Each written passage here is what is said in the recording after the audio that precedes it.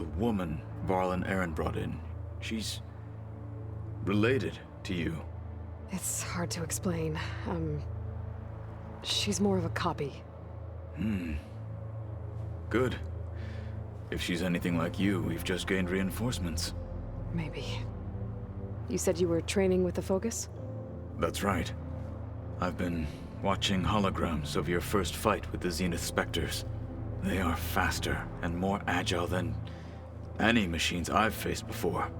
How many do the Zeniths have? I'm not sure. Probably a lot. I would not wish to face them en masse. I'm with you there. Getting Ether out of the Grove made for quite a spectacle. One that showed the entire tribe that Hikaro's mission for peace is the correct path, for it is now blessed by the Ten themselves. I heard my friend Talana came by the base. Did you get a chance to meet her? Briefly. A bold woman going into Tenakth territory with that Karja armor of hers. She'll be lucky if my people don't shoot her on sight. She'll be careful. She's just looking for someone who might need her help. Whoever it is, they better be worth dying for. Glad to see you made it. Thanks to the secret passage through your base. It was quite a sight. Secret passage? Don't let the others hear you say that, or you'll have a lot of Oseram knocking at your door. And you are? This is Raggart. He's a scout with this caravan. He says Amadis was here. He joined up with our expedition right before we went through the tunnel. After we made camp here, I set out to do some scouting. I also made peace offerings to the Tenakth for trespassing in their territory. Amadis wanted me to ask around about some place called the Rot. What did you find out? Most I learned was that it's where the Tenakth took their prisoners. Somewhere far to the west near Thornmarsh, the Lowland clan's capital. He set out to find it not long after. On his own? I tried to warn him, but he was dead set on going. Did Amadis say anything about why he was heading to the Rot? Afraid not. He was a man of few words. Sounds like him. Did he look okay to you? More or less. He seemed shaken when we learned the tunnel had collapsed behind us. But then again, so was everyone around here.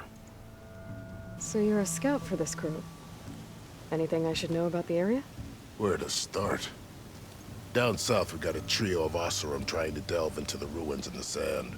There are more of you? They're the ones we followed out here in the first place. And then there are all the other folk, who broke away as soon as we got to this side of the tunnel. Salvagers, explorers, all sorts of daring venturers. Just how many of you were there? Enough to lose track, that's for sure. I've also spotted some rebels a while back too. Seems like they've been patrolling the desert. Heard all about the rebellion from the Tenakth up in Scalding Spear. That's the Desert Clan's capital, north of here. Sounds like you've really gotten to know the area. It's what I do. Thanks, Raggart. This has been helpful. Hope you find him. Okay, I'll head for Thornmarsh. Meet me there. Hold on. What? You're willing to go to the ends of Tenakth territory to find this guy. No hesitation. Of course, he's one man alone in the Forbidden West. I'm just worried about him. I think it's more than that. I'll meet you near the lowland capital. But then, you're going to tell me who Amadis really is. Fine. I'll lay low, north of the village. See you there. Thornmarsh. Quite a sight, isn't it? Never thought I'd find myself this deep in Tenakth territory. Have you run into any trouble? I've been keeping my head down. Had to duck into the swamps a couple of times to avoid Tenakth patrols. Well, I'm here now, so spill it. Who is Amadis, really? Like I said before, he helped me put a stop to a hunter-killer machine out in the wilds. At first, he thought I was just another hunter from the lodge who only cared about the biggest machine trophy. And I thought he was just a grouchy hermit living in the woods. But then, he trusted me with the truth. Told me how the Red Raids took everything from him. Seeing that side of him, I don't know, changed things. You love him, don't you? I think I might, yeah. Then why did you part ways? When he told me how he failed to save the woman from his past, I told him how I made peace with my father and brother's deaths. He realized he needed to do the same on his own. Wait. When we searched that Red Raid's battlefield together, you said he'd lost someone close to him there. I thought you meant a fellow soldier. She was. Women aren't allowed to serve in the Karja army, but Nessa disguised herself so she could. Amadis kept her secret. When he left to come out west, he promised he'd send word that he was all right, but his letter never came. So you set out to find him. And when we do, I'll have words for him for leading us on this wild goose chase. Well, at least I kind of understand now. Amadis thought Nessa died on the battlefield, but when he learned that the Tenakth took prisoners back west, he kept going. So I guess now we find this prison, the Rot. I did some scouting while I was waiting. I think I might have found the way. Lead on then. Ha! Over here, you flaming hunk of scrap! That's him! Oh, that fire call's right on his heels. Come on! Guys! We've got your back!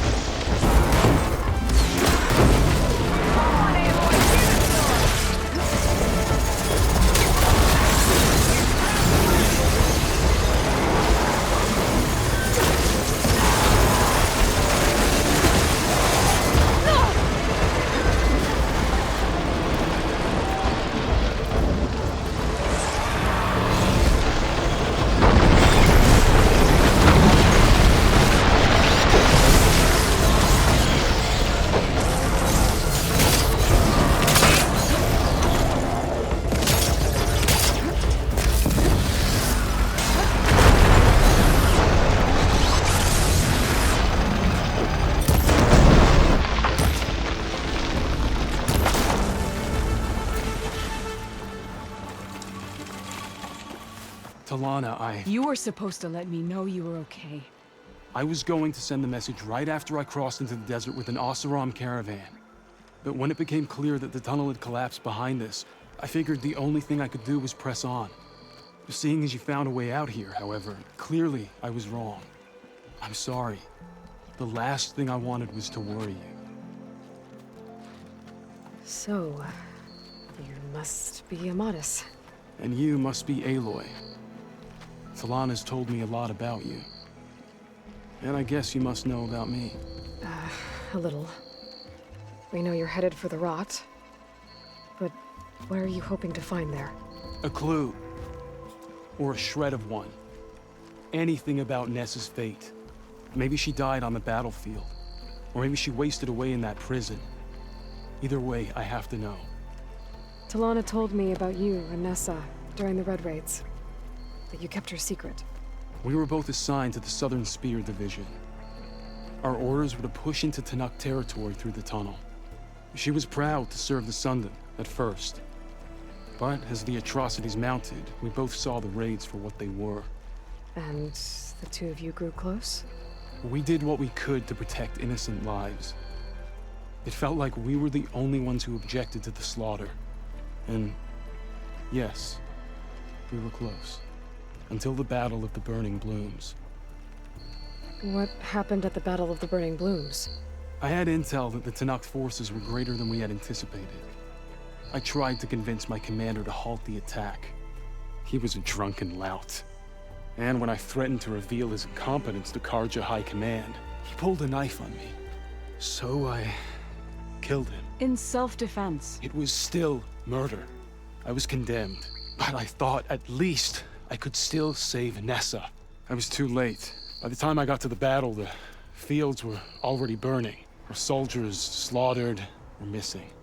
What's more, the commander I had killed was from a powerful noble house. They put a bounty on my head.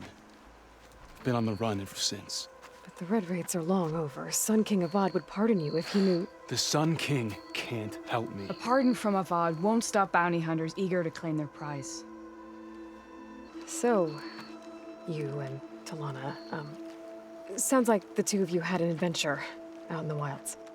Claw Striders, a hunter-killer, mercenaries, a shell snapper. Nothing could get in her way. A scruffy hermit in the woods certainly tried. That was foolish of him, in hindsight. Well, we're here now, so let's head to the rot. I can't ask you to come with me. I feel bad enough you've come this far. I didn't come all this way just to leave you now. We'll see this through together. I know better than to try to talk you out of it. Come then. The rot's not far. The rot's along the shore, but we'll have to stick to the woods to avoid being seen. How did you find it? I overheard a Tenakth patrol from the nearby village talking about it. Figured it out from there. What were you gonna do if we hadn't found you? Take it on alone? I only need to question one guard. Figured I'd grab someone when they're by themselves. Well, now you have us. We're getting close.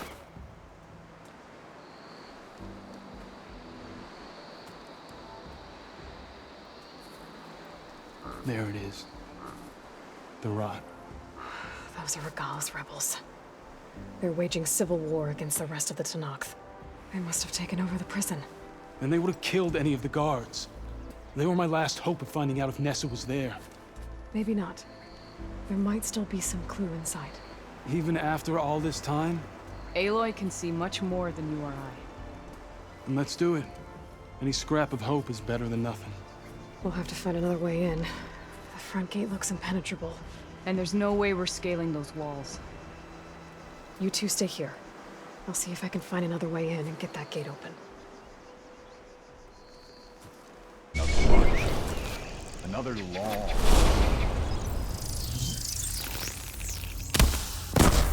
What? Hey! Oh! Don't let her kill you! This'll earn me my mark!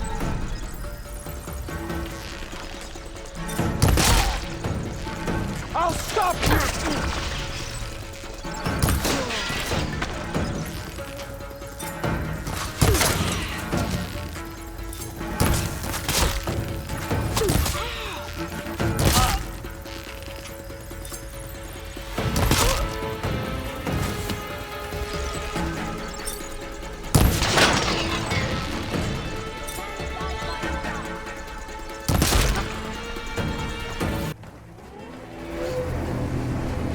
End of the line, Outlanders! That device is gonna call a machine.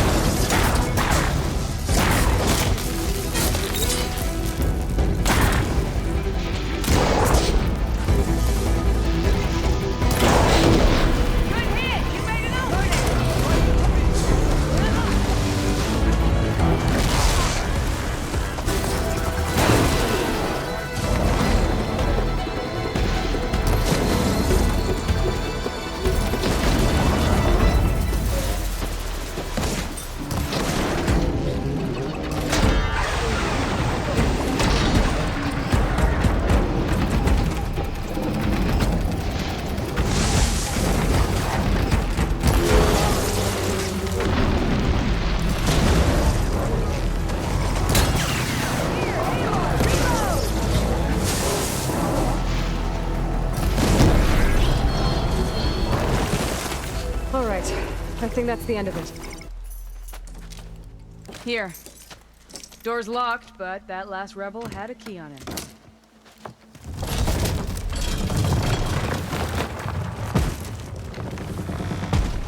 Freed by Karja. Have we not been humiliated enough? It's not their fault you were locked up in your own prison. I'm looking for information about a Karja soldier. She might have been a prisoner here 5 years back. Her name was Nessa. The Karja Nessa was here. I killed her myself. Nessa.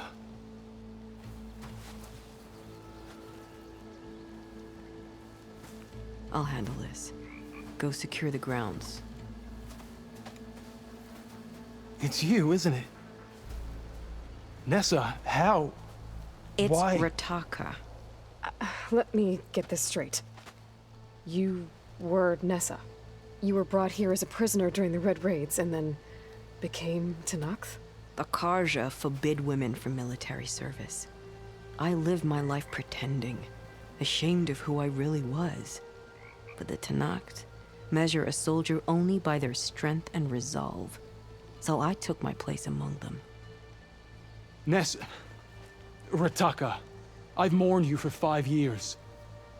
Why didn't you let me know you were alive? I had a new life. I wasn't going back. Not even for you, Amadis. The way Amadis talked about your time together, I thought you'd still care about him. It was 5 years ago. I didn't abandon you. Before the battle, I tried to get Guerrilla to call off the attack, but of course, he didn't listen. I ended up killing him. Then he got what he deserved. I ran for the battlefield to find you. But you were already gone by the time I got there. I didn't know. But even if I did, I mourned you, and then I moved on. If you were brought here as a prisoner, how did you become Tenakth? I knew it was only a matter of time before the Tenakth killed me and the others who were held captive. But one day, one of their soldiers stopped in front of my cell, asked how a woman had ended up fighting for the Mad Sun King. As he spoke, I realized he was once Karja. Vashav. I heard how he fell at the embassy. He deserved a better death than that. The other prisoners he condemned to death, but he convinced the Tenakth to let me fight for my life. I won through blood and blade. I became Rataka and never looked back. You were willing to wear a disguise so that you could serve in the Karja army. Do you miss being Karja at all? No. The Red Raids showed me there was no honor in fighting for the Karja. And when my comrades and I were brought here as prisoners, we knew no one would ever come for us. I would have, had I known. It's better this way. Beneath my Karja armor, I found I had the blood of a Tenakth. So if you became Tenakth, how did you end up as a prisoner here again? My squad was ordered to retake the Rot from Regalla's rebels. We failed. Considering how much Regalla seems to hate the Karja, I'm surprised her rebels let you live. You're right. I'd be dead if they knew. But few Tenakth remember who I once was. What will you do now? You've taken back the Rot. My squad will ensure it stays that way. So this is it? After everything we've been through, this is goodbye. It has to be. My place will always be here, and yours is back east. I'm sorry that you've suffered. You deserve better than how the last 5 years have treated you. I'll make sure you're granted safe passage out of the lowland. Consider it Nessa's final farewell.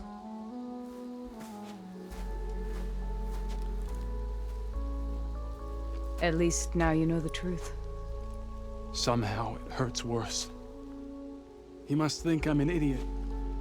No, I just think you have a lot to figure out. I'll take you back east to the Sendem. After that, I don't know. Talana, I understand. I'm sorry it came to this. Me too. Give me and Aloy a moment. Are you alright? To be honest, no. What's going to happen between you two? I'm not sure. He clearly has a lot more feelings to sort through. And I won't be anyone's second choice. I want you to have this, for seeing this through with me. No hawk could ask for a better thrush. Or a better friend. So, I guess this is it then. You're heading back east. I think I'll hang around Barren Light for a while, before returning to Meridian. If you find yourself back that way, look for me there. I will. Safe travels, Talana.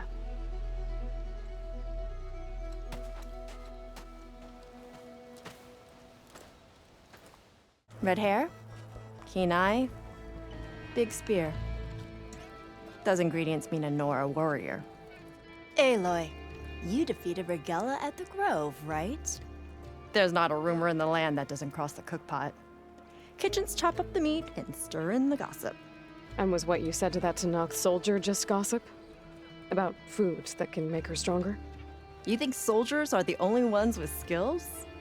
Blades aren't just for war. Slice up the right ingredients and you'll be stronger in the field. With the correct preparation. Your friend doesn't seem convinced by your claims. The people here would stick their heads in the ground and drill out their dinners like grazers if they could. But I'm convinced if I show Hecata here, if I show any of them the benefits, then the others will come around. This meal can make me stronger? Stronger, healthier, more resistant. There are all sorts of benefits depending on how I prepare it. You vary your diet, you benefit from the different properties of the food. Look at the Oseram. They drink all that beer and come out barrel-shaped. So why is it so hard to believe that food can change you in other ways? What ingredients do you need? Some bird meat and a little mystery ingredient. If it stays a mystery, I won't be able to get it for you. Wild bird's eggs. These soldiers won't touch them. They claim warriors only eat meat. But a true warrior takes every advantage. I'll get you those ingredients. See, Hecata? True soldiers aren't cowards in the kitchen. You can get the eggs from the island in Desert's Tier, the lake just outside the walls. As for the meat, plenty of birds feed in the grasses around the shores. Bring the ingredients back here, and you'll get that meal for free.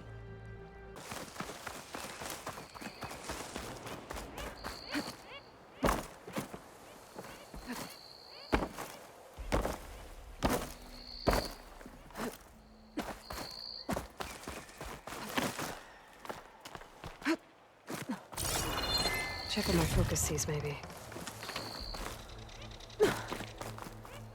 That's all the eggs. Time to get back to Saltbite. Hecata, be ready. It's time for us to prepare the chef's special. How did you know I had your ingredients? Every cook worth their salt can read people as well as they can cuts of meat. Hecata, let us work our magic.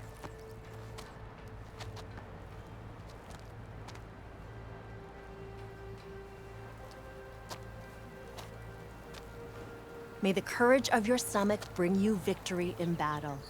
We'll be here whenever you desire more delicacies, and your next meal will be on the house.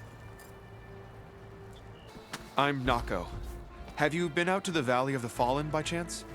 Don't think I have. Why? What's there? My idiot little brother.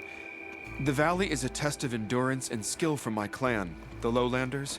But it's been closed for months. Commander's orders. There have been reports of strange lights off the coast, and the whole area is crawling with deadly machines. But Dax, reckless and bare-armed as he is when in any way, never takes no for an answer. Convinced 2 others to go with him, too.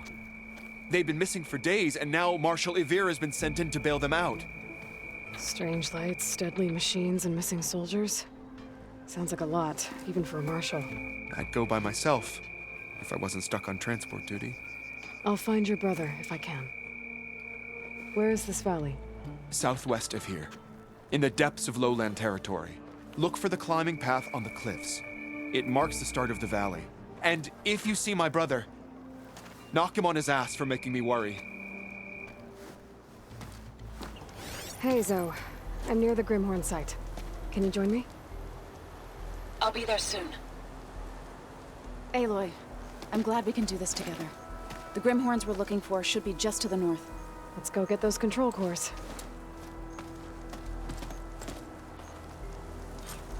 Thank you again for helping me. If this works, if we can heal the land gods, it will end a generation of suffering for my people.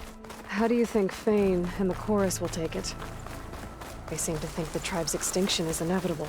I've had my disagreements with them, but I'd like to see they'll be happy to be wrong on this. There.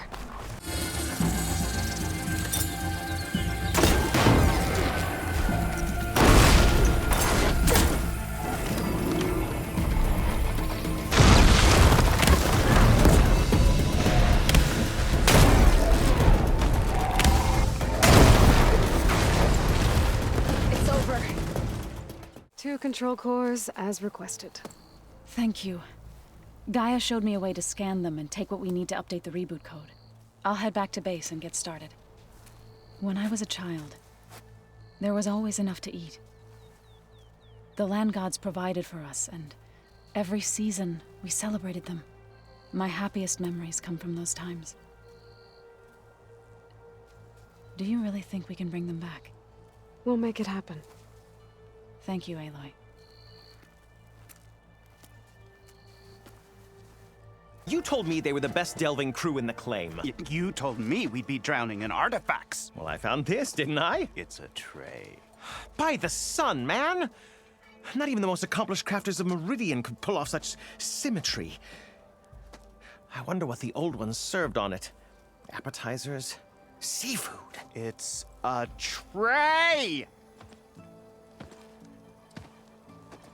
Who are you? Rushavid? You wouldn't recognize the sun if it hit you in the face. This is the savior of Meridian, the one who sees the unseen. You've come for them, haven't you? Them? The relics! The lake is full of them. Something big happened here in ancient times. You mind if I take a look?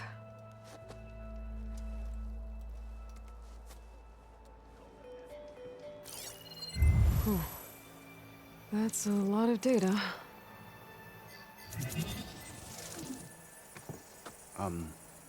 Should we be sending for a healer?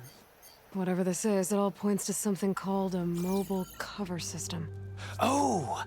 You mean a cover for the tray? No.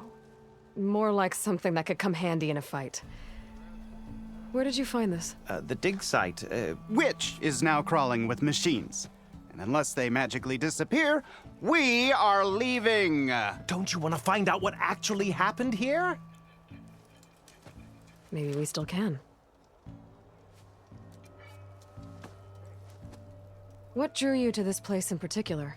Every good expedition starts with a rumor. When the Tenakth chased our forces out of the west, returning soldiers described this lake, rife with signs of the ancients. I knew as soon as I heard the tales that its waters promised a bounty of artifacts. A promise that hasn't been kept, at least so far. Those who are patient will be rewarded with sunlight when clouds pass. There's plenty of ruins in the east. Why come all the way out here to look for artifacts? Ah, well, while my colleagues scour the same old ruins, I intend to blaze a new trail. Loquacious Gendas, the first scholar to discover the secrets of the West. Why, I'll be as famous as the great scribe Aram. You don't seem to share his optimism. I sell artifacts to nobles. Ideally, trinkets that are a little more glamorous than seafood trays. You can be so boorish. Somebody's got to pay for expeditions like these, and so far we haven't found anything that'll cover my costs. So you got attacked by machines at your dig site? It was horrifying. When we arrived, the sight seemed as calm as a gentle breeze. I saw a glint in the water and waded in. It was the tray. I was so enamored with it, I didn't even see the machines closing in. I barely escaped with my life. I was there. You actually had a pretty good head start on them. Easy for you to say, gawking from a safe distance. In any event, I had hoped the Oseram would deal with them. They're supposed to be the best delving crew in the claim. Instead, all they do is moan about hazard pay. Ha! Not a chance unless we can find some booty to cover my investment. Where's this dig site? Seems like the best place to start if I'm gonna follow up on this mobile cover system. Maybe I can figure out what actually happened here.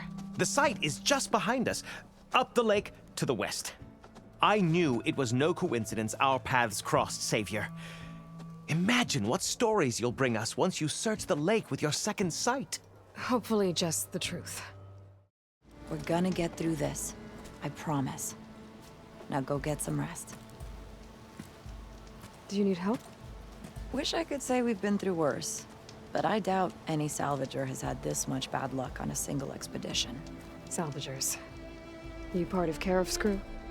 Yes. Didn't think we were that well known. So you came here to make some armor. It doesn't look like things went according to plan. You could say that again. I thought I had it made when we found some prime rollerback salvage out here.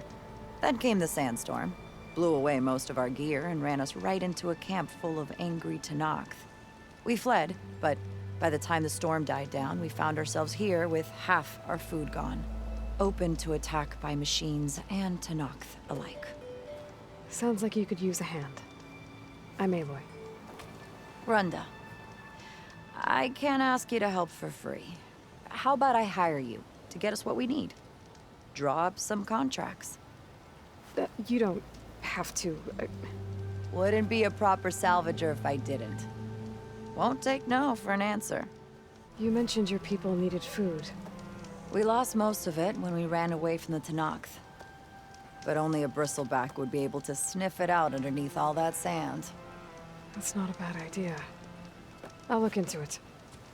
That's good to hear. You said you lost your gear? Yes.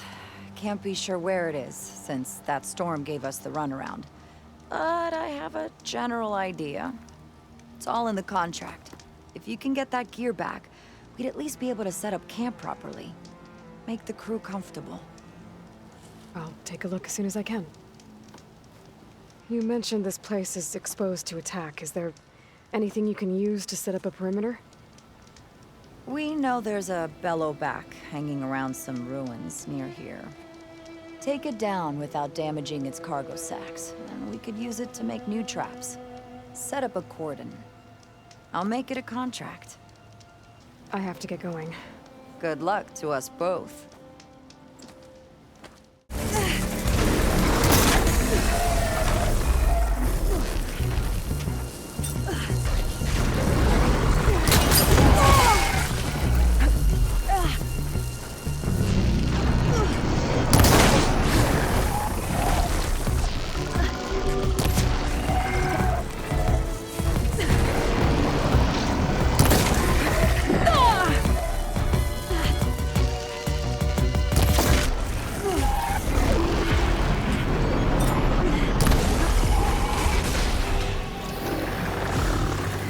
Took down the bellowback.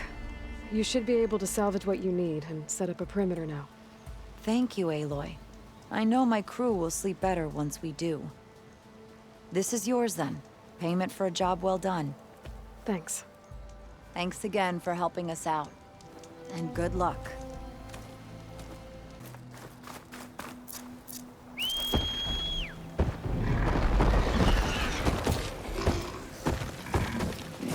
Find something?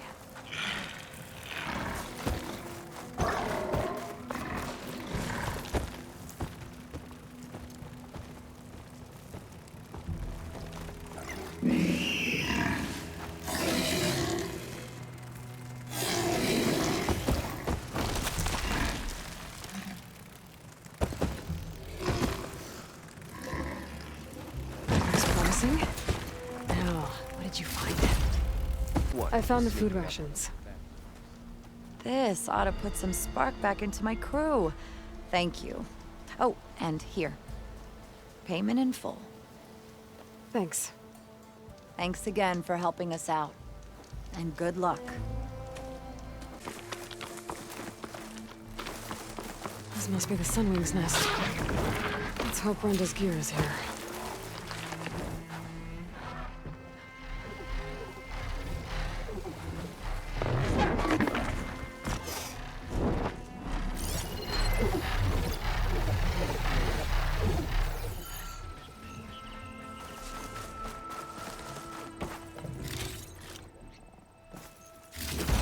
Room gear, all right.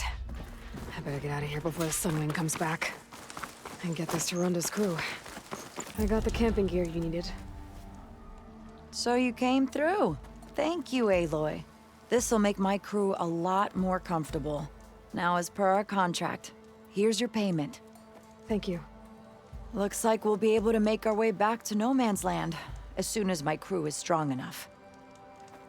But I was wondering, the rollerback salvage I was gonna use to build the armor, I lost it after we ran into those Tenakth. I was hoping you could find it for me. Otherwise, all of this would have been for nothing. Do you have any idea where it might be? I marked the area on your contract. I know it's not much to go on. All right, I'll see what I can do. Thank you, Aloy. I see more salvage. Hey! That salvage isn't yours, pal! Take it back by force.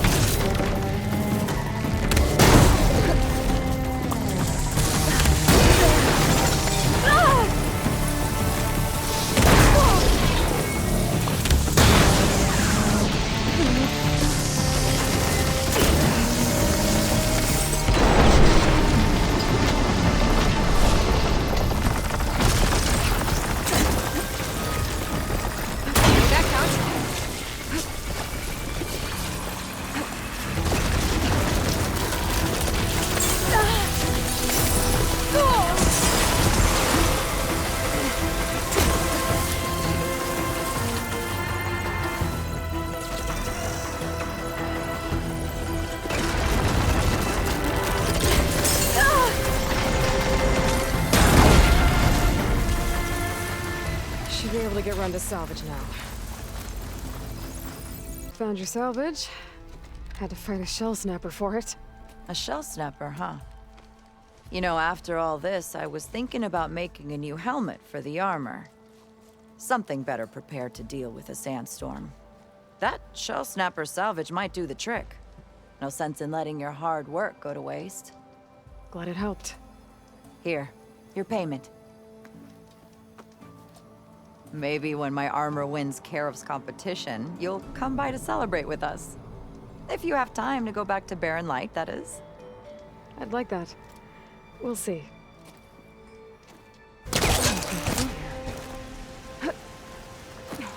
Camping gear.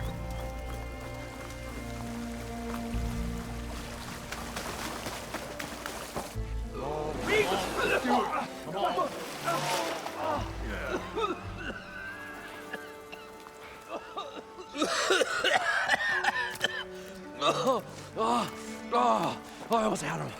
I was so close. To drowning, maybe. Not to the embers. Morlund, it's over. Well, not for me, it's not.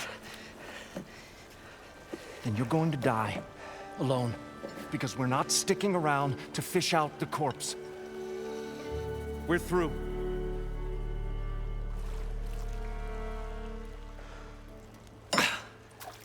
So the visionary's fate hung in the balance. Would he choose life or succumb to deadly delusion? Hello. So, there's an ancient city under the sand, but it's flooded. Suddenly, a Norse spear maiden appeared. Yeah, okay, well, you're not typical Delvers. That's for sure.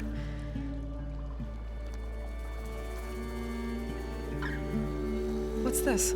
I call it a diving bubble. This is the Mark I. The Mark II was better, but it got stuck halfway down. Air tube snagged. You went down in that. Yeah, I hardly expect a layperson to understand. Because that's pretty smart. I'm sorry. May I remind you, you got stuck inside and nearly drowned. It'd have to be portable, though. Machine kneecap, maybe? Well, you'd need a filter. Synthetic membrane would do it. With a hose to a compressed air capsule. Hammer and tongs. What is this? What is happening here? What? Get over here. She's a stranger. You got a name? Aloy.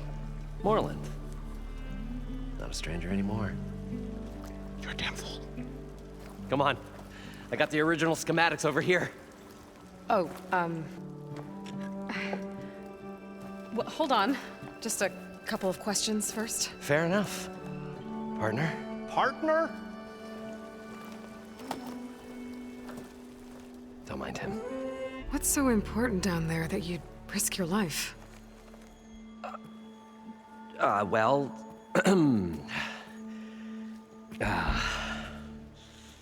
Moreland, I'm not interested in salvage, okay?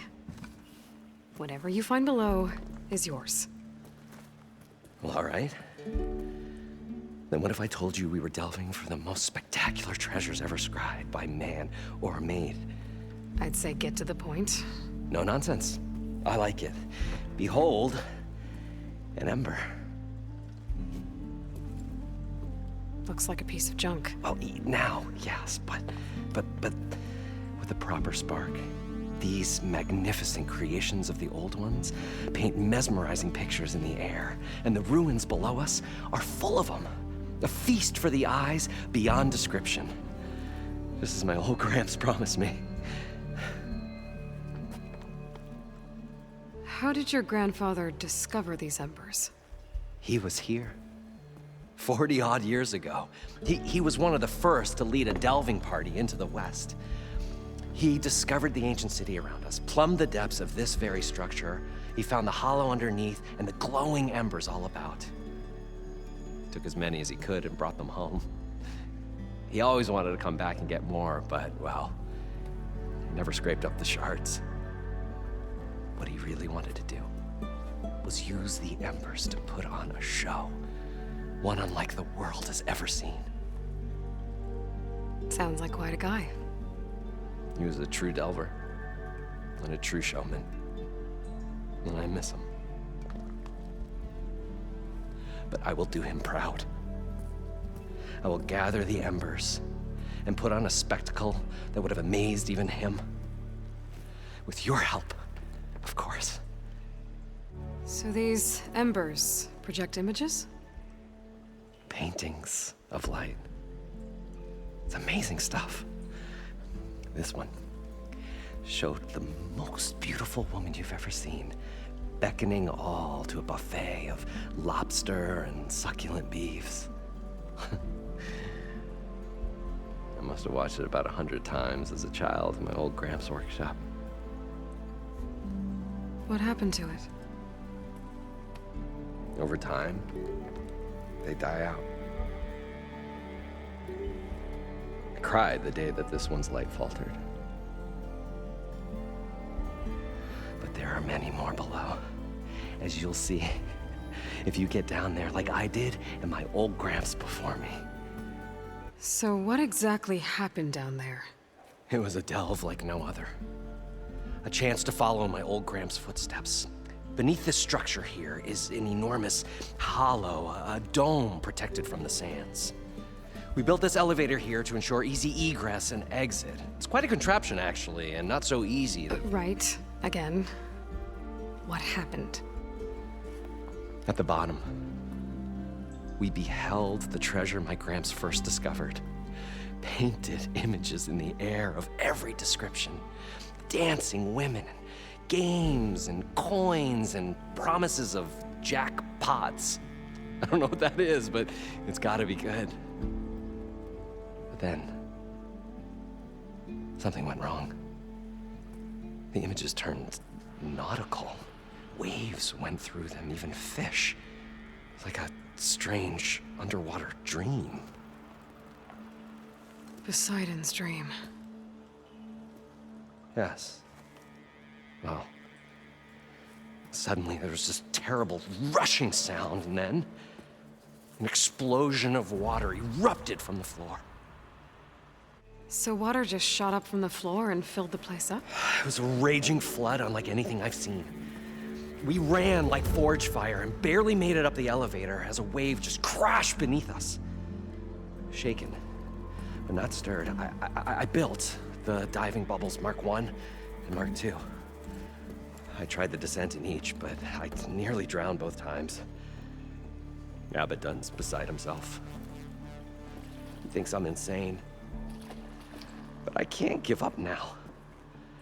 I've come too far. And the embers are just barely within my reach. Well, maybe I can help. Yeah. Maybe you can. You guys don't seem like average delvers. We're not really delvers at all, we're showmen. Like, performers? You're Nora, and thus unfamiliar with the arts. We stage spectacles all around the claim. Stemmer tells stories, which I augment with all manner of sounds and fireworks, and Abadund, he, well... Complains?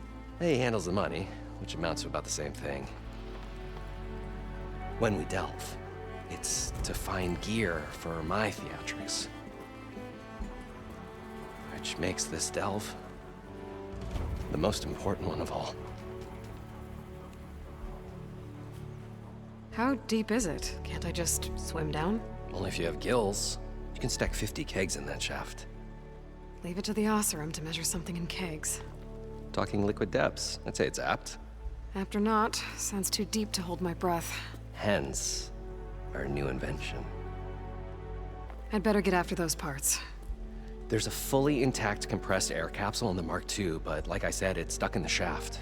If you made it back up alive, I should be able to swim down that far. All right. As for the other parts, Stemmer scouted a herd due south of here that should have what we need. I'm on it. Great. I'll come back when you get the gear. Good hunting. The stout-hearted huntress approached. Her appearance as sudden as a spark of destiny, when the delve was at its direst. That's, quite the introduction. Maybe a little internal rhyme instead. A maiden arose from the very sands that bore our woes. Nah, too trite. What is it with you and all the... words? That's what I do. The stalwart storyteller gazed upon the maiden with well-earned pride in his life's work. Stemmer wordsmith, at your service. What exactly does a wordsmith do? Like a tinker at the forge, a wordsmith hammers out words to entrance all who hear them. The young, the old, and frequently, the inebriated. I didn't take the Oseram for storytellers. They say the only thing makes a cold brew go down easier is a tale of times gone by. But it's always best to hit the road before the keg runs dry. Why's that? Oh, well, the Oseram can get mighty agitated if they run out of drink, or if they don't like your story. So you're saying being a wordsmith can be dangerous? Oh, yeah. Story goes the wrong way, Oseram will throw stuff at you. What, like fruit? More like chairs or grenades. But the veteran wordsmith persevered through it all, hammer in hand, ready to give as good as he got. How do you think we got here all the way from the claim anyway, past those blasted machines? It wasn't by talking.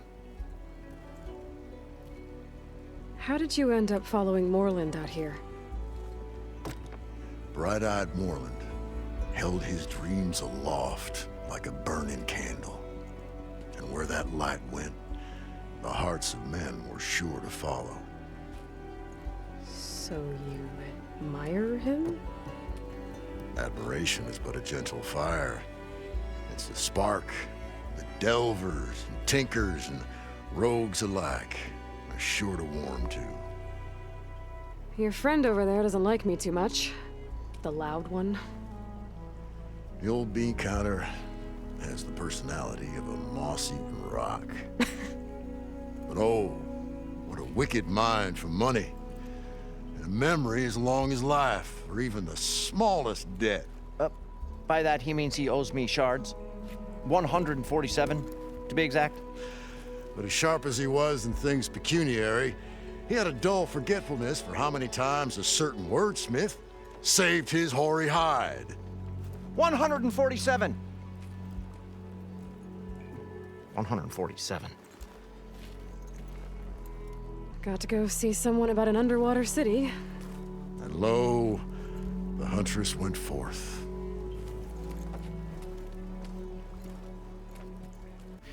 Oh, guest list of 50. So, we need at least 3 dozen kegs. Brown ale, maybe. No. For him, scrapper sap. Are you planning a party? Budgeting for Morland's funeral, thanks to you. I was this close. We were gonna move on. Leave all this nonsense behind, and you come along and you spark your wet noodle idea. It's going to work.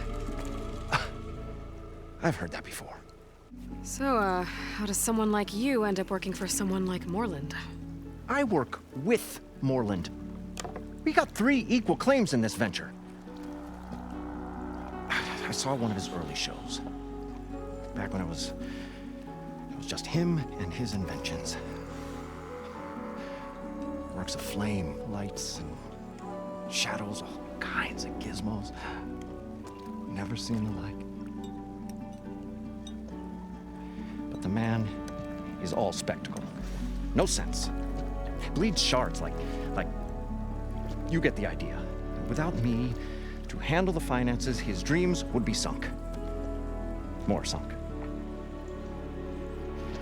Wish we were back in the claim. Plenty of normal shows to do without the salvage from this blasted place. And yet, you're here, in the middle of the desert, delving for his dream. It was a good one. But sometimes, that dream has to die. This dream of Morland's is going to get him killed. Let's say it doesn't. What happens after he gets the salvage down there? Then we put on the greatest show the world's ever seen. We'll have special seating, premium ale, the works. Morland will do his light spectacle thing. Stemmer will get their eyes a-sparkling with his tales, and I'll be selling tickets.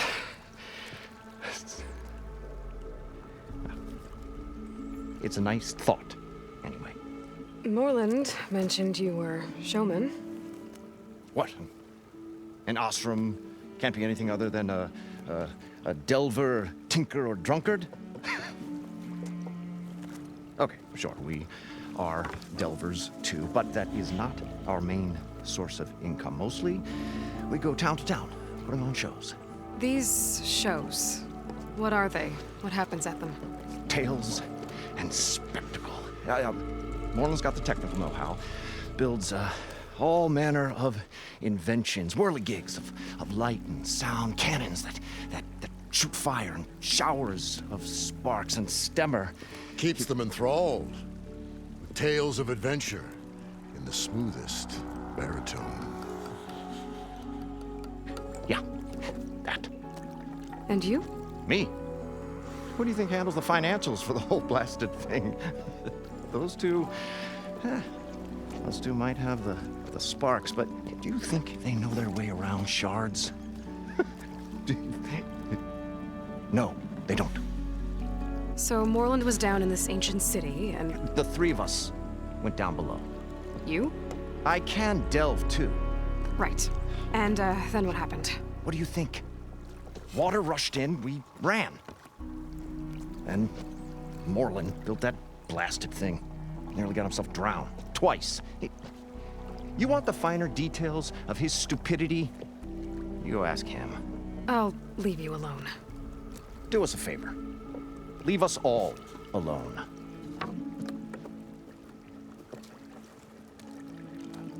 There's the herd. I should have the parts I need.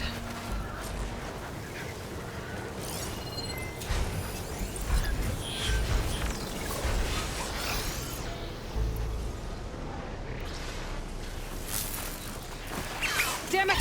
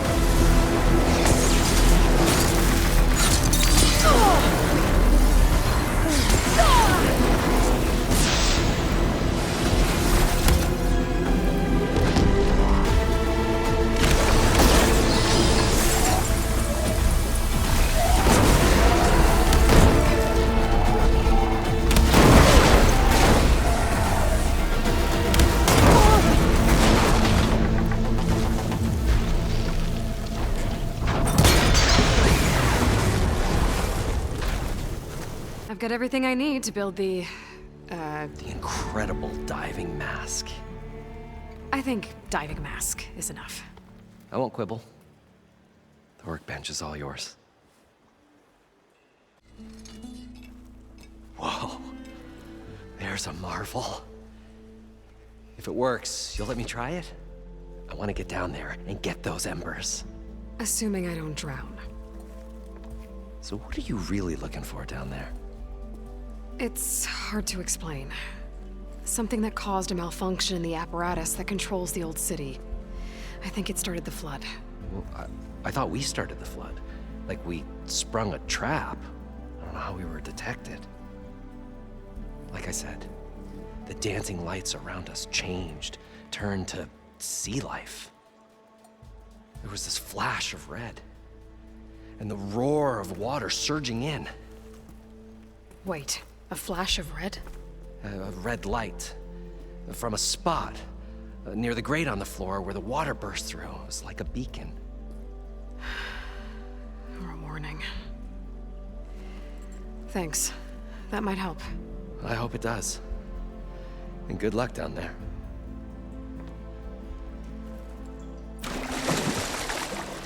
We'll find a way to get you. So far, so good. I can actually breathe down here.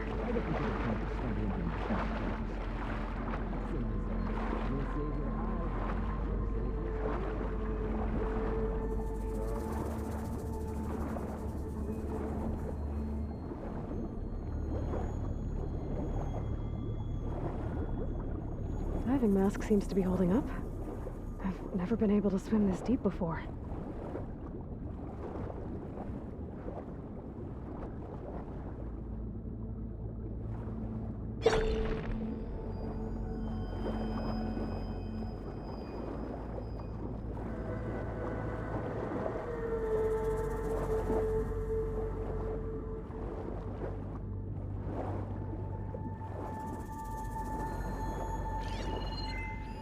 It started right here, more than 30 years ago. Back when this casino was still called the Temple. One big bet turned my fate around. But now, fate's dealt its cruelest hand ever to everyone. I have to turn the lights out one final time. And the waters of my adopted home will at last run dry.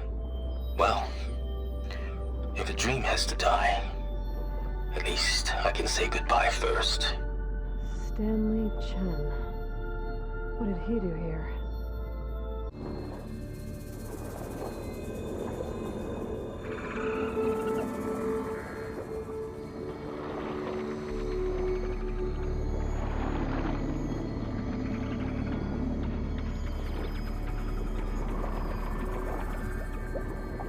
That looks like a way out.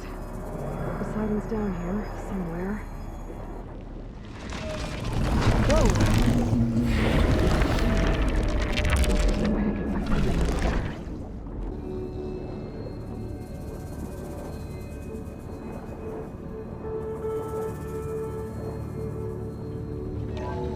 Alert.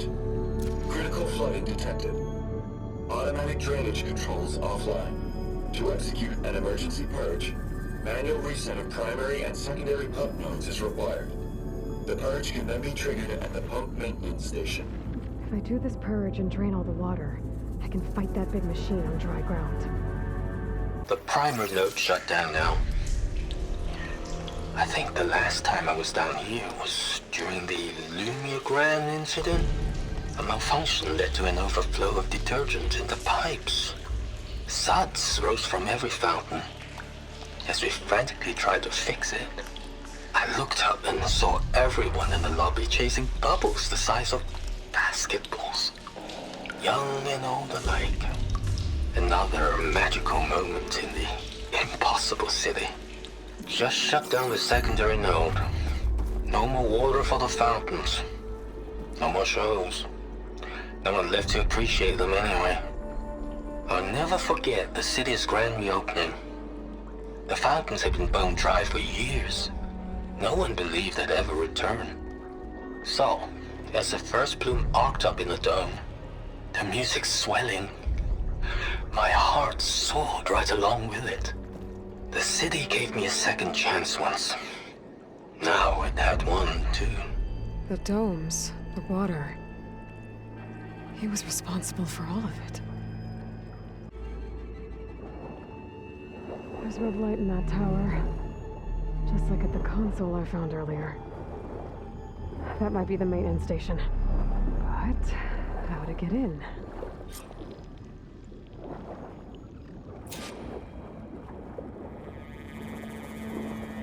It looks like part of this building collapsed. There might be a way in.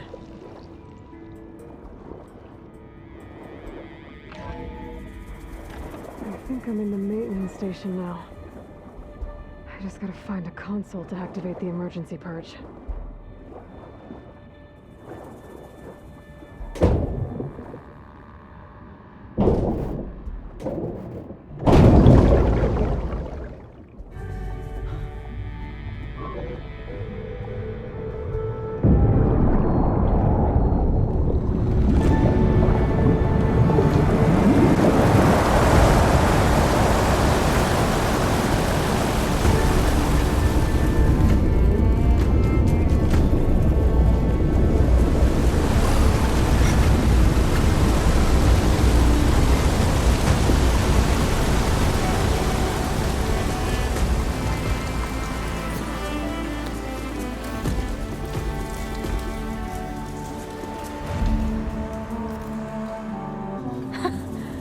Okay.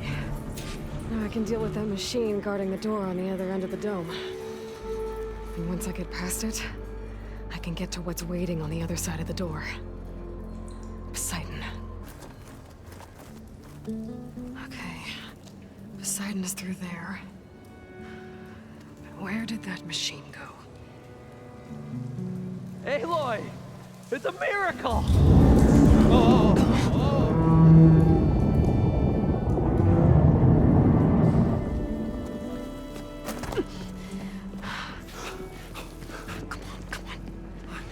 Was this you? Did you lower the waters? Yeah, but there's a new problem. That thing's in our way.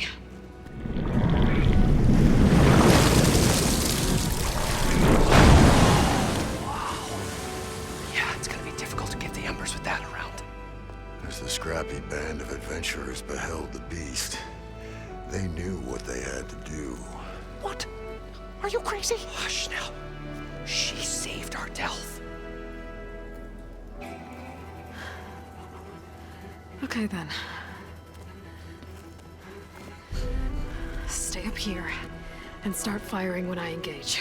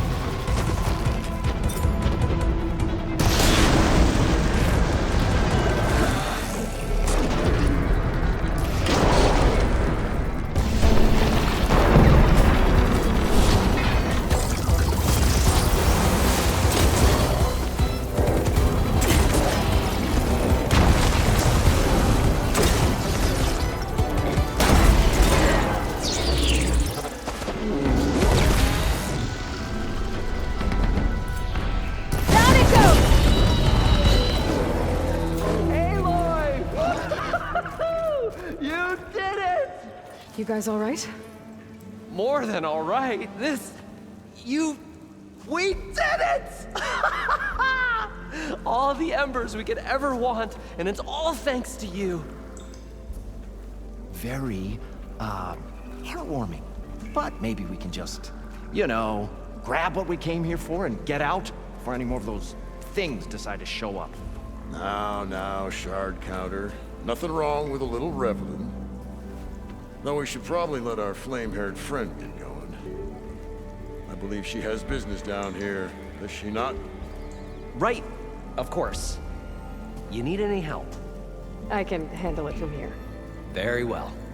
Well, we'll start taking some of the embers upstairs. Holler if you need us.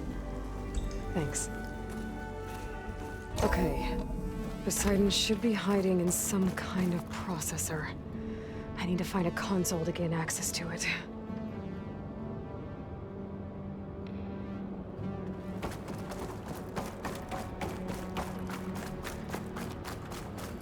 There. I should be able to use that console.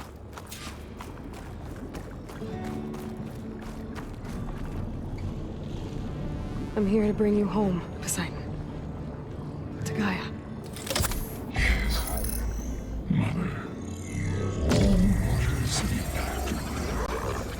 Elisabet Sobeck. Alpha Prime. Master override activated. Restoring Poseidon's subordinate function to original code.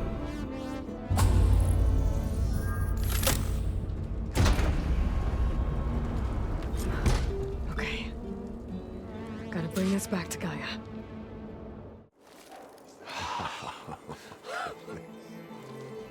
The show my old Gramps always wanted. There's another.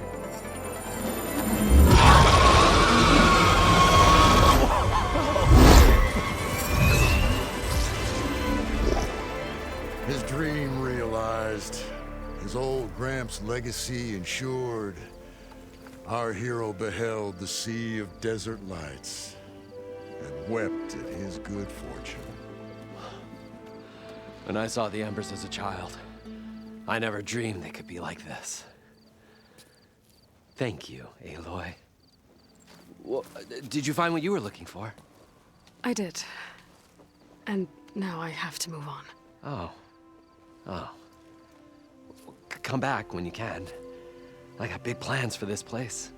I thought you wanted to put on shows with the Embers back in the claim. Oh, no. This is the show. Oh, can you imagine? Folks from all over the land coming to take it all in. Plus some food and a nice place to stay. Not to mention a variety of entertainment venues. Don't forget, games of chance. Plenty of shards to be had there for certain. A new dream, huh? I hope you make it happen. Goodbye, gentlemen. This delve is a story for the ages. All thanks to you.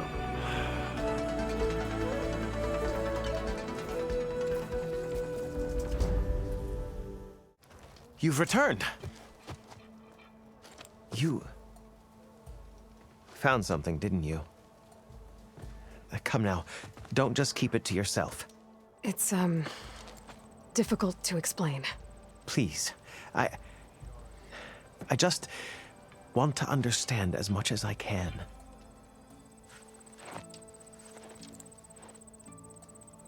Definitely not a tray cover. The old ones fought a massive battle here against machines. Some fled, but others stayed behind to try to salvage this, to help others carry on the fight. Did they survive? So, they failed. It made it into the hands of the most renowned warrior in the Sundom, did it not? And every item we recover will be used to ensure their memory lives on. I didn't see any machines at the dig site, so yes, I suppose that is true. I'll need that tray and your workbench. I'll have to tinker with this to turn it into something I can use. Of course, Savior. It's the least we can do. May the sun light your way, as you have illuminated ours. You're back. Now that you have those control cores, are you ready to reboot the land gods in Plainsong? Not yet. Gaia told me the reboot code has to be altered using data from the cores. She updated my focus with software to accomplish this task, but apparently it's very complicated. It'll take time. Well, let me know if you need any help. I will. Hey, you got a second? I suppose. So have you been able to make use of your expertise? I guess so. Gaia transferred a lot of data on Hephaestus to study. And? Any insights? It looks like it's been modifying its code, increasing in size and complexity over the years. There's a lot to analyze still. Okay, well... keep at it, I guess. So have you been upstairs at all? Not really. Varl sometimes comes down here to talk. He keeps asking if I'm okay. I thought he only wanted to know about my productivity, but... it's almost like he actually wants to talk to me. Yeah, I think he does. Have you talked with anyone else in the base? I speak with Gaia. She asks me how I'm feeling and my opinion on various topics. I didn't expect that from an AI. That's all thanks to Elisabet. She believed Gaia had to care, not just follow her programming orders. I know. Independent emotional processing enabled the previous version of Gaia to create you, after all. Yeah. I guess so. That's enough for now. Good.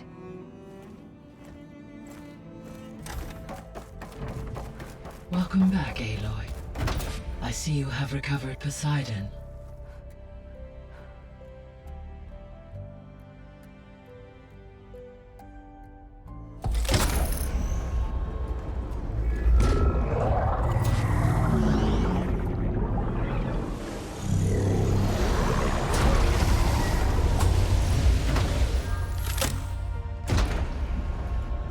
Hi, Gaia. Hello, Aloy. So there's a few people here now, and they're learning.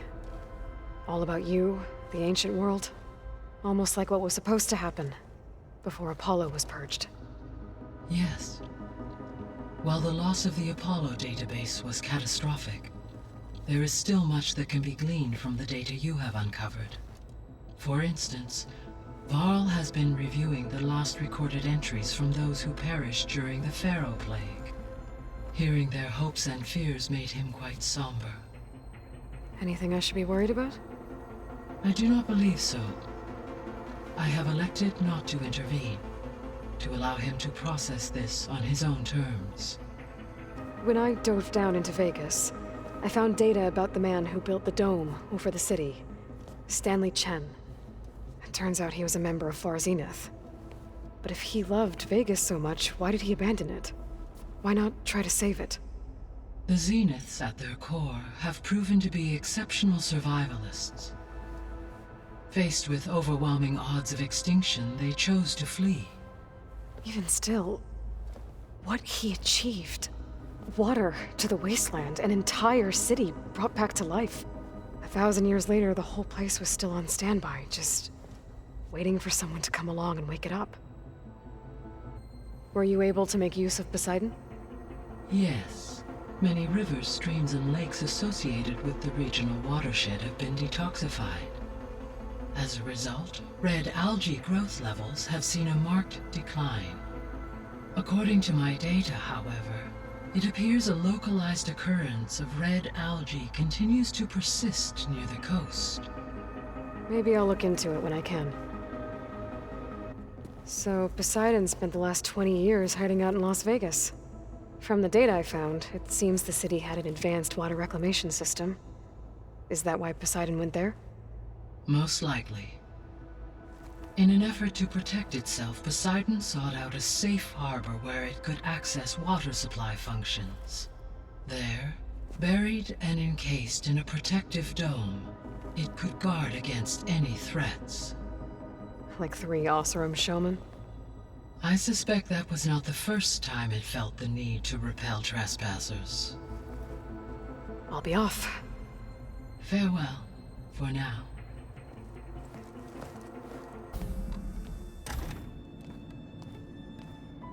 Hi!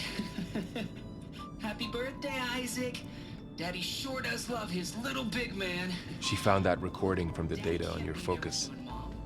She's been watching it a lot. I think it helps calm her.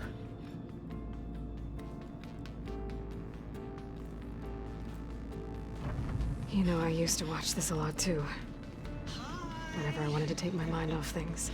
Daddy sure does love his little bit. But there's something you need to tell me? While you were gone, I came down here to check on her. Then we started talking. Right, Beta? She's been thinking about how to capture Hephaestus, studying the data Gaia gave her. But we started talking about some other stuff.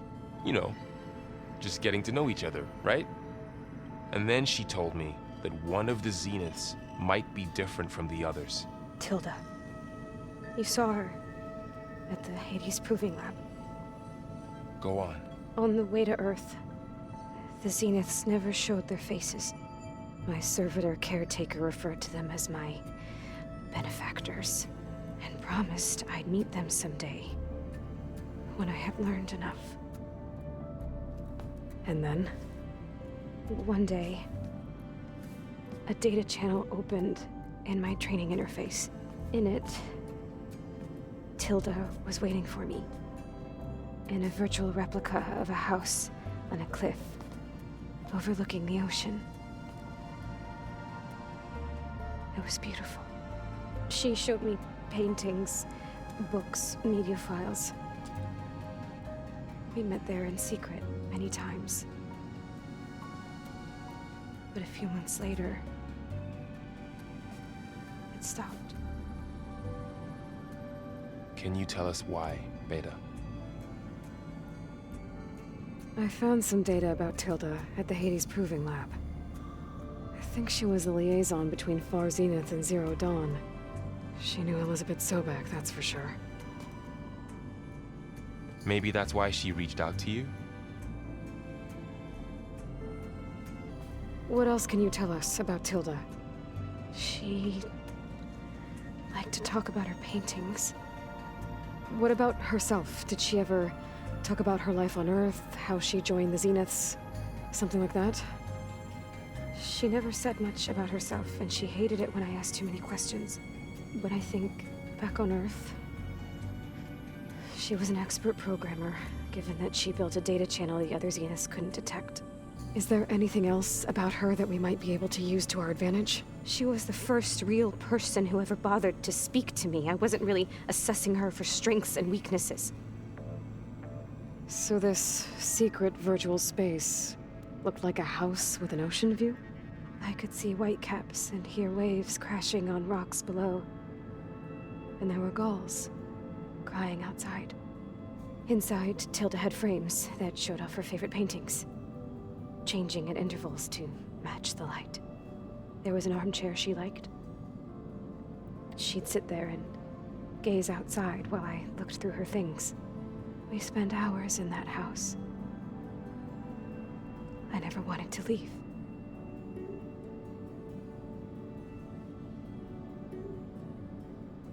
You said Tilda showed you paintings and let you access media files? Every time we met, she showed me a new painting. I think she was Dutch. All of her favorite pieces were from their golden age in the 1600s. Portraits, allegories, ships at sea. She had so many. They didn't interest you? I liked her media portal. It had so much more than my training interface. Clips, shows, holos. My favorite was this one called Second Time Around, about a family whose kid comes back after disappearing during the Hot Zone crisis. Right, but did this portal have anything about the Zeniths themselves? Anything we could use? No. Any information about them was redacted. You said that Tilda reached out to you using a data channel? It appeared in my training interface as another assignment. When I opened it, there were a series of intermittent glitches. I realized they formed a transpositional cipher. Instructions on how to open up a new virtual space. When I entered it, my training interface disappeared. Instead of the usual holographic teachers and files, I was in a perfect recreation of her home. And you're sure the other Zeniths never knew about it? To them, it looked like I was still in training. Toiling away. Alone. So Tilda set up a secret virtual space where she could talk to you, a house on a cliff. Then later, she cut you off. But other than the fact that Tilda knew Elisabet, you don't know why she did those things? I don't, okay? I thought of every possible reason that would make her leave, but whatever I did wrong, I don't know what it is. When I finally met the others, she ignored me. Acted like the data channel never existed. None of this even matters. Tilda's the same as the others. It won't help us defeat them. Okay. Let's leave it at that then.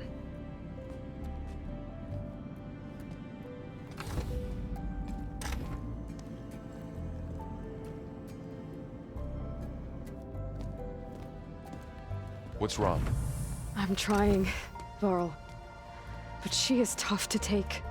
I'm out there in the wilds, risking my life every day, and all she can do is hide in there and tell us how hopeless it all is. I'm sorry she's had a rough time, but she is really not helping right now. You always seem to be on top of everything, so I sometimes forget about what you've been through. I mean, it wasn't that long ago you were so banged up you couldn't even walk. About that. When I pulled you out of the water back near the proving lab, you were muttering Rost's name. You never talk about him, but he raised you, trained you. You must miss him a lot. Of course I do. But I don't have time to think about that now. I need to get back out there. Okay. I'll keep working with Beta. Gaia says she knows a lot about Zero Dawn. And maybe she just needs some time to adjust, and then she can help us with Hephaestus. Sure. But I won't hold my breath.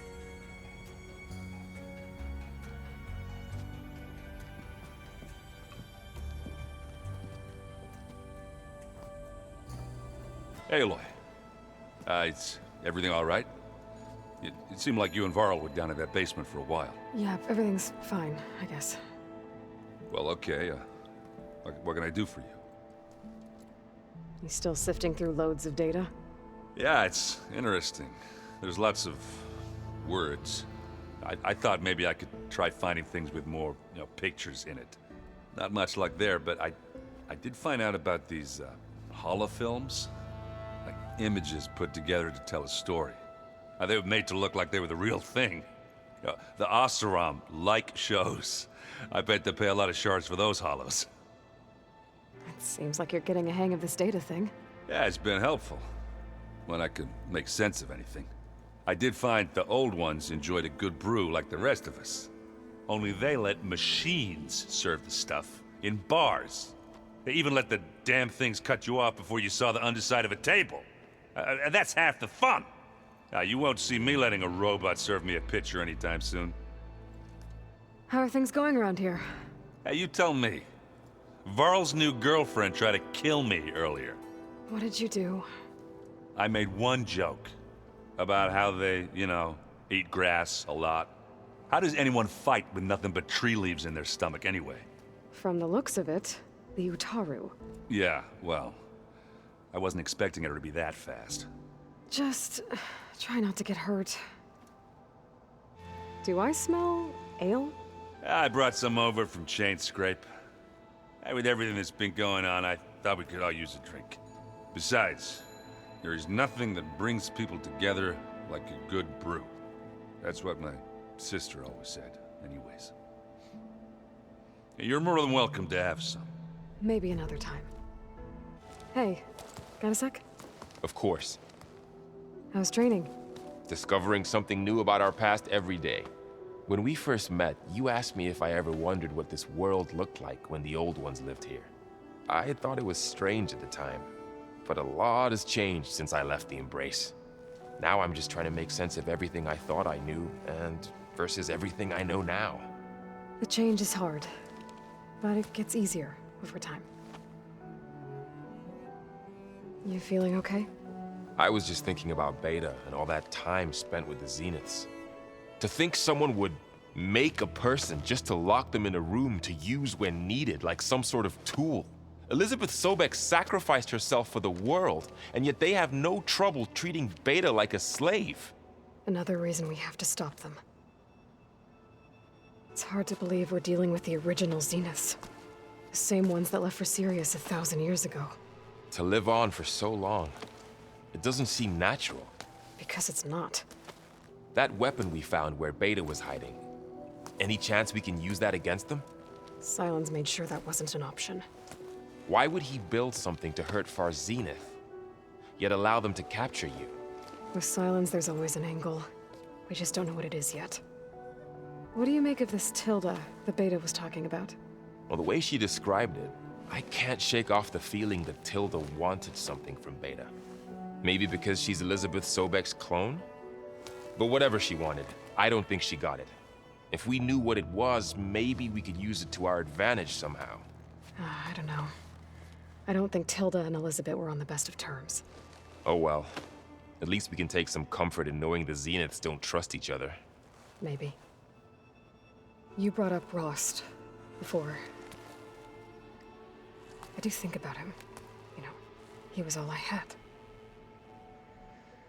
And he brought me up the best he could.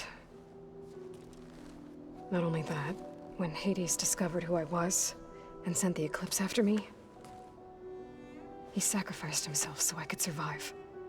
But that seems like ages ago. So much has happened since. What I'm doing now, I don't think he could even begin to understand it. The Sacred Lands were all he really knew. So I can't let myself dwell on him. Not with everything I have to do. I understand. Sometimes, when I think about my sister, about what she would have become if she had survived the Proving, it hurts. And I just need to bury it for a while. But only for a while, Aloy. You can't ignore it forever. Memories always come back. The ones that matter, anyway. I know. But for now, the mission has to come first. Fair enough. Hey, how's everything going? I am well, but Varl told me Beta's having a hard time adjusting to life here with us. I wish there was something I could do to help. I'm not sure any of us can. A tree won't bear fruit in a day. We'll do our best to make her feel welcome. Found anything else combing through that data? Varl and I have been looking into the animals of the old world. Apparently there used to be thousands more species roaming around than there are today. Can you imagine that? I'd give anything to see them, even as holograms. Though I know that without Artemis or Apollo, that may prove difficult. At least I can find comfort in knowing Gaia used many of them as inspiration for her machines. Her memory honors them. What are you going to learn next? I'm not sure. I asked Gaia for suggestions, and she brought up data you found on something called a museum? From what I gather, the old ones would store knowledge in them for all to see and learn from, like you've done here for us. Maybe one day more people will be able to use this place to learn the way we have. That sounds crowded, but nice. Are you guys training with Erend as well? If you count trying to stick a spear in his gut as training, then yes. I've been told. Please tell me you weren't being serious, though. Of course not. Good. I was going for a couple of broken bones. He called the Utaru leaf grazers. Laughed at the idea of us simple farmers being formidable fighters. Before I knew it, he and I were battling it out in the common room. The man is slow, but he can throw a hammer around. Don't look so worried. We're evenly matched. For now. Next time he's going down like a load of boar dump. Just try not to kill each other. Injuring his pride should be good enough. Are you okay? You and Varl have been friends for a while. I like to think so. I was wondering, what do you know about his mother? Oh. That bad, huh? Why do you want to know? He's spoken of his sister, Vala, but I noticed he avoids talking about his mother. She's the war chief of the Nora. Best warrior the tribe's ever known. Tougher than a Thunderjaw, but she could be pretty harsh at times. I see. That must have been hard on him. Thank you for telling me. I feel silly not being able to ask Varl directly. I wouldn't worry about it. He's probably afraid Sona will scare you off someday. I'd like to see her try. The Zeniths did a number on Beta. But she seems to trust Varl. I still can't believe she told him the Zeniths are immortals. Old ones who cut themselves off from the cycle of life and decay. I've never heard of anything so selfish. To deny our dying bodies to the earth. To doom the life that would bloom in their place. It's despicable. I should get going. Good luck on your search. Must be strange, seeing everything through a focus now. I can see machines like never before. Their strengths and weaknesses simply reveal themselves to me. To think that such a tiny object might be the most powerful weapon I've ever possessed. What do you think of this place? It must take some getting used to. It's an efficient center of operations, and an acceptable training facility. Though it could use some more color. Duly noted. Does it still hurt? It comes and goes. I try not to think about it, but its absence is always present for me. It's difficult to explain. I can't claim to understand. Only empathize. Then you have my thanks. Have you spoken with Erend at all? I've had little chance to. I did see him bring some ale from out east. That stuff's as bitter as salve-brush. You get used to it, eventually. In fact, I wouldn't mind a drink myself. I'm sure Erend wouldn't mind sharing. I should get going. If I can help in some way, say the word. I will. Thank you. I'm back, Gaia. Hello, Aloy. What would you like to discuss? The Zeniths. Gerard, Eric, Tilda, Verbena. Beta said they were some of the most powerful people on Earth. I think Elisabet knew one of them. Tilda. Did she ever mention her to you? No. Elisabet often spoke of her work, or told stories of her mother and her childhood. If she knew this Tilda, she did not disclose it with me. What we can conclude from your and Beta's experiences is that the Zeniths are ruthless in pursuit of their goal. To protect life on Earth, they must be stopped. So I talked to Beta. Didn't learn much. It seems to me you did. From what she describes, the Zeniths controlled every aspect of her life, even as they shunned her. This Tilda was the first person she ever had contact with. An abrupt severance of such a relationship would be very emotionally damaging. Yeah, I guess you're right. I found some data in one of the rooms you unlocked. It mentioned that there are still functional seed banks beneath this facility. Why is it there? My predecessor was tasked with reconstituting the biosphere with primary and secondary plant species. Had everything gone according to plan, humans would have eventually been able to introduce tertiary species, including new crops. Can we access them now?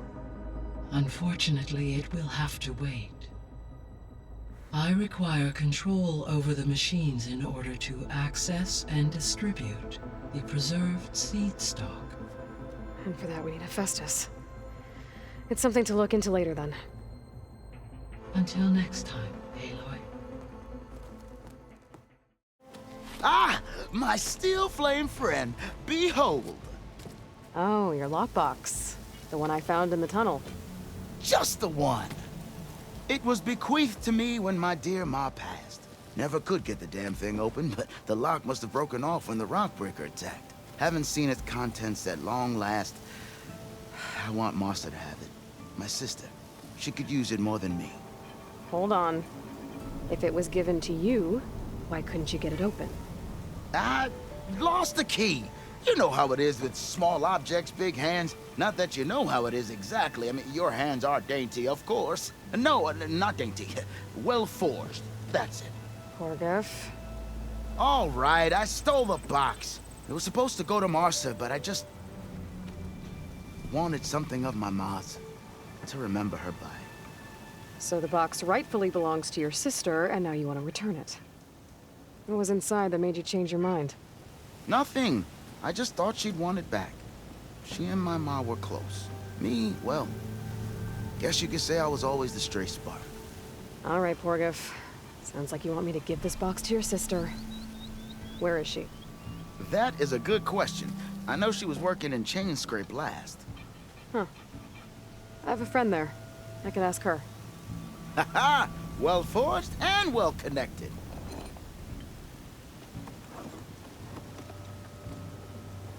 If I'm in the area, I will try to find your sister. At least to hear her side of the story. Okay. Well, if you see Marsa, tell her I still remember the flying keg. Making sparks fly out there?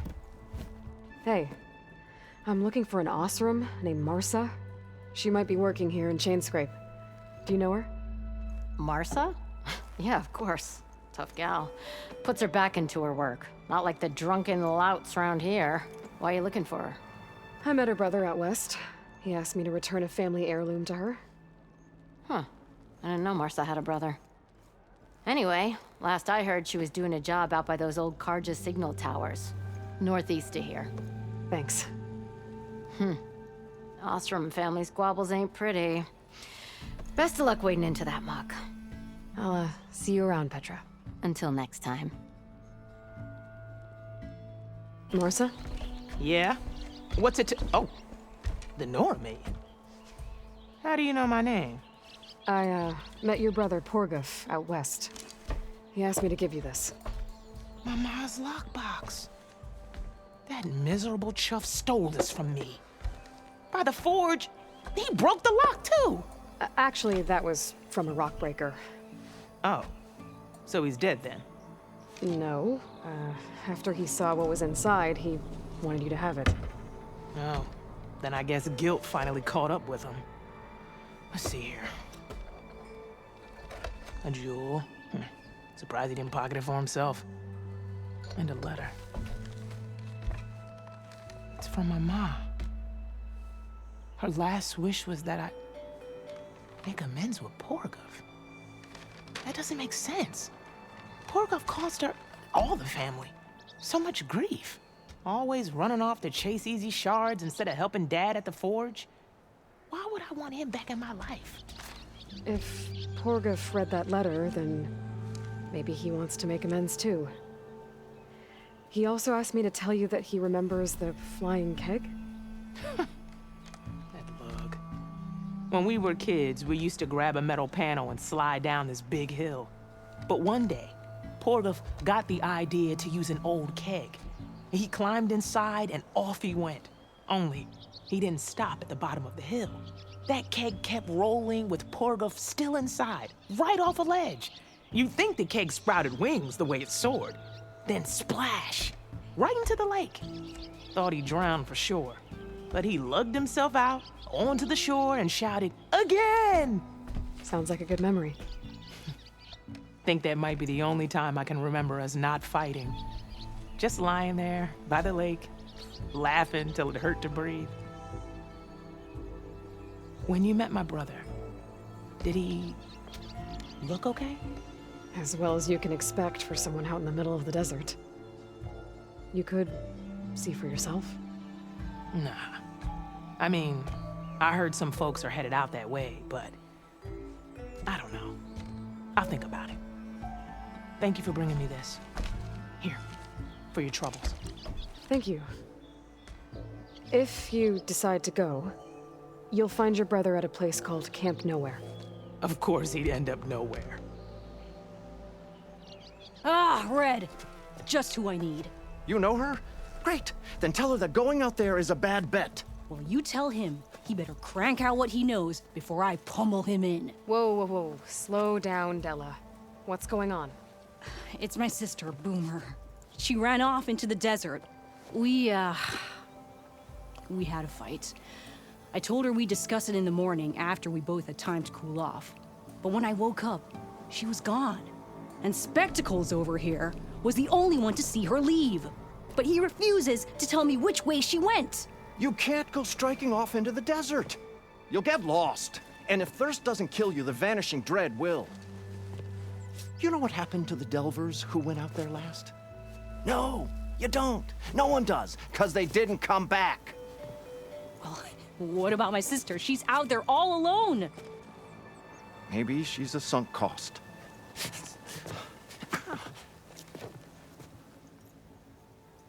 I'm asking you, Red. Help me find her. What's the vanishing dread? That's what Stemmer calls the machine that stalks the sands out there. Sometimes you'll see it in the distance. A stationary blur of metal. It'll stay like that for hours. And then the next time you look, gone. Like it was never there. But what kind of machine is it? Don't know. No one's ever gotten close enough to find out. A few of those delvers went out there once, but all they found was a bunch of sand dunes. But I don't care what it is. It's not gonna stop me from finding my sister. The argument you had with Boomer? What was it about? Well, it started out as the same old spark and boom. I found her tinkering with one of my prototypes, trying to add explosives, as usual. And when I reminded her that the last time she did that, she nearly burned the whole place down, she just looked at me and shrugged. Then we got into this whole scorched out mess about why we had to leave Chainscrape and come out here. And why, for the love of the Forge, she has to blow everything up. And what did Boomer say? Well, that's the thing. She didn't say anything. She just sat there, ignoring me. Even when I went to bed, not a word. And then, when I woke up in the morning, she was gone. She's never done that before. But knowing her, she's gonna get into some kind of trouble out there. And that's why I need to find her. What brought you and Boomer out west? That. There was an accident in Chainscrape. An explosive accident? Well, you know how Boomer is. So we grabbed our tools and skipped town. Heard about a caravan striking out west after some passage got reopened. Decided to join up. But why come out here? You could have gone anywhere. Can't really go back to the claim, and anywhere else is a little too inhabited. At least out here, there's less chance of collateral damage. Besides, this place is gonna be a destination one day, right? Dad always said, get in early. If you think I can be bribed, know that I only take shards up front, no credit. Maybe we got in too early. If Boomer's lost in the desert, I might be able to find her. I'm coming with you. All this is my fault anyway. But you'll die. Where did you last see her? I suppose if you're with her, the odds of survival do go up. I thought I saw her heading towards the metal arches east of here. Looks like some of the components were stripped. She must have brought it up here to tinker after the machines moved into her camp back at the ruin. But where could she have gone from here? That wreck down there looks promising. Well, if there's one thing I know about Boomer, is that she can't resist a shiny pile of salvage. Come on, let's go down and check it out. Boomer? Gotta finish this. Boomer! What are you doing? Too late. Boomer, what did you do? Never mind that now. Here they come!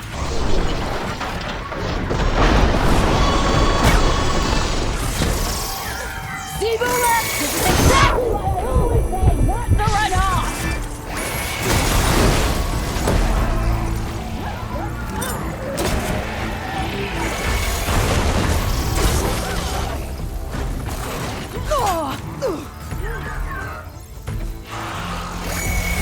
Leave Boomer alone, you walking scrappies!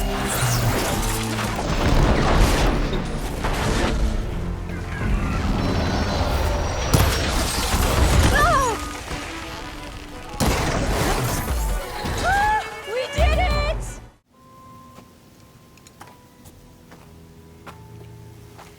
Hey, Boomer. Yes? Your sister was really worried about you. Look, I know you must still be angry, but you can't run off into the desert like that. I didn't run. And I'm not angry. You're not. No. Why would I be angry? Because of our fight. Because you ran away. I didn't run. Well, you left me. I'd never leave you. You're my sister. I had an idea, so I went to find the parts. See? A weapon. This is just the payload carrier. The real secret are the boom discs. Throw one at a machine, slice and dice, and then it comes back until you throw it enough times, and then it goes boom. At least it's supposed to. I can't get it to come back. Here, let me see.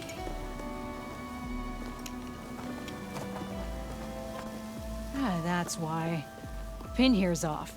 Just needs a little cable around here. Done. Here, Red. Give it a try. No, wait! Try it on the big machine. This way. And there she goes. Ta-da! Vanishing dread. We'll hang out up here, Red. Show me. Make it so cool!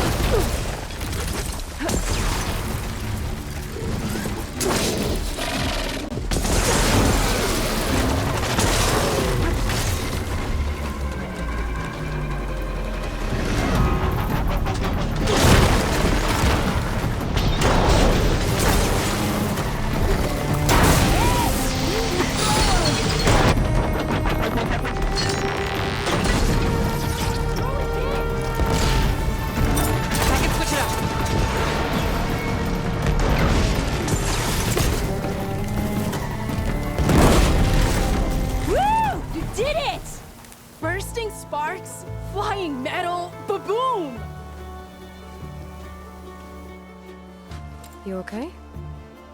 Ever since we left the claim, I figured I could just hammer it into her head to quit it with the explosions. Everything would be better. And after your fight, you thought you lost her because you were too hard on her. Turns out I was wrong about that too. She doesn't see the world like I do.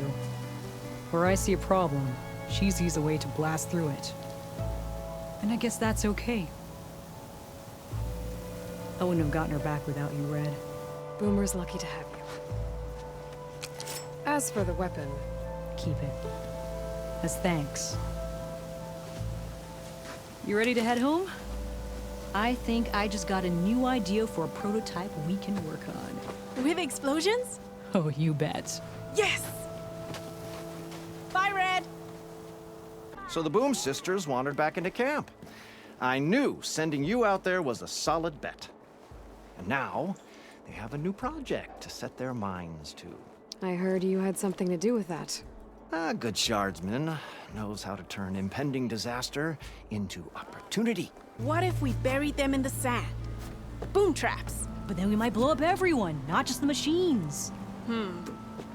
What are you two working on? Red! We're making boom plans. We struck a deal with Abaddon when we got back. Turns out this place is gonna need some security for all those machines out there. And when he heard how Boomer's invention helped you take down the Vanishing Dread, we convinced him we were right for the job. Now we just gotta figure out how we're gonna keep the machines away without blowing everyone sky high. Not everyone. The flying ones are already in the sky. Sounds like you both have a lot of work ahead of you. And a place to call home. Home of the Boomworks. Yeah, we're gonna have to work on that name. Stemmer, did you need something? As a new dream dawned for the adventuring trio, they returned to the depths of the formerly sunken city, where fortune was found behind every crumbling wall as a bulging keg bursts with free-flowing ale. That is, we broke our way into more of the ruins below, and in one of them, the wordsmith beheld a glimmering gizmo, a wonder among a sea of wonders. Alas, the gizmo lay beyond his grasp. You saw some kind of gizmo but couldn't get it? A door bars the way, locked by some confounded means. Moreland contemplated explosives, but Abaddon thought the odds of crushing the gizmo under rubble were too high. For once, the shard counter's skepticism might be warranted. The old wordsmith's hopes were dashed, until a friend with a knack for performing the impossible returned from beyond the sands.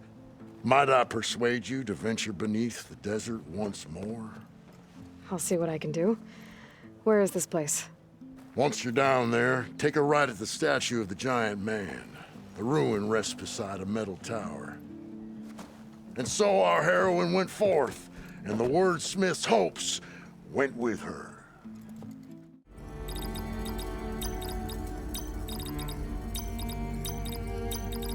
There we go. I'm in.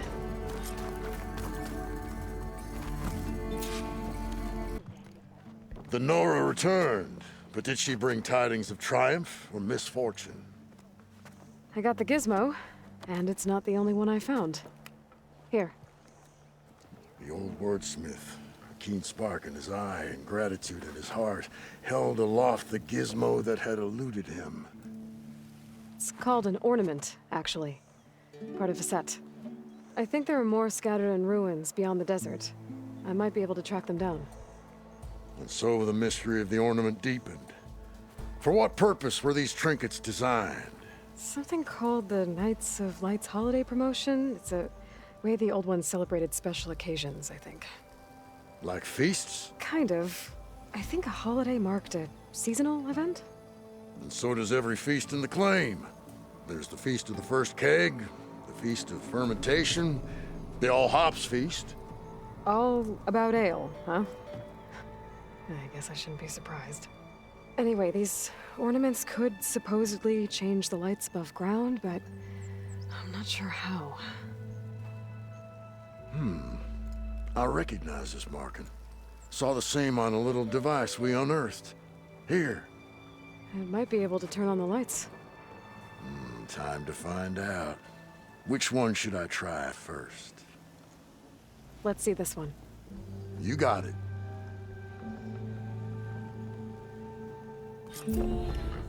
Ah, this must have been the Feast of the Crescent Moon. But they couldn't have celebrated every crescent moon, could they? By the Forge, that'd be a lot of feasts.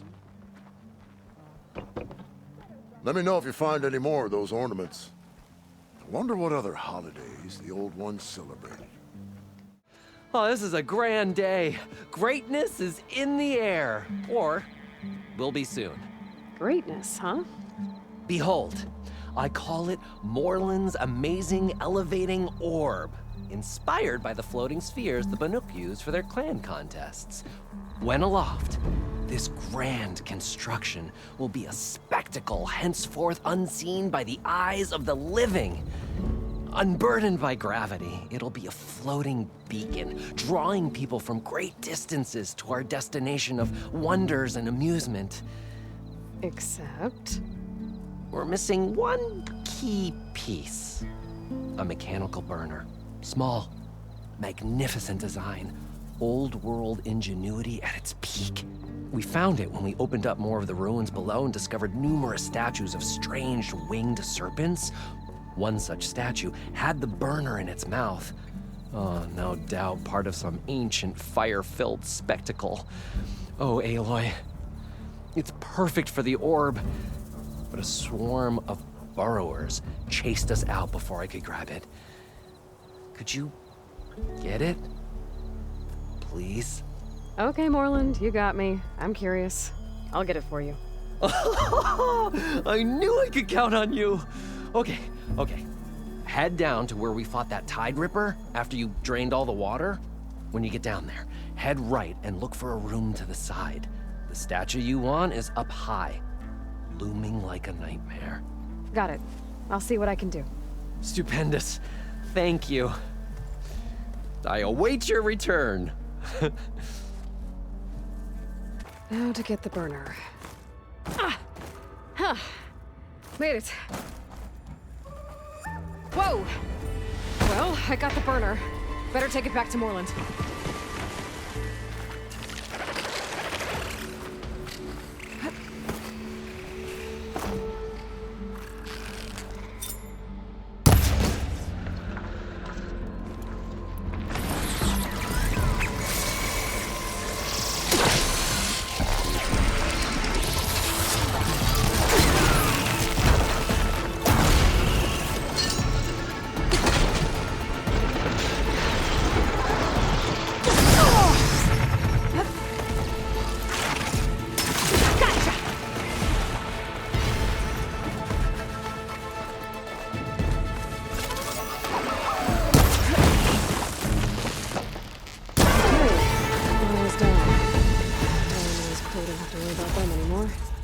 Do you have the device? Oh, please say you do. Oh, we're so close to something truly just majestic. Here you go, Morland. Yes! Yes! Thank you. I hope getting it wasn't too much trouble. Oh, this design, it's so compact. The ancients knew how to make them.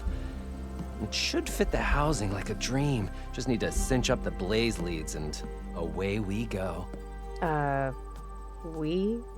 Make the maiden flight without the maiden who played such a vital part? My mother raised me better than that. You should have the honor of seeing the world in a way that no one alive has ever seen it. How about it?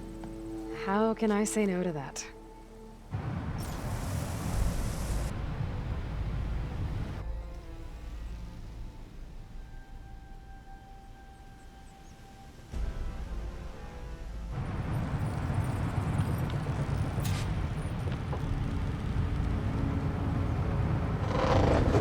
What was that? Nah, nothing to worry about. We have a sturdy tether connecting us to the ground. Pure Oseram craftsmanship. Well, time to give it a little flame. Aha! We ascend! Behold, the world beneath our feet. Ah, the sky at our fingertips. The burner heats the air inside, which gets lighter than what surrounds it. So we rise. Indeed. We're powered by hot air. Just like Stemmer. But don't tell him I said that. We are on the cusp of history. The first successful Oseram flight. There have been other attempts? Oh yeah! The history of Oseram flights is fascinating. And, you know, violent and frequently incendiary. I feel like you should have mentioned this before. Ah, the others failed because their machines were too heavy and complex. They were begging to crash. Not here. Just a pilot compartment, blaze, a burner, the orb, and a tether. Within simplicity, there is perfection. Well, at least, you know, less chance of exploding.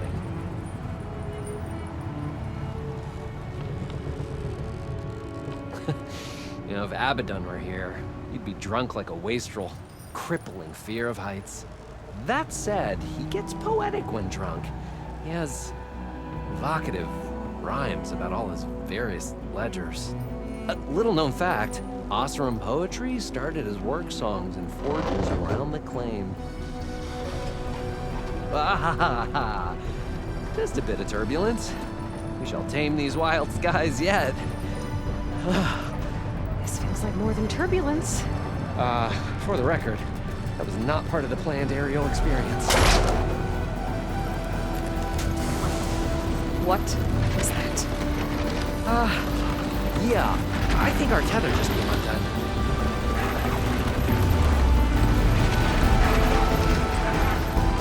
Morland! Oh!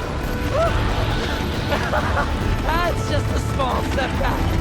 Nothing to worry about! I can fix this! I can fix it! I can... Rising gases! And it's gonna hit us!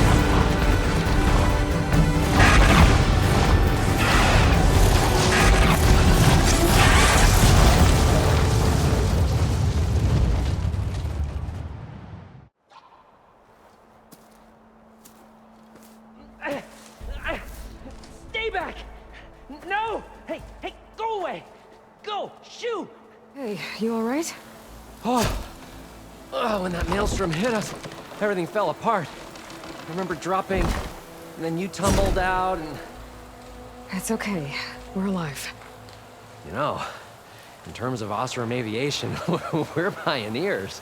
And they say it's a cursed field of study. Do you need help getting back to camp? Yeah, no, I can make it. But I need to get the burner. It fell off when we were attacked. I mean, I can replace everything else. Except that. Okay, let's go.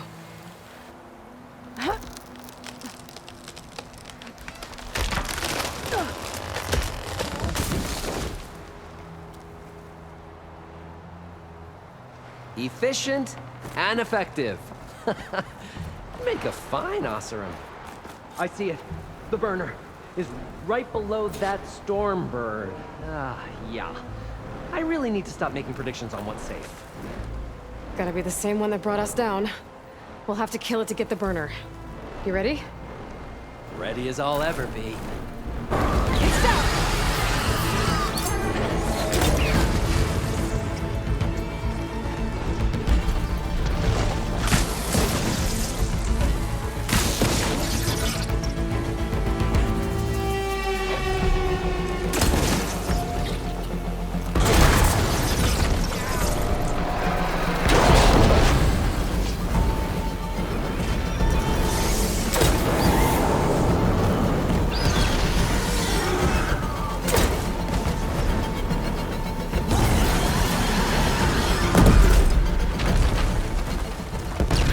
Found it. Just a hairline crack in the casing. Yeah, I can clean that up with a bit of spot welding. Assuming the ground doesn't open up and swallow us, I'm gonna say we're finally safe.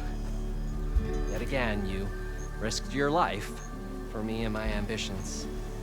I wish I had Stemmer's words to thank you properly. If it helps, you've inspired me to draft up a new improved orb. Something that unites spectacle and survival. I'm honored, but I think I'll let Abaddon and Stemmer have the next flight. I'll see you back at the camp. I have so much to think about, so many ideas to explore. Until we meet again, may your tools never break, and may your imagination never find its limits. You too, Morland. Here we are. Sand, dirt, red clay. Just like you said from looking at that child's cord. Maybe you could use your relic? See if he was here? Start where Meat is. When she gets squawking like that, she's usually onto something. Okay, I'm on it.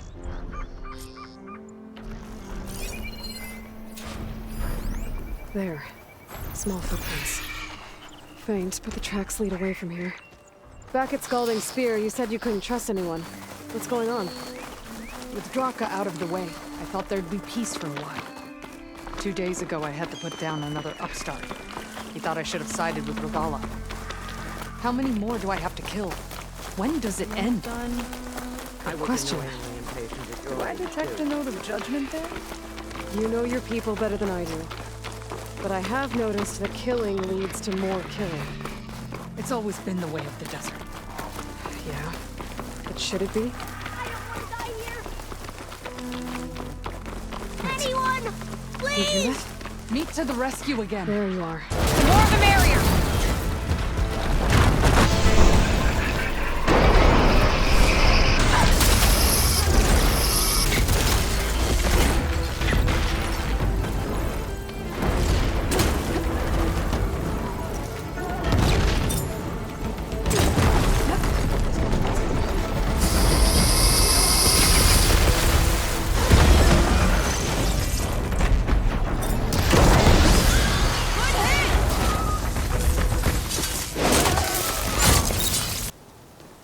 You're right now. What happened? I just wanted to go on a hunt, but I got lost, and then the machines chased me, and... Hush. You're safe. Just give me a minute with my friend here. Then I'll take you back to Scalding Spear. Thank you, Commander. At ease, soldier. Those machines would have finished me if you hadn't been here. The kid's okay. That's all that matters. Yes. His parents will be glad to have him back. His squad, too. It's nice to save a life instead of end one. The desert kills, it's true. But every now and then something blooms from it. I'll think about what you said. I'm just glad I could help. Take this. You deserve it. You found the child. Well, you and Meat. What a team. Stay safe, Yara. And you as well.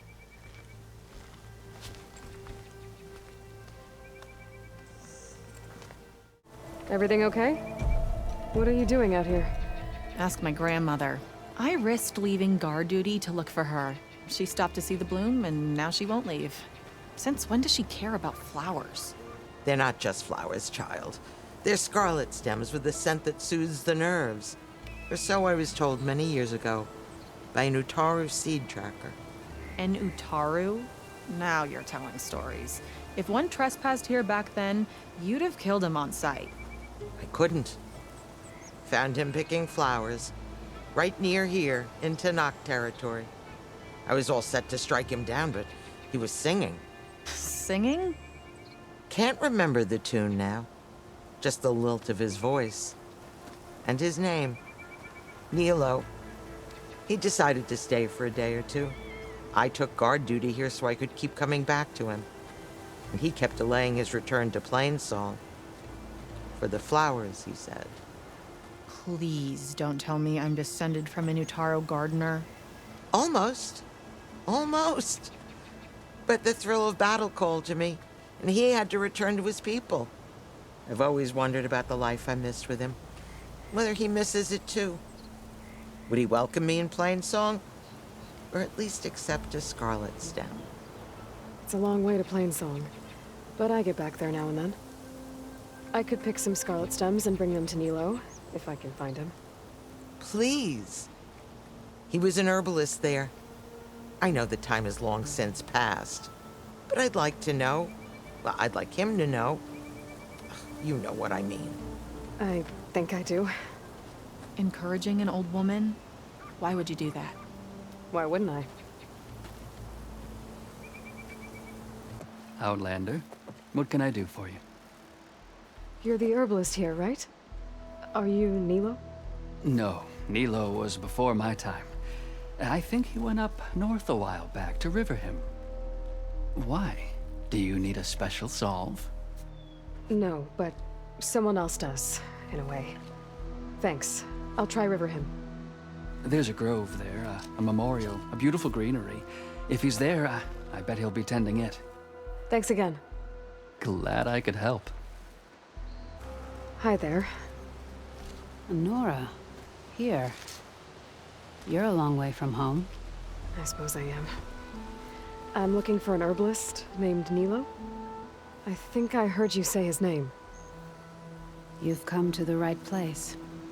His seeds were buried here, where he tended the blooms of others, including my mother's.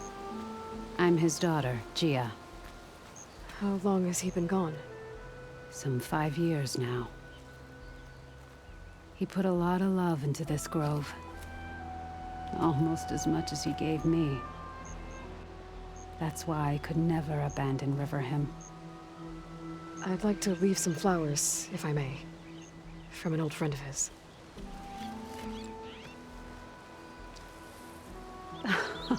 Scarlet stems.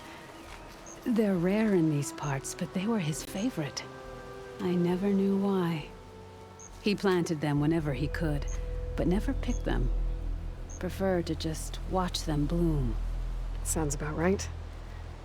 So he was a good man who led a full life? He was. And he did. I don't know who this old friend is, but if my father liked them, they must be a good soul.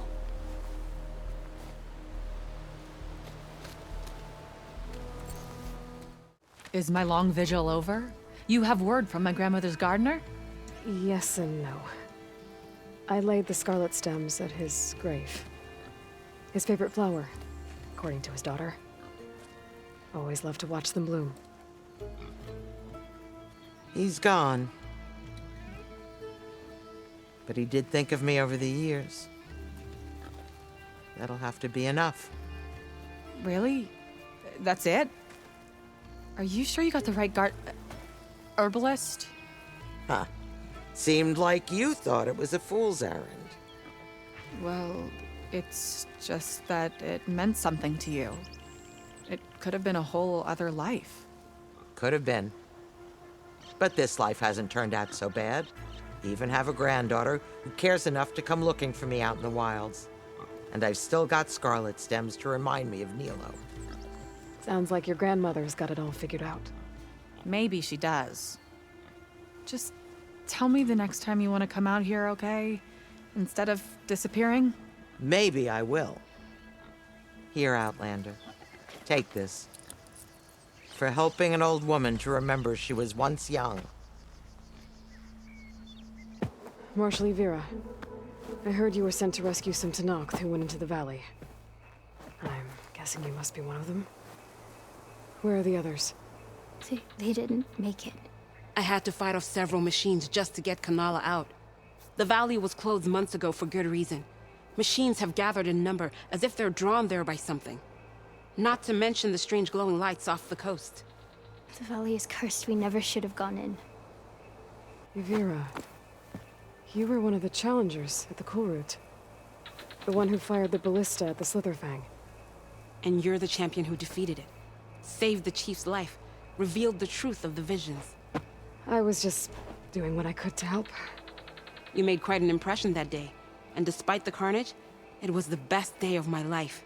I became a marshal, bore witness to the vision of unity. You said there are strange lights off the coast. From an island to the south. They appeared one day out of the blue around the same time the machines moved into the valley. There have also been reports of a streak of light that rises and falls in the sky above the island. I saw it on the fourth night. A flame that climbed in the sky until it disappeared among the stars. Is there any way to get to the island? No. The currents between the island and the shore are too strong. You'd drown for sure. Oh, it's on an island. I wonder if this has something to do with the Zeniths. Don't know what any of that's about, but maybe? If the valley's been off limits for months, why did you go in? We wanted to run the trial. The valley is a great test for lowland soldiers. Survive for 10 days and nights. Take down any machine that stands in the way. Dax had a plan. We'd hunt down each machine one by one until we cleared the valley. Earned the clan's respect. But we got separated from Iveka after the third day. Then machines cut us off from the way out. By the time Marshal Vera found us, we were wounded and out of supplies. More machines attacked us as we made our escape. Dax was right behind us, but he couldn't run fast enough. A lot of machines in one place. Sounds bad. I better look into it. See if I can put a stop to it. Then I'll come with you. Fight by your side. No. Better let me take a look first. Trust me, it's for the best. I guess if you insist. Once you're in the valley, head for the Great Falls and the cliff south of the Metal Devil. The machines seem attracted to those sites. Got it. Thanks. We'll rest here a while more, then head for the medic in Fall's Edge. Strike true as the 10, Aloy.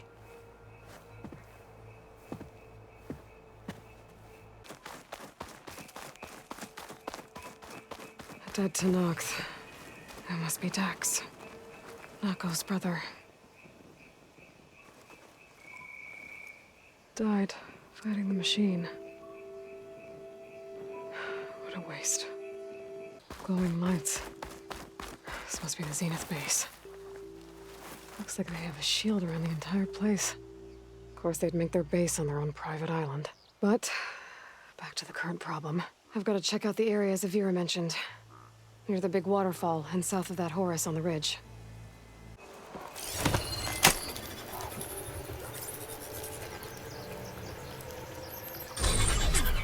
Gotcha. That should be the last one. And looks like there's a recording here. Hey, shithead. I got a task for you. The Julius is ready to serve! Shut up and do what you're told. Use the indigenous robots to keep this place clear of local vermin. I'll do it myself, but Gerard says I have to stay focused, so have some fun for the both of us, huh? Will do, Benefactor Visser. You can count on the Julius. What's an Outlander doing all the way out here? Clearing the valley? You must be one of the missing Tenakth. Everyone thought you were dead. Nearly. Dax and Kotallo. Are they... Kotalla's alive. Marshal Vera pulled her out. Speaking of... Aloy! Vera. Couldn't stay away, could you? And miss my chance to hunt with the champion in the Valley of the Fallen? Never! And I see you found Now this looks like a fight. You with me, Marshal? My blade is yours! Should try something other than fire. Blood of the Ten! We get to kill these things? What are they?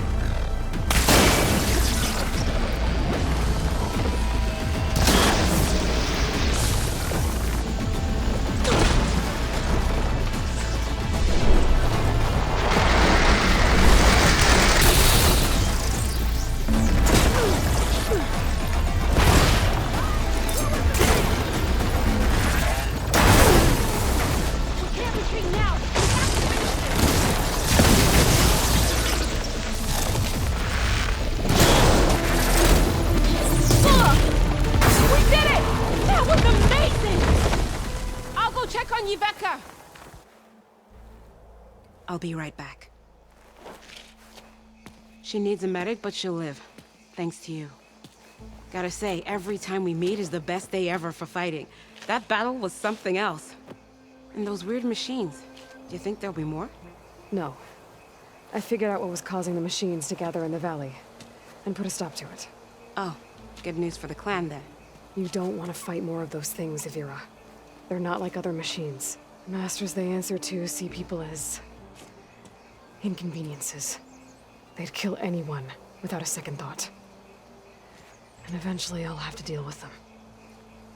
The lights offshore. Is that from them? Yeah. It's a kind of shield to protect the island. The machines drawn to this valley were meant to kill anyone who got close. Meaningless slaughter.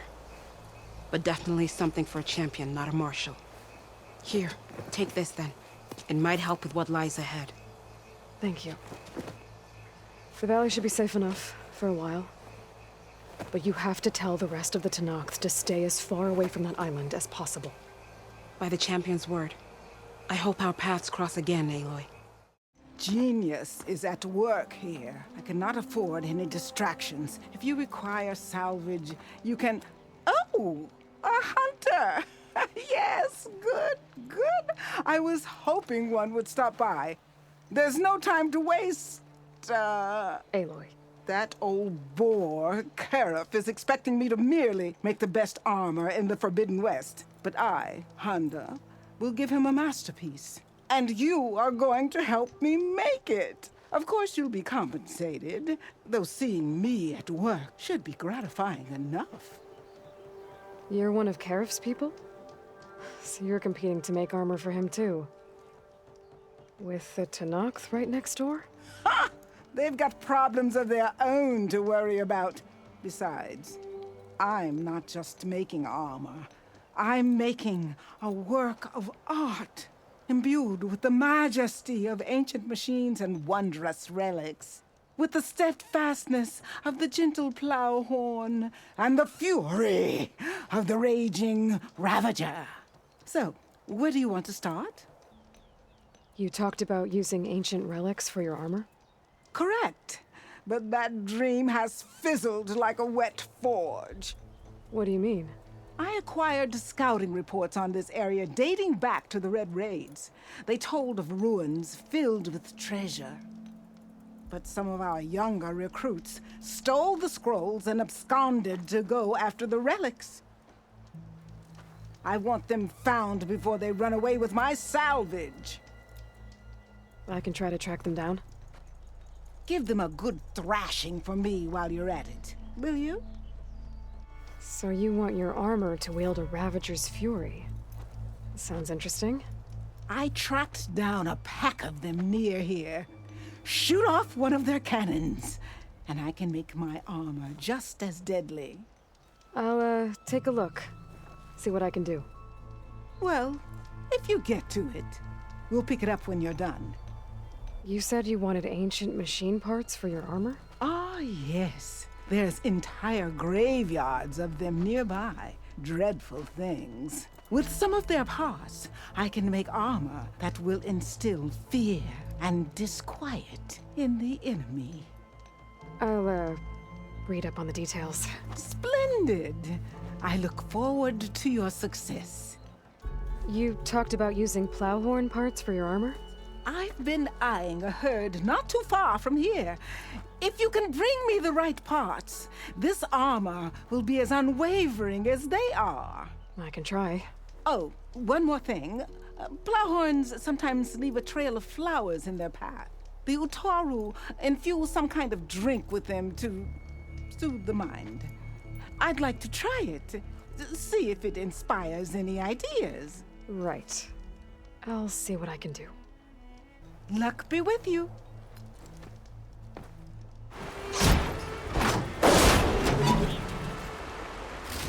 The Honda will want this. I think that's all the salvage I'm gonna find. I should check out the other site Honda marked on the project.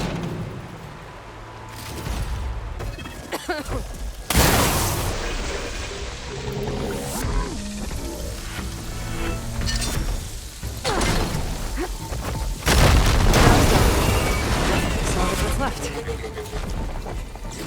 The salvage I need. I should get back to Honda. Drop this all off.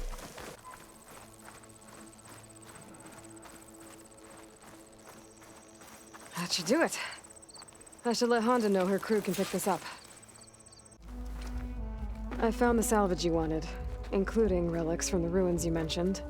Found them when I tracked down your thieves. Turns out they got themselves into more trouble than they could handle. That's the Forbidden West for you. I, got you those flowers you asked for, too. Ah! I'll finally be able to try that leaf water the Utaru rave about. Excellent! Does this mean you can start working on your armor now? Not quite. I was taking a morning walk to clear my mind for the visionary task ahead of me. And I ran across a herd of lancehorns. Swift, delicate, but vigorous. The best armor in the Forbidden West should be just as nimble. And I'll need their parts to achieve that. I might be able to hunt them down for you. That's all I needed to hear. Honda's in trouble. I better deal with those machines.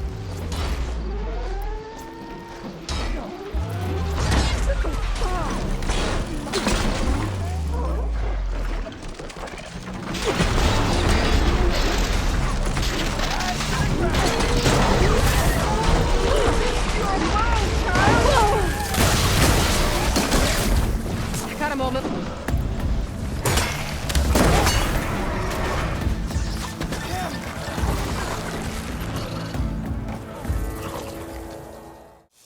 Damn scavengers! They're an occupational hazard, but still, it's a good thing you showed up. Happy to help. I brought you the Lancehorn salvage you asked for. Ah! This ought to make my armor shine like a spark in the night. Thank you, Aloy. Maybe you'll visit our main camp near Barren Light sometime. Bear witness to a moment in history as my armor transcends all others. Sure, if I can. Take care, Honda.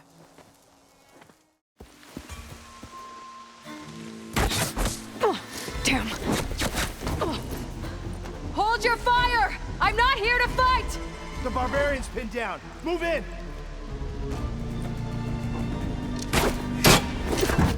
Okay, whoever these people are, it looks like we're not gonna be friends.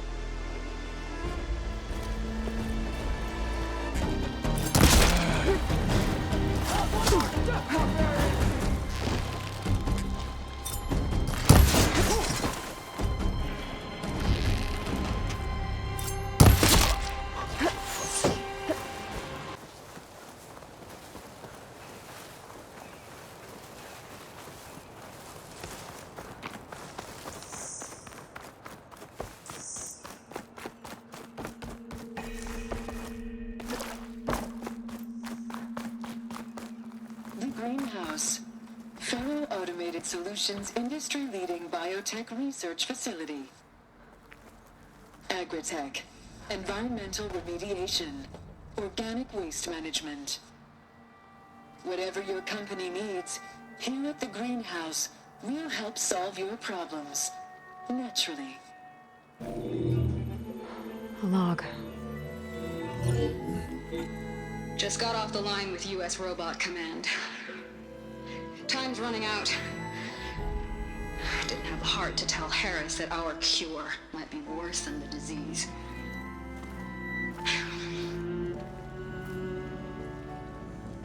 Even if adamantine wreath works, we still have to prove we can curtail the trailing plants efficiently.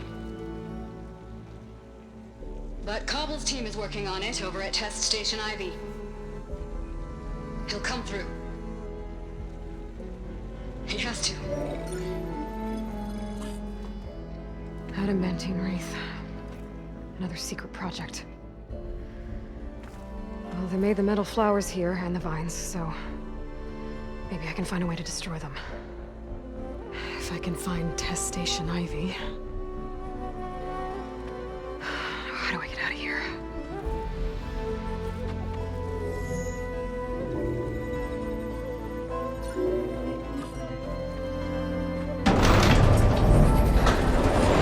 There we go. Great. These guys again. There's a barbarian in the compound. She got past the lookouts. Find her, kill her, and bring her head to the lieutenant.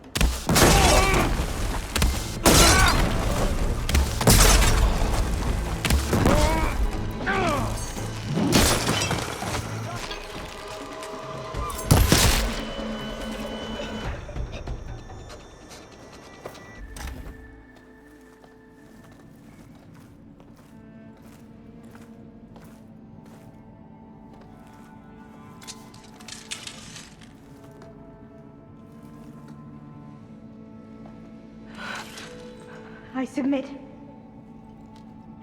Do as you will. I didn't want to fight your friends out there. They attacked me.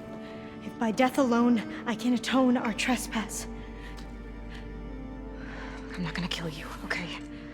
I just want to figure out what's going on. Where did you get that focus? I am of the chosen people. The Quen. The ancestors left the power of the focus to us alone, the eye that reveals the legacy. The legacy, huh? The legacy? The truth. It is in the darkness and the lost places, among the ancient ashes and the bones of the before that it lies waiting. As a diviner, it is my task to seek it out, for the good of my people. You're looking for data. Maybe we can help each other. What's your name? Alpha. Second diviner of the Eastern Expedition. I'm Aloy. Why don't we start again? I've never heard of the Quen. Our lands lie across the Great Ocean. We haven't been here before. So why come now? Our homeland has been ravaged by freakish weather. Terrible storms and blistering droughts. The crops are failing, the people are starving. When we looked for answers, it was proposed that if we had the courage to cross the ocean to Legacy's landfall, then we might earn the knowledge we need to save our people. But so far, that knowledge has eluded us. So, your people call this place Legacy's Landfall? No. Landfall is where we arrived. To the west, in the shadows of the sunken city by the broken bridge. You mean San Francisco? Yes. You're well versed in the legacy. It was a place of great importance to our ancestors. We had hoped to learn their secrets there, but so far that door remains closed. Even so, the data we discovered there has led us to this place. It might be our last chance. To find something that can save your crops and your people. Yes. If the ancestors will be generous to us once more. So you said your ancestors left your tribe that focus? Yes. 13 diviners have possessed this one since it was discovered among the ruins in our homeland. I have their honored names committed to memory. So you have one, but none of the soldiers out there did. We each have a role to play. No, it is the diviner's purpose to seek out the legacy, interpret the wisdom of our ancestors for the good of all, and to keep it safe, so that no one but the diviners know how to use a focus. Not even the Imperial family, and certainly not soldiers. So how many diviners are there? At Landfall, a small group. Back at home, a few dozen more. That's a guess. Only the overseers know for sure, and I am not of their rank. So you call data from the ancient past the legacy? Yes. All that is not lost or forbidden. What does that mean? All that we are capable of reading, and that which is permitted. Okay, I'm not sure I get it. That's fine. So what do you use the data for? The greatest secrets are the ones that improve the lives of many. How to tend our crops, how to hold floodwaters back, or even cross the ocean. Technology. That is what I seek here. Technology that can help my people back home. Those soldiers, they opened fire on me without warning. Why? It is the duty of the Quen to seek out the legacy and defend it from the ignorant and envious. Not that you seem ignorant. But back home, other tribes only mean us harm, and we were told the same was true here. Does that come from your legacy? The legacy is truth. But we have been known to misinterpret it. I hope time and the wisdom of our ancestors will guide us down the correct path. Yeah. I hope so too. I'm looking for a place in this facility called Test Station Ivy. Have you found any data that mentions it? No. But I did find something that looks like a map. But it was unreadable. Lost. Maybe I can make some sense of it. There. There's a lot of files here. I've been through all of them. Look in the GH facility section.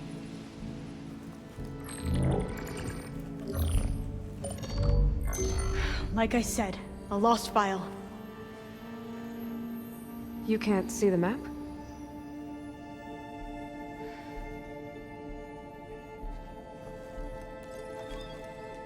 It's okay. Looks like your focus is an early model. The operating system won't be able to read any files created after the mid-2050s. But I could share them with you. Share them?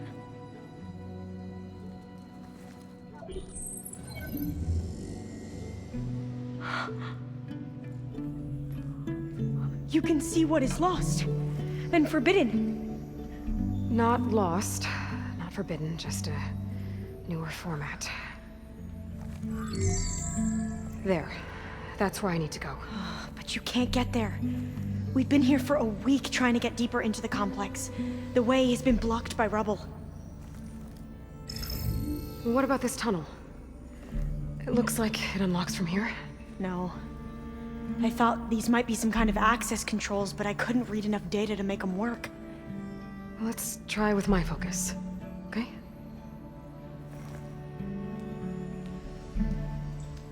Here we go.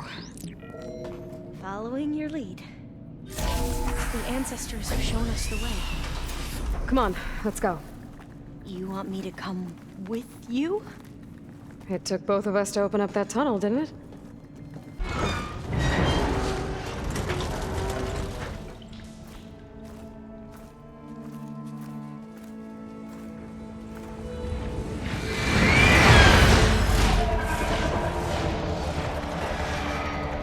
That can't be good. They fly to and from the complex several times a day. Only the ancestors know why. Well, the ancestors are dead, Elva. Of course. How else could they be ancestors?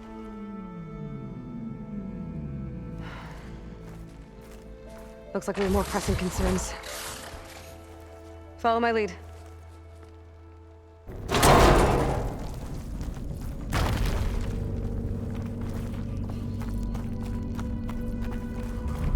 Maybe we can get through that hatch on the ground. It looks like the one we used at the first station. Okay, you ready? On 2. 1, 2.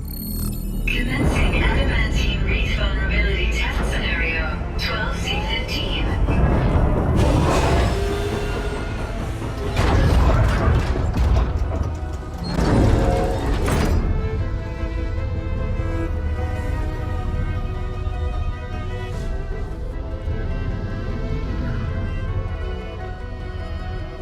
Okay, that's That's where we need to go. Magnetic field engaged. Initiating biomass conversion process. What? No. How do I shut this thing off? Failsafe exceeded. Test cannot be aborted.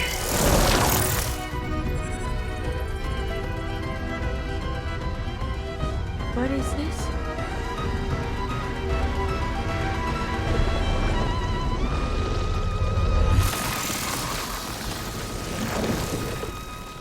That's how the world ended. Test complete. Adamantine reed structural integrity uncompromised.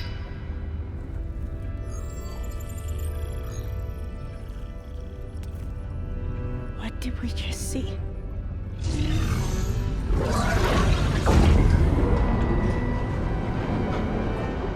Alva. Let's meet below.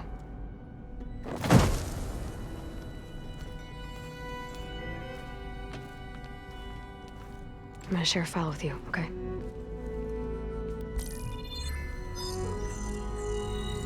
Test log, I think it's Tuesday the 2nd? Who cares? I'll say this for the end of the world. It's jam-packed with irony. We developed biomass conversion here. Infinite food for infinite machines. And now we're racing against time to find something to give them indigestion. Well, it works. War machines won't be able to eat the reeds. But can we deploy them in time? God, I hope so. I don't understand. Your ancestors? They were wiped out. Your legacy didn't tell you that? The time of ashes. But most of the data about that is lost, or forbidden. Well, they created machines that consumed all life. You just saw how. It's a miracle anything survived. I don't want to know this. This is not why I'm here.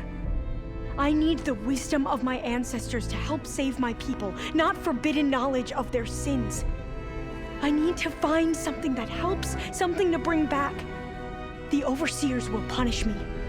Or even worse, people will die. Do you understand? My family. My sister.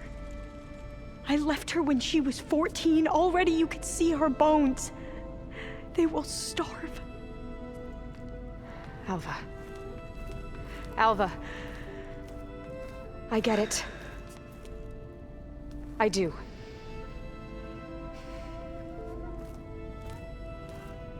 It's hard to explain, but you and I are working toward the same goal.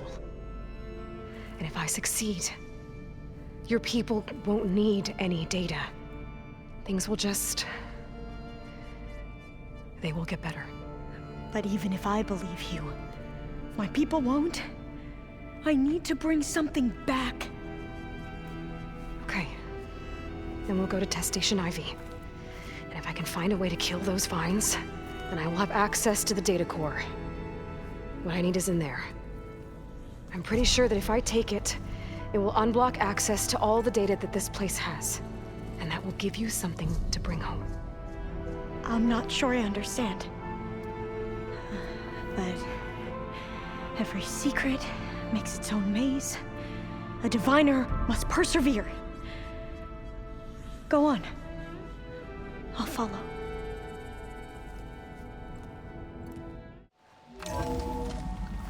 There has to be some data here on the adamantine wreath we can use.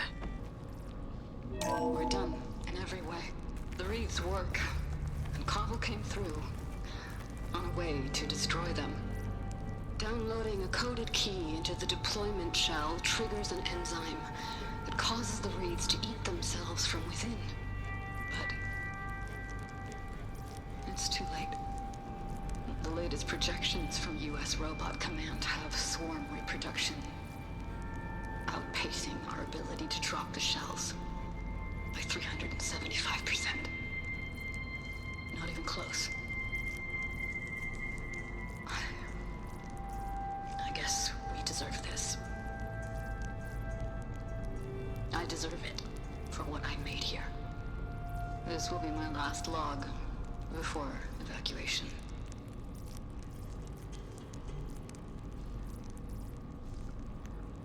So all their efforts were in vain. They ran out of time. At least we have the software module they created. It should get rid of the vines produced by the metal flowers. I need a workbench to load the module onto my spear.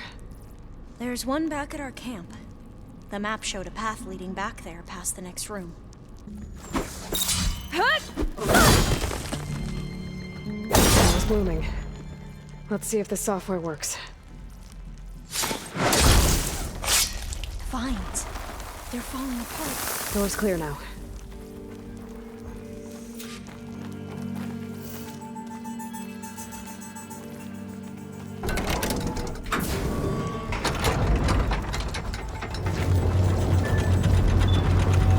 The data coordinates are correct. Time to bring Demeter home. Demeter? It's time to go home. To Gaia. The seed of life. Yes. Elisabet Sobeck. Alpha Prime. Master override activated. Restoring Demeter subordinate function to original code.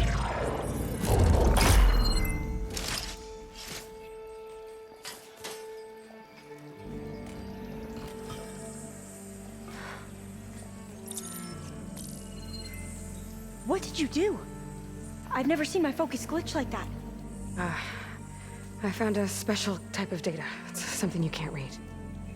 But they kept a tight grip on the data core. But now you should have access to the central server. All of it. Should give you something to bring home. You were right. Hundreds of archives. Almost all of it relating to agriculture.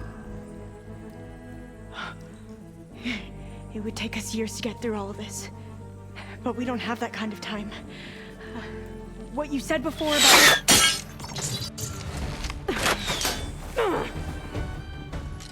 Alba! Hold your fire! By the word of the ancestors, you must stop. Come. Look at who you fired on. That barbarian killed our soldiers! Only those who fired blindly. She is no barbarian. She gave me the data we need. Come, look at her. Can't you see? Elisabet Sobeck stands before you. An ancestor reborn.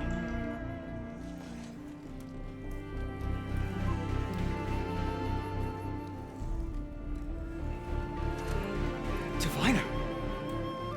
We should bring the ancestor back. It is we who follow their word, Commander, not the other way around. My apologies, Dr. Sobeck. Our people's faith is strong, but there are those who are not as familiar with the legacy as they should be. You heard the diviner. The data has been found. You two, with me. The rest of you, meet us back at the beach for return to Landfall.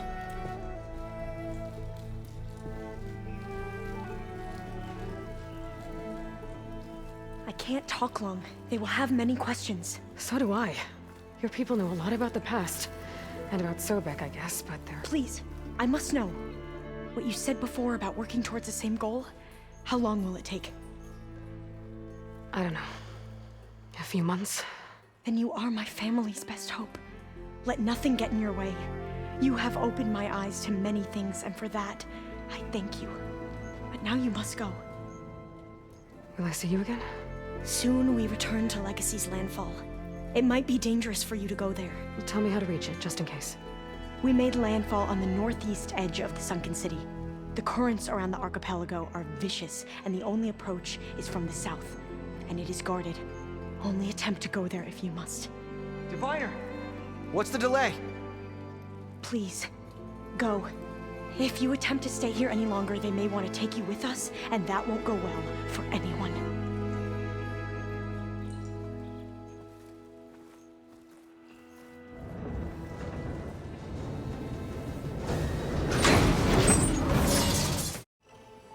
Looks like you got what you wanted. Yeah. It's almost time to go after Hephaestus. Finally, we get to rock and roll.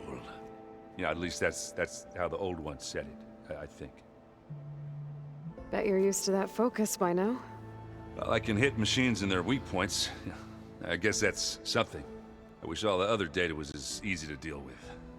Now, to be honest, it's hard to understand half of what's on there. And then the other half reminds me, this isn't a fight you can win by just waving a hammer. Which is kind of what I do. But hey, that just means I gotta study harder. Make myself useful. Just give it time. What else have you been studying with your focus? Yeah, I've been looking into this Vegas place you found. Gaia showed us everything that happened when you went to get that Poseidon thing. I mean, this Morland guy seems pretty smart. Though, risking the Tenakth clan lands for a light show is a bold move. His crew knows how to handle themselves. Mostly. Right. Anything happen I should know about? Zoe asked us to help her bring more plants in here. Not for eating, apparently. Yeah, if you ask me, the place is fine as it is. Metal might be plain, but it's sturdy. Nothing wrong with that. Who needs a bunch of vegetation? I should get going. Say hi to Gaia for me. Aloy, is that what I think it is? Just need to merge it with Gaia, and she'll have enough power to handle Hephaestus. Good news. So, what can I do for you? I hope Zoe's not upset I'm distracting you from your training. Yeah, I don't think you have to worry about that. What do you mean? What happened? Before Zoe found a way to fix the land gods, I suggested that when Gaia was fully restored, she could just make new ones. Well, once we get Hephaestus, that's definitely a possibility. That's what I said. But I guess there was something about my tone she didn't like. She got pretty raw. Said I didn't understand the way her tribe feels about those machines. Which is true, of course, and the last thing I'd ever want to do is dismiss their traditions. But I was trying to look at things differently. More like you know? To see a machine as just a machine. Yeah, I guess I led you into trouble there, didn't I? I suffered through a few hours of glaring silence. Then she seemed to move on. Sort of. How do people do this? How do I know if the next thing I say won't blow up in my face? What if an apology is not enough next time? You give her a stuffed animal? You're the worst. You know that? What makes you think I know anything about any of this? You're on your own. Abandoning me again, huh? Well, if she kills me next time, it's on you. Better get this to Gaia. You did it, Aloy. Let's hold off on the ale till it's over and done with. I'll let Aaron know. Aloy, you've returned. And you come bearing gifts. Does this mean we'll soon be able to uproot the zeniths from our lands? That's what I'm hoping. Good. It looked like you were working on something over there. With Gaia now growing in strength, I've been trying to find a way to heal the land gods, even if some people think I should give up on them. Already said I was sorry. Your friend thought it'd be a good idea to replace the land gods with new machines when Gaia recovers. It wasn't. The land gods have taken care of our people for generations. They are not some broken toy to be thrown away. Even if they are just machines doing their job, to abandon them in their time of suffering seems cruel. I'm sure Varl understands that too. He does now. I had to get pretty mad at him at first, though. You know I can hear you guys, right? Varl looks pretty focused. He's been obsessing over the data revealed to us by Poseidon. Just the other day, we read about mountains hiding deep underwater that spew fire. If I understand correctly, Gaia said the flames they release come from the very center of the Earth. Like a heart, beating with the life of the world. As always, the cycle can be found in even the most unlikely of places. You ever play that board game Aaron set up? Strike? I'm the one who gave it to him. I was hoping it'd distract him enough to spare us that ruckus he calls death metal. No such luck. I should get going. If you need me, you know where to find me. You busy? One must never be idle when at war. But there is always time to speak to one's commander. Oh, that's not really how I see myself. It is how we see you. Anything interesting happen while I was away? I found an acceptable place to practice with my blade. Oh, and where's that? Outside, above the base. There's a nest of sunwings that are always up for a fight. Ever thought of sparring with something that's not trying to kill you? That would defeat the purpose of the training. What have you been up to? Varl has asked to learn the differences between my people's clans, so I've been teaching him Tenakth history. It is heavy with blood and death, but also with honorable deeds and vanquished tyrants. Maybe you'd like to hear about it as well, when our mission is done. I'd be honored. I'll let you get back to your training. And so will I. Hey, just wanted to see how you're doing. I'm fine. Because the last time we spoke about Tilda, you got pretty upset, so I... Forget it. Was there anything else? So, have you been going through more of the recordings for my focus? What about studying Hephaestus? Have you been doing that? A little. It's quite different from the subordinate function that escaped Gaia Prime 20 years ago. How so? It's mutating. Changing its own code. At this rate, we'll never capture it. We'll find a way. If you say so. So, aside from Varl and Gaia, who else have you been talking to? Zoe told me how you met after your escape from the Hades Proving Lab. I had no idea you were severely injured. If the Zeniths had killed you, life on Earth would be doomed. My escape would have been for nothing. But they didn't kill me. And thanks to Varl and Zoe, I was able to recover. You said you and Varl talk sometimes. What about? He told me about your tribe, the Nora, and the proving ritual you did. I told him if I was born into the tribe, I'd never be able to do the proving. It does require a lot of physical training, but there are plenty of other roles besides being a hunter. I don't think I'd be suited for any of them. Well, I guess it's a good thing you're not a Nora, then. It's time for me to go. I'll check on you later. Yeah, sure.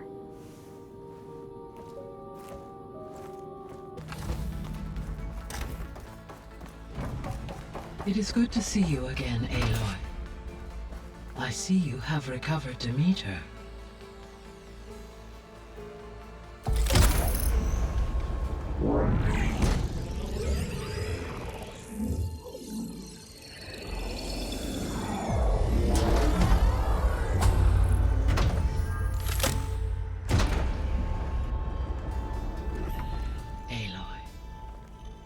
With the acquisition of Ether, Poseidon, and Demeter, my heuristic processing density has expanded greatly.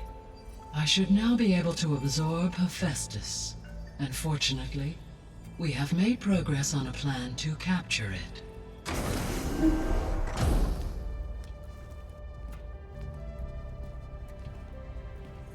With Varl's encouragement, Beta analyzed all available information on Hephaestus.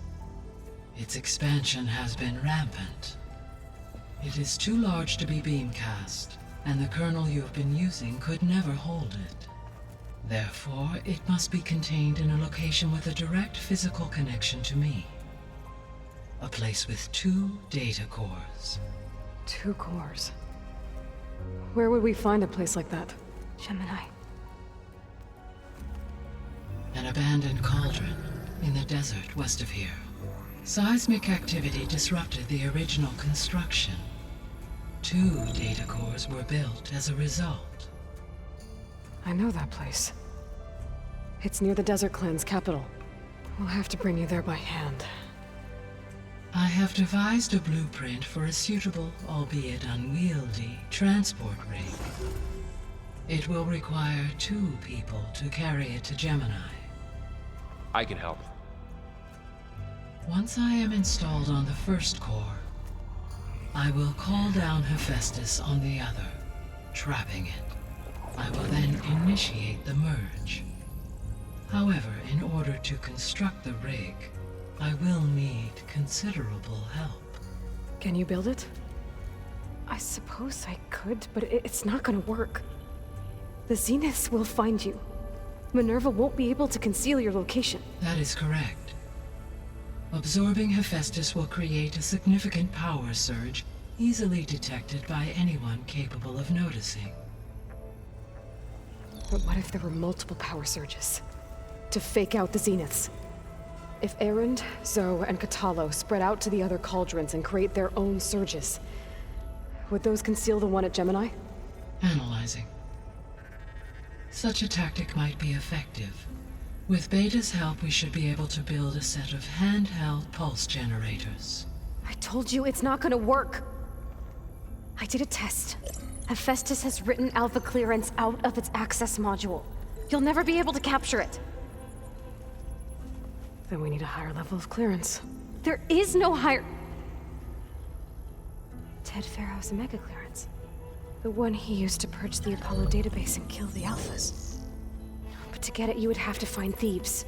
The private bunker he retreated to when the world ended, and nobody knows where that is, not even the Zeniths. Their only intel was that it was somewhere in San Francisco. That might be all I need. Alva, the Quen diviner I met, said her people had set up a base at Landfall. They were searching for data in San Francisco from there. She might be able to help.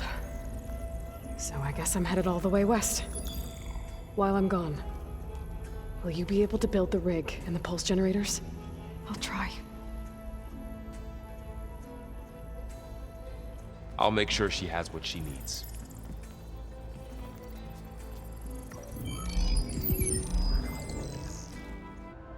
Have you been able to make use of Demeter's functions? Yes. I was able to mitigate most soil conditions and restore a temporary balance. You should notice less rampant plant growth in the area. Maybe that'll give Plainsong's fields a chance to recover. Unfortunately, recovery in that area is unlikely without the assistance of the Utaru's land gods. I have discussed this matter with Zoe. I believe we may have a workaround. Yeah, I'm helping her out with that. There's something I'm still trying to figure out. Why was Demeter using flying machines to distribute metal flowers? In its deranged state, Demeter was defending itself against a robotic swarm that would devour all plant life. It thought the Faro plague was still happening? It feared it would come again. As part of its directive of receding Earth's vegetation, it sought to protect plant life at all costs. And considering it had 20 years to proliferate, I expect you will continue to find the fruits of its efforts for some time. That's a good thing I have the code to dissolve the vines, then. Beta's convinced we won't be able to capture Hephaestus. With that attitude, do you really think she'll be able to build the rig and pulse generators?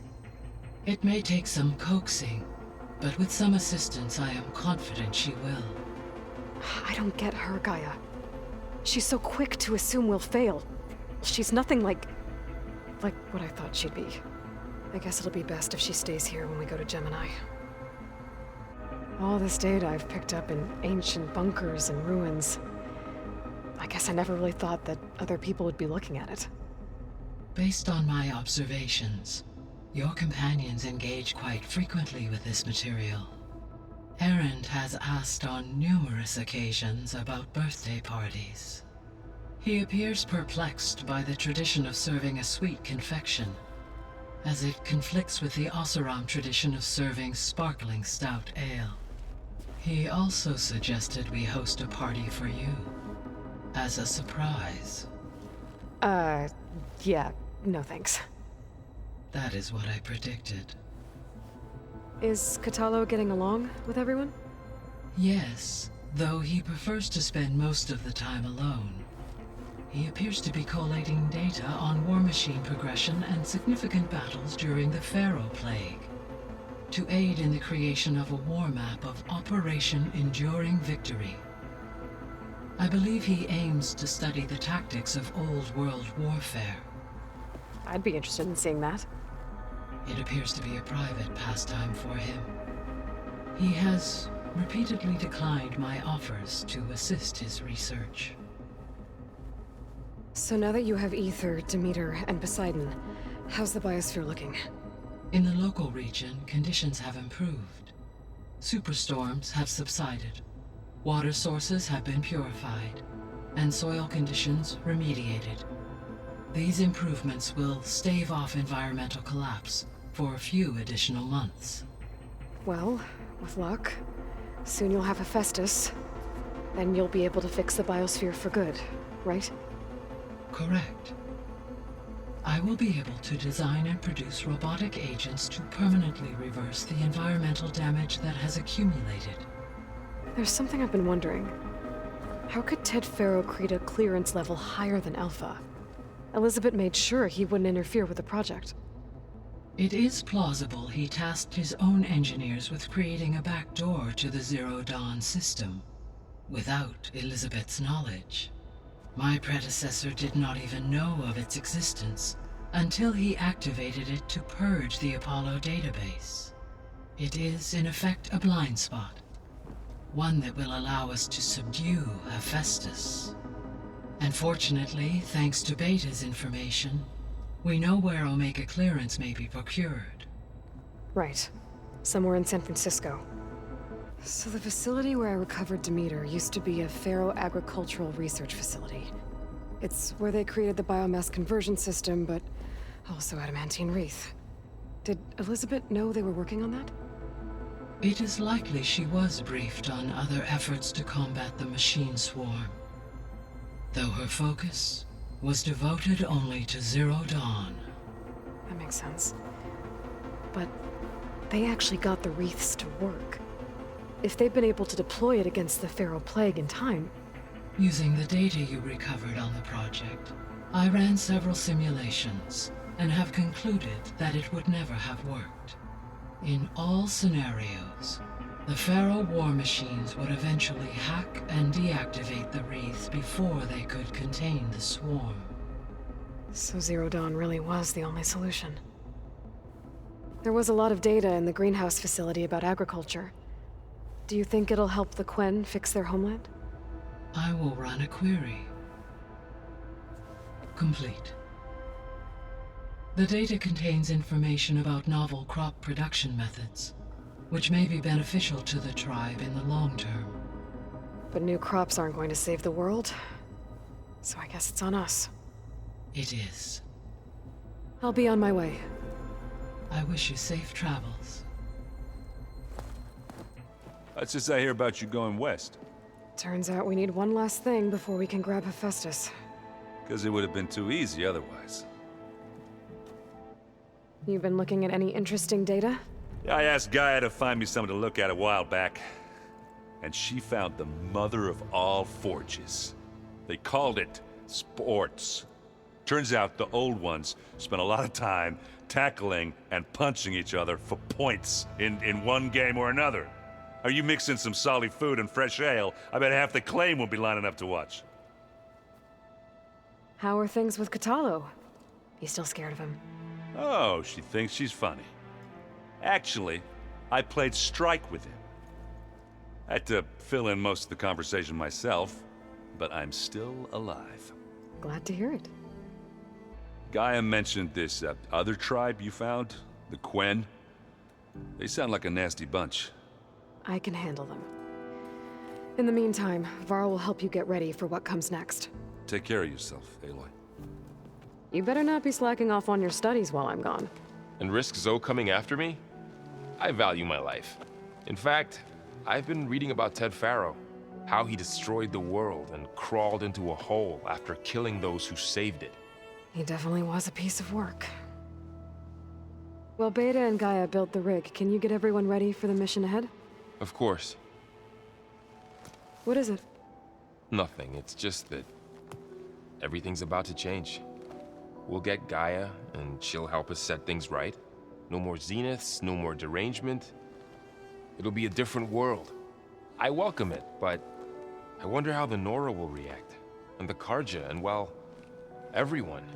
Let's just focus on fixing Gaia for now. You're right. we've got an angry AI to take down. I'll be in touch if I need anything. I'll make sure Beta briefs everyone on the pulse generators. Good. Aloy, I hear you're going further west past the Tenakth clanlands. Do you know anything about the area? Only hearsay.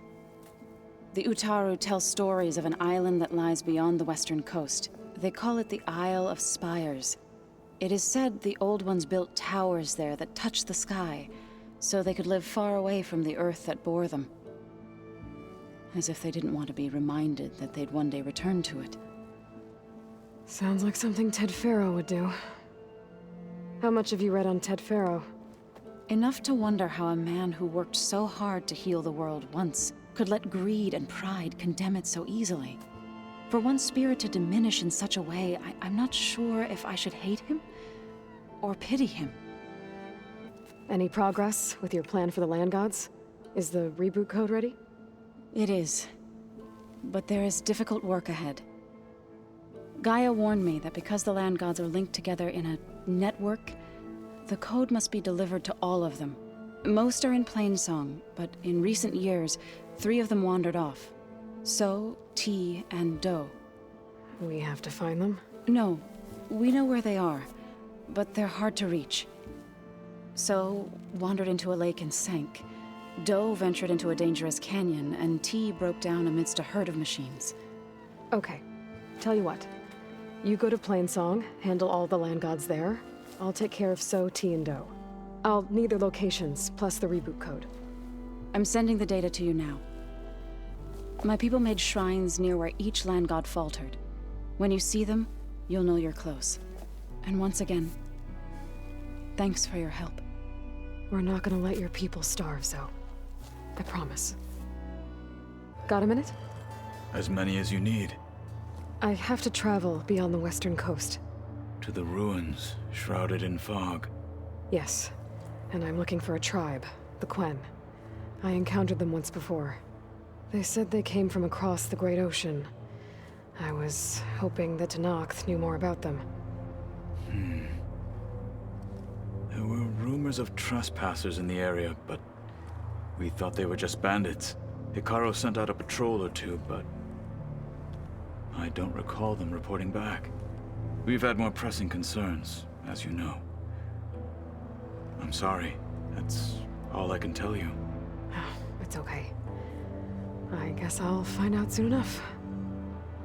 There is something I've been meaning to discuss with you. It's personal. If you have a moment to spare. I've been speaking with Gaia.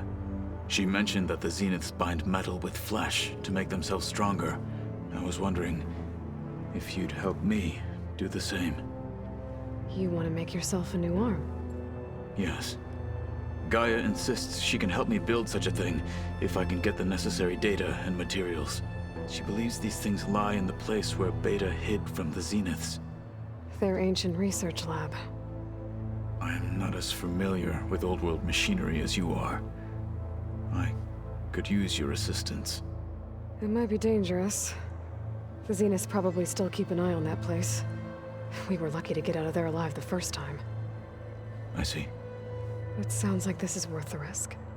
By the 10, we shall see it through. Found anything interesting during your training? Gaia told me where to find data on how wars were waged in the old world. I knew the 10 fought against machines, much as we do now, but it seems they were among the last of their kind. Later, machines battled other machines on behalf of greedy leaders, as they vied for lands and spoils. At least the Tenakth have the courage to put their lives on the line when conflicts arise. There is nobility in that. But maybe we just need fewer conflicts in the first place. Yes, of course. Hikaru would have it so as well. I should get going. I've got a long road ahead. Should you need reinforcements, I know who to call. I'll call you when I'm near the Zenith lab. We'll get what you need for that new arm of yours. Thank you, Aloy. Wasn't expecting to see you in Scalding Spear. I hear you fixed the wound. And stopped the war within our clan. I was just lucky your commander was willing to listen. Have you been to Plainsong? Did you see Corey? I haven't had the chance. Oh. At the ready, soldiers. What's going on? My squad's being sent on patrol northwest of here. I won't be able to see Corey for a long time. I wonder if you could let him know. I don't want him to think I've abandoned him. We are moving out. Please. If I find my way to Plainsong, I'll let him know. Sakura, I will leave your scab ass behind. Thank you, Aloy. I hear you've been making quite the impression on the clan lands. Saving the desert clan from itself, forcing the commander Tenakth out of hiding, defending the grove from Regalla. I didn't do it alone. The humble words of a true warrior. Your sister sent me. Her squad's been assigned further west, so she won't be able to come see you, Corey. She wanted to make sure you knew. That sounds like my sister. Is something wrong? No. Yes. There's this song I want to play, one of my own making, but it's hopeless. I'm just never going to get the sound right. What makes you say that? Back in the Clanlands, the Sky Clan built instruments that cast sound to sky and across the mountains. They use long-leg throats to make them bellow with the sound of metal. It's how they communicate between villages. Combining that sound with the Utarus would create a melody unlike anyone's ever heard before. But I won't be hunting for any longlegs anytime soon. For now, you should try the Metal Weaver again. They might have some new piece you can use. Right.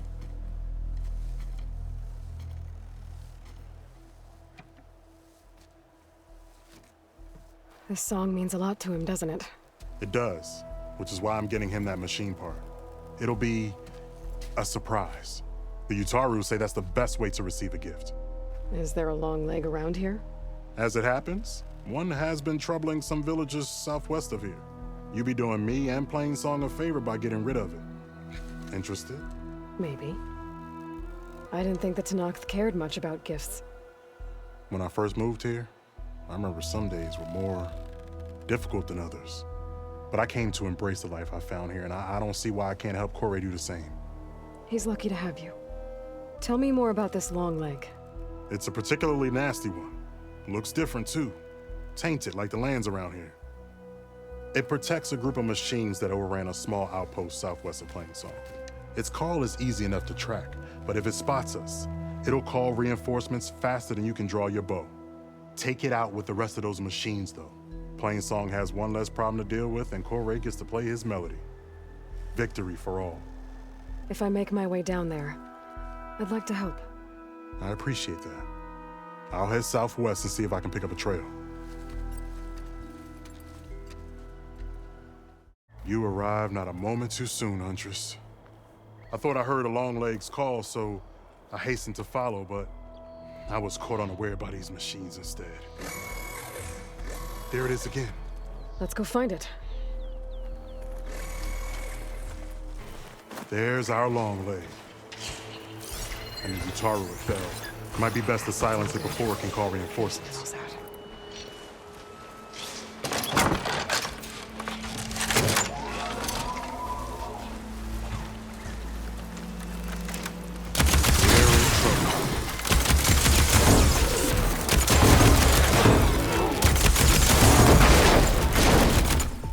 Many thanks, Aloy. Without you, I might have been in trouble. Why don't you take that piece to Corey for me? The villagers felled by these machines need to have their seeds buried properly first. Are you sure?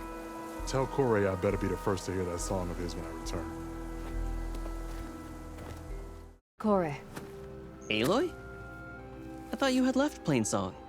Well, I thought about it, but then I'd have to carry this long leg throat all by myself. You found? Jax did. That old man. Can still hear perfectly fine. So let's hear it.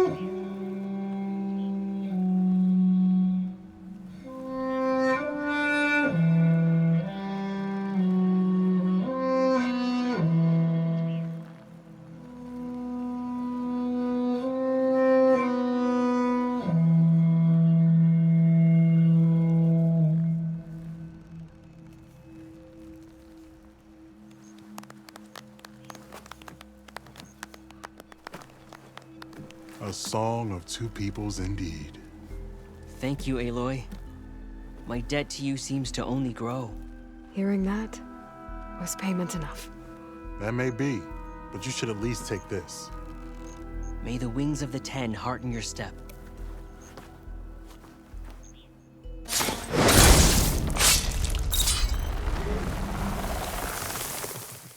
That's better. Time to get this code installed.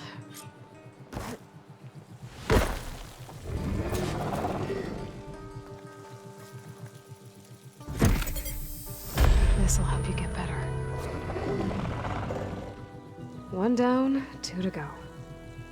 Zoe, you there? I'm here, Aloy. Just planted the reboot code on Doe. He was a bit tangled up, but he's better now. Good to hear. Doe always returned to the sacred cave at the end of winter, so his festival foretold the coming of spring. During those times, I remember clinging to my mother by the hearth, snuggling for warmth, and listening to her sing of new beginnings. Which is exactly what you're going to give to your people. I hope so. All right then. I'll head to Plainsong and deliver the code to the land gods there. Nice and easy. Another land god dealt with. Hey, Zoe? Aloy, how goes it? I found T and installed the reboot code. Fitting then that I feel thankful. T's festival came in winter, when all the grain from the harvest was stored away. It was a season of gratitude, and all the children would receive gifts. The best was my first bow, made of yew, strung by my father. Well, he definitely taught you how to shoot well. That he did. There's one more thing. I found 2 of your people. A Stormbird got them, but I took it down. Oh. I'll make sure someone retrieves their seed pouches, so they may return to the land. How are things on your end? Getting there. A few land gods to visit still. Okay. I'll call you when I'm done with the last one. Thank you, Aloy. Time for a swim.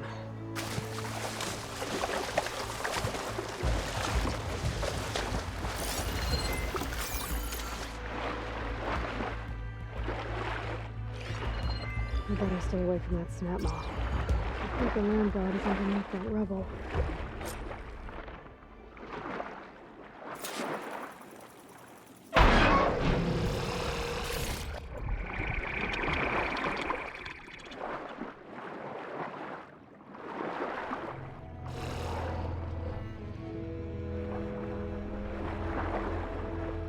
I need to get to that land god so I can install the reboot code.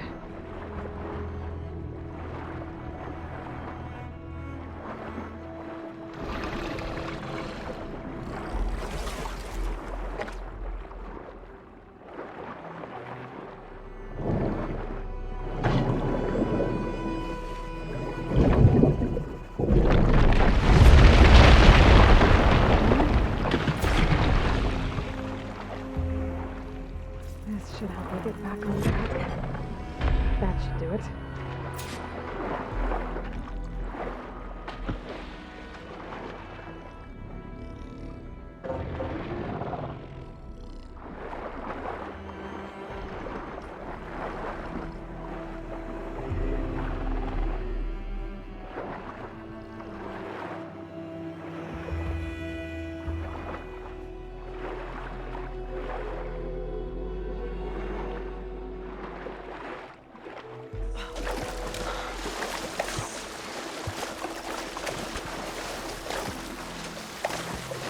The last land god.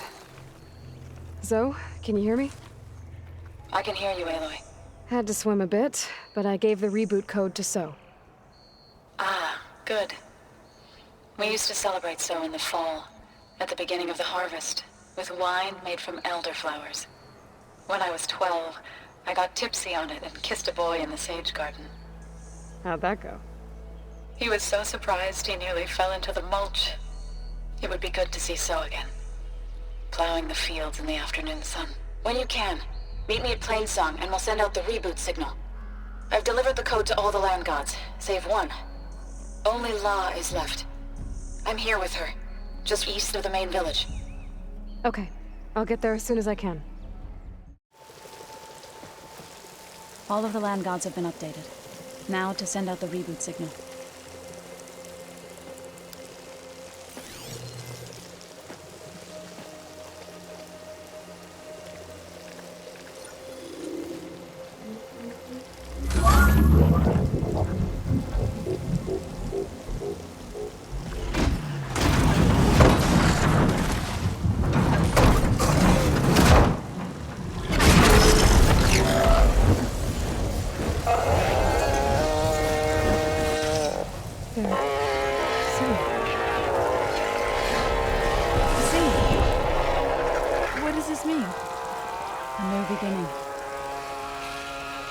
Told me this would happen.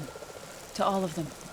Do, T, So, and the rest. She called it a reboot sequence. But I didn't think it would be so beautiful. Soon the land gods will return to tilling the soil as they once did. Zoe, the chorus wants a word. Of course they do. Do you want me to come? No need. I'll just tell them that our lands will soon bloom again. Who are they to argue? Find me later. Then I'll tell you how it went. Good luck.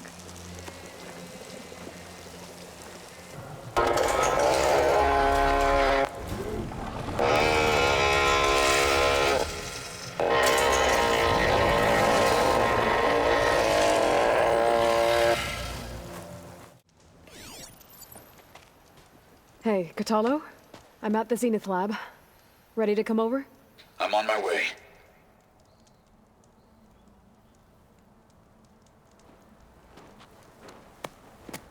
Aloy, I appreciate you meeting me here.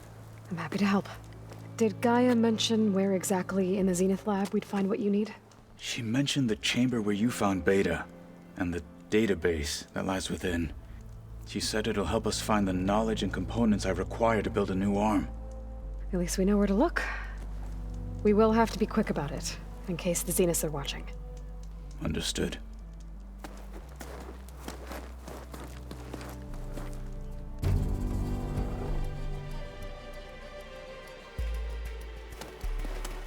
The lab's up this way.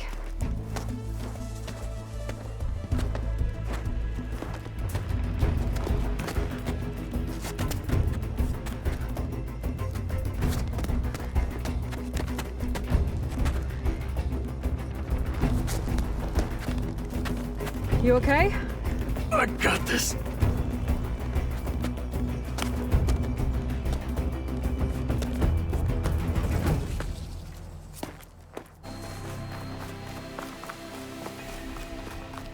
The enemy did this?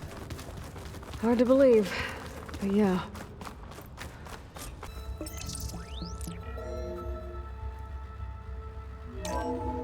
I'll download the database to your focus, so you can search through it later. What about the components? They should be somewhere on the... Specters! For the fallen marshal! What they have is courage, they lack in praise!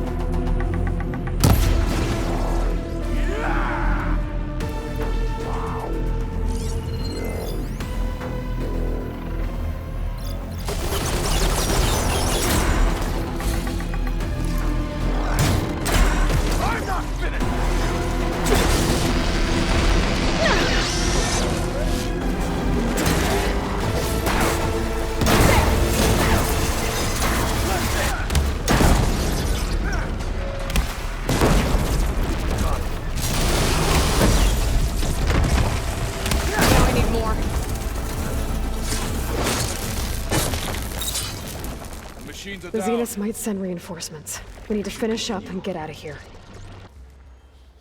You found the components? See for yourself. You have my thanks, Aloy. Something wrong? I was just thinking about what it will be like after I build the arm. Will I feel different? Whole again? Idle thoughts. They can wait until we're back at base. You go on ahead. I might want to take one more look around, in case there's anything useful. Very well. I look forward to putting what we found to good use. Walk with the 10.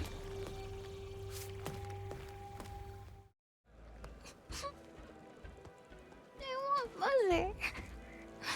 Shh. She'll be back. Rest now. Keep an eye on her. Is she sick? It's Aloy, isn't it? Walk with me.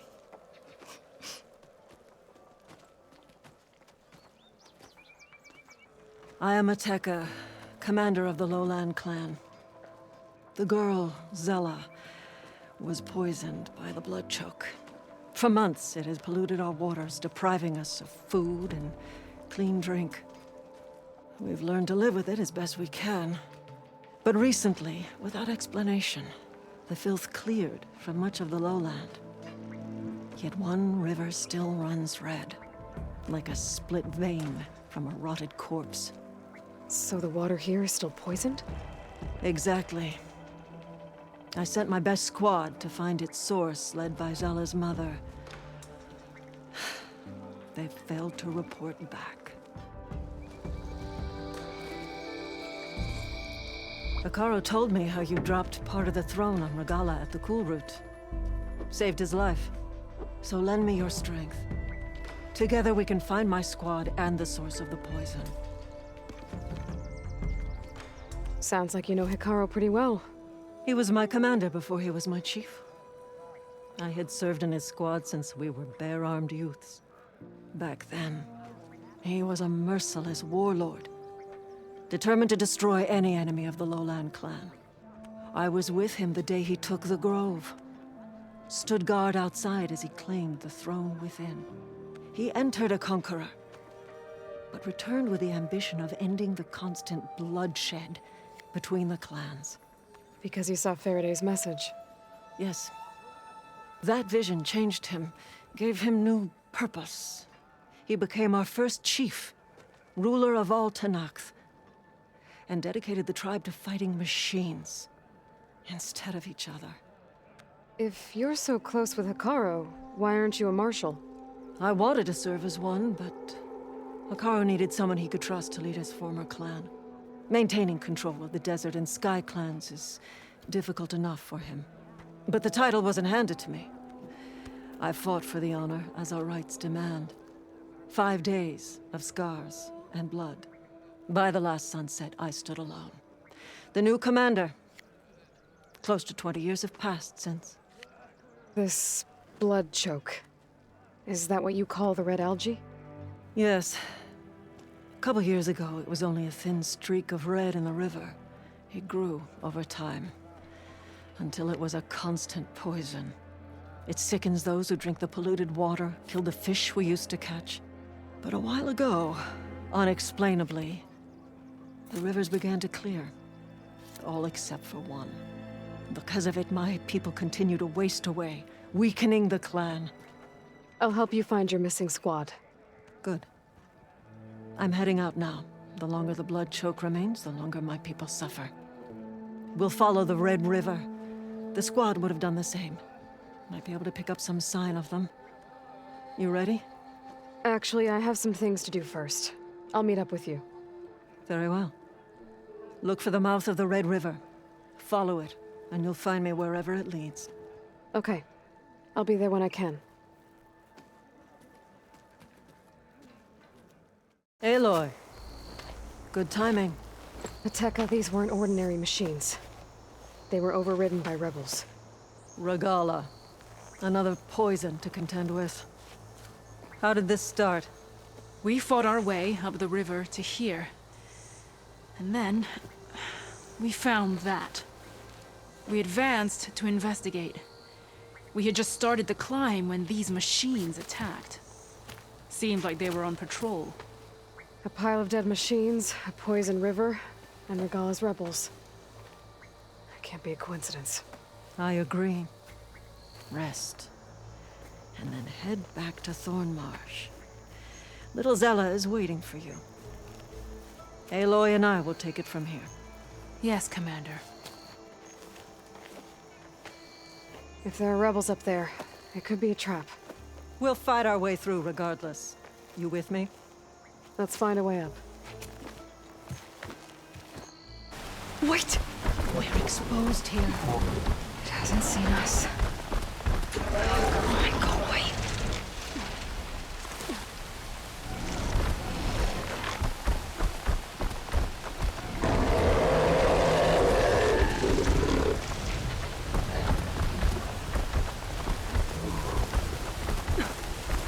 Okay.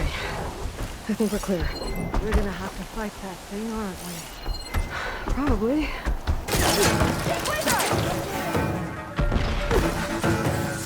Where is she?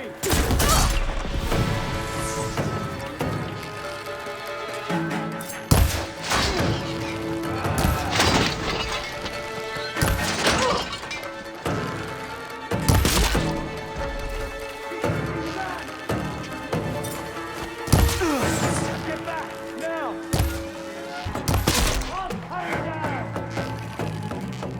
Last one!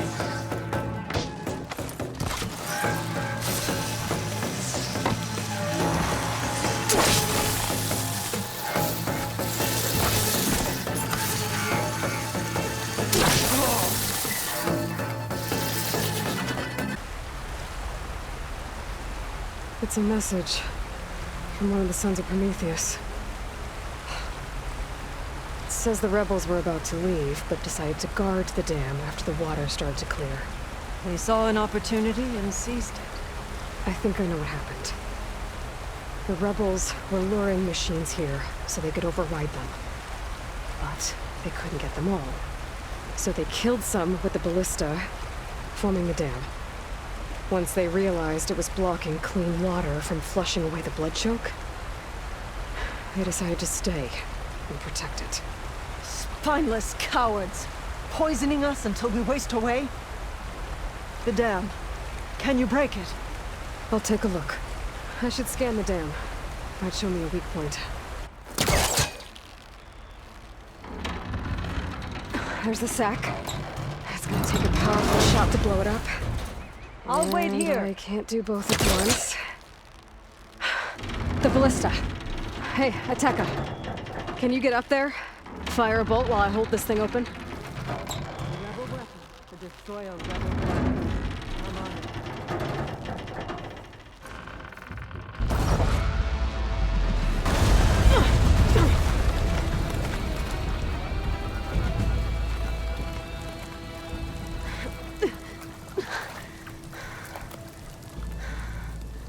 Nice flying. Ha, ha.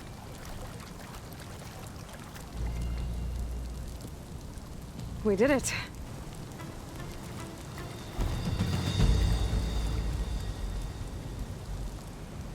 Ateka? It's gone. After all this time, we're finally free of the poisoned waters. Thank you, Aloy. I must return to Thornmarsh. Meet me there when you can. You deserve a proper reward.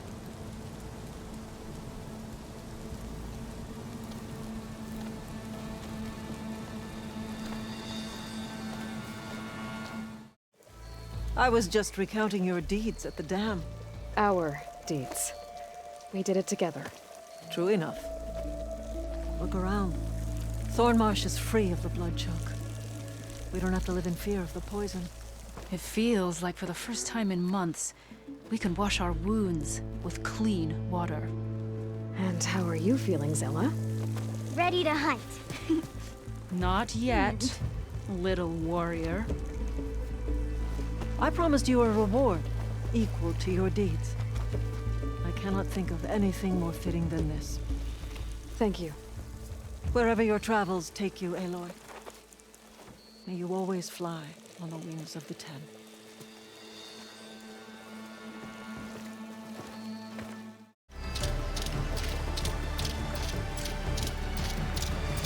Okay.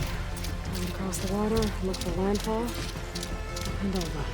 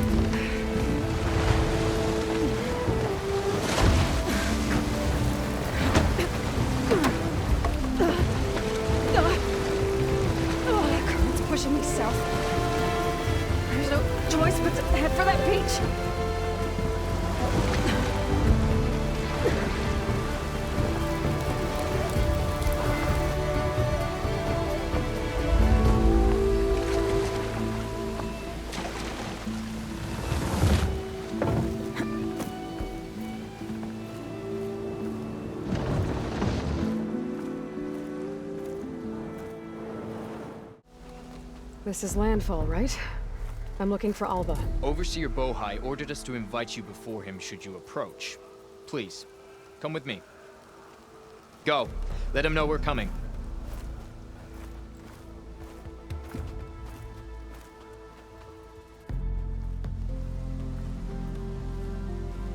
It's her! The diviner was right.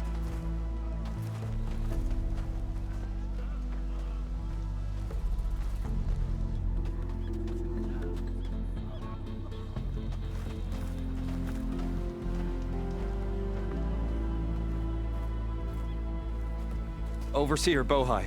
A stranger just walked through the gate.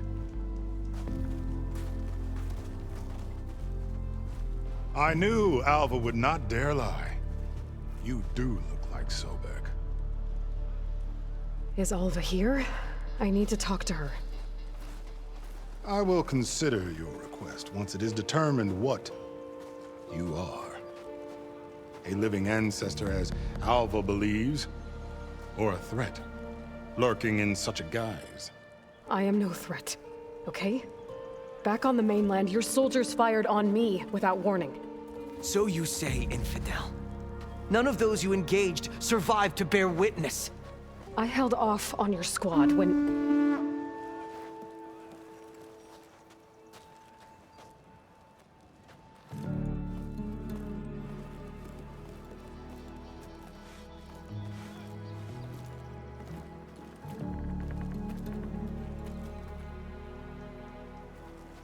May I present our honored CO. So, here she is. Our great mystery. Well, Bohai, what have you divined? What is she? A mystery indeed, my CO. How can she appear as Sobeck, and yet know nothing of our ways? Are we to believe that a living ancestor was born to this wretched land? An ocean apart from the realm of the Chosen? And if so, to what end? I cannot answer. Only she can. But I warn you, no falsehood will satisfy us. Now speak. Why are you here? What is your purpose? I'm looking for a place called Thebes. And what do you seek there? Alva told me a little bit about what you're after. I guess you could say I want what you want.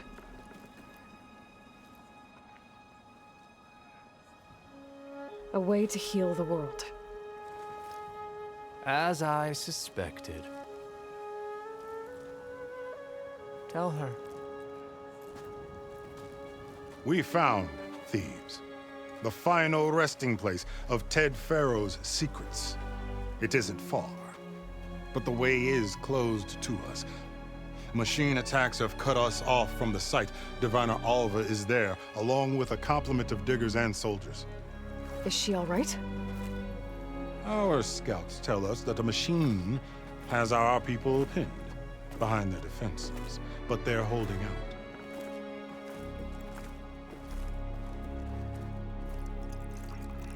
Machines, huh? I can help with that. Alva told us that you are indeed formidable. But I have a few questions first. We will answer what we can. So you found Thebes. How? The ancestors revealed it to us not long after we made landfall. Almost a year ago. Through a scrap of ancient data discovered by Alva and verified by myself. It contained details about the construction of a great underground palace. Where, exactly? Close. Beneath the Great Pyramid in the ruins beyond. Figures. Dad loves his pyramids. Have you been inside? No. That has been a problem, one of many. And we will solve them all in time. Getting back to the site is the one at hand. I hope you're as effective against machines as Diviner Alva suggested. What exactly are you looking for inside Thebes? I thought Alva brought back the data you needed. We risked much to cross the ocean. Therefore, we must unearth every possible link to the legacy while we are here, especially one as important as Thebes. We will not sail back until I have plundered its secrets. So, Alva reports to you. I was chosen by my colleagues on the Board of Overseers to supervise data retrieval on this expedition, yes. And you're in charge of the expedition. He is far more than that. You are addressing the cousin of the Emperor of the Quinn. Heir to the vast holdings of the Great Delta, the first CO in 5 generations. All she needs to understand is that I am the authority here, and my will is to attain the secrets of Thebes. Mine too. We're in luck. You crossed the ocean on these ships? Couldn't have been easy. Greatness is never easy. Indeed. It took 7 years just to build the flotilla. This expedition is the most important undertaking of our generation. A quest for knowledge across the gaping sea with nothing less than the fate of our tribe at stake. And none of it would have been possible without the will of the CO. The voyage was difficult. The wilds here even more so. Our sailors and soldiers have suffered much. I know that. But all for the glory of the Quen. Good to know. What kind of machine has your people pinned down near Thebes? A Thunderjaw. We've dealt with them before, but this one is... Tougher, stronger, and it has black armor? Yes. How did you know? Doesn't matter. Won't be easy, but I can take it down. Then destiny shines upon us, as I knew it would.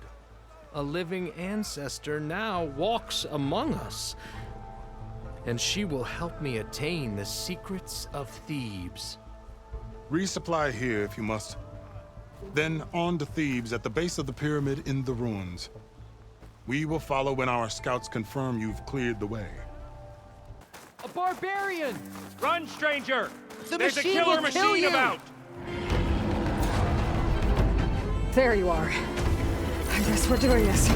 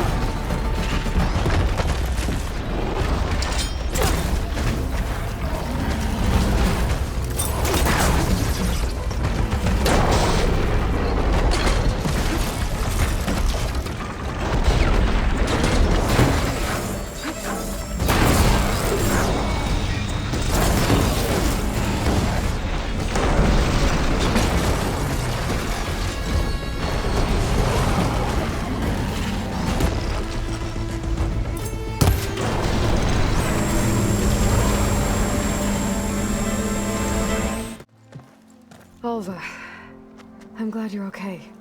Oh, you got rid of that machine. But what are you doing here? There's something inside Thebes that I need. I went to Landfall. I met your CO. We came to an agreement, kind of. And you're going to help us get in? I guess so. The whole thing was a little tense. There was something off about that guy. And I don't understand what he wants from Thebes. I thought we found the data that your people needed back on the mainland. That data will take us years to sift through. The CO wants faster results. Aloy, you have to be careful. He's... There they are! The legacy tells us that Elisabet Sobeck helped the ancestors cast aside all obstacles. And so it has been today. You have been true to your word. I'm pleased. Thebes awaits us below, shall we?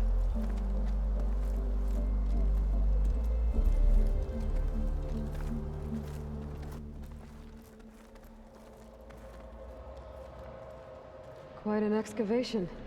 Much of this was flooded. We had to pump a great deal of water out.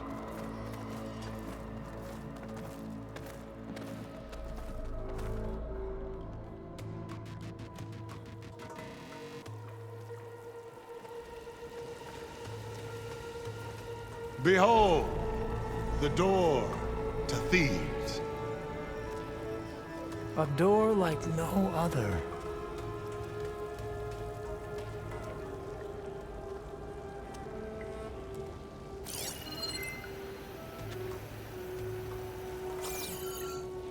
Well, you're right about that. It's designed to open for only one man. Ted Faro.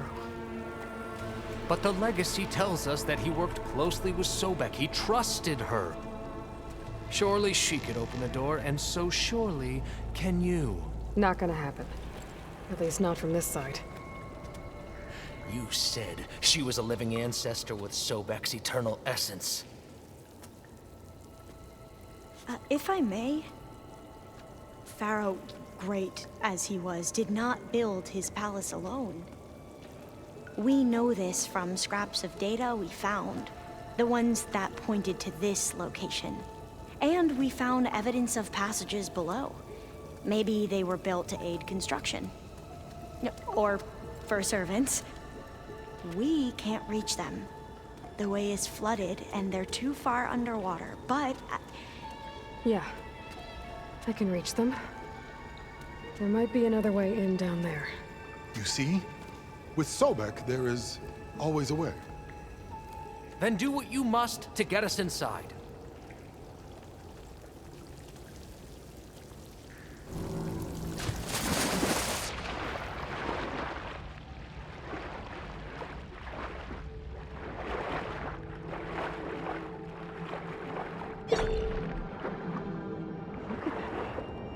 It's huge.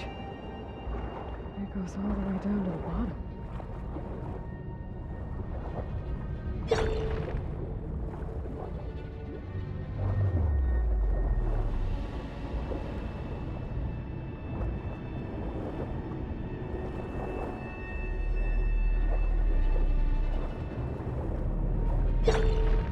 There's a rupture up there. Maybe a way in. Yeah, this could get me inside. I'm inside, but how do I let the Quinn in? Looks like an exercise room?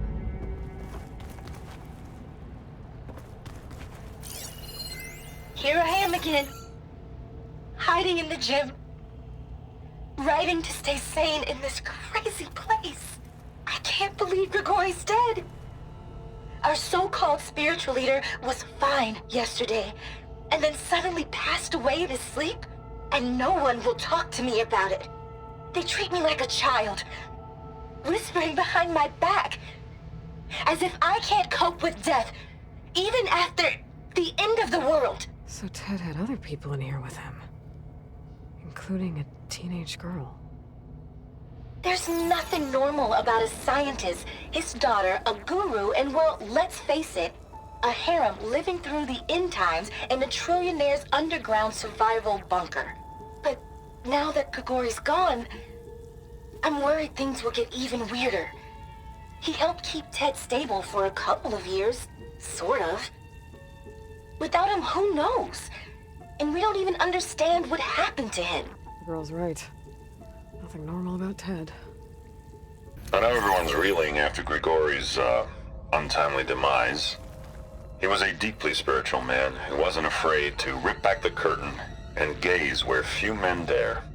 I've asked Dr. Sumtow to, check on what happened to him. I'm sure he had some kind of condition or something. The main point is that while we certainly miss him, we will go on. Everything's gonna be okay. Yeah, something tells me it didn't turn out that way. Most of Ted's women repulse me, okay? They're like contestants on a housewife sim preening for the hubby's attention. But Brianna, the hollow singer, she's different. She's always been nice to me. And I love her voice, which has been conspicuously silent since Grigori died. She doesn't speculate or gossip like the others. She knows something. I can tell. And I'm gonna find out what it is. Emergency exit initiated.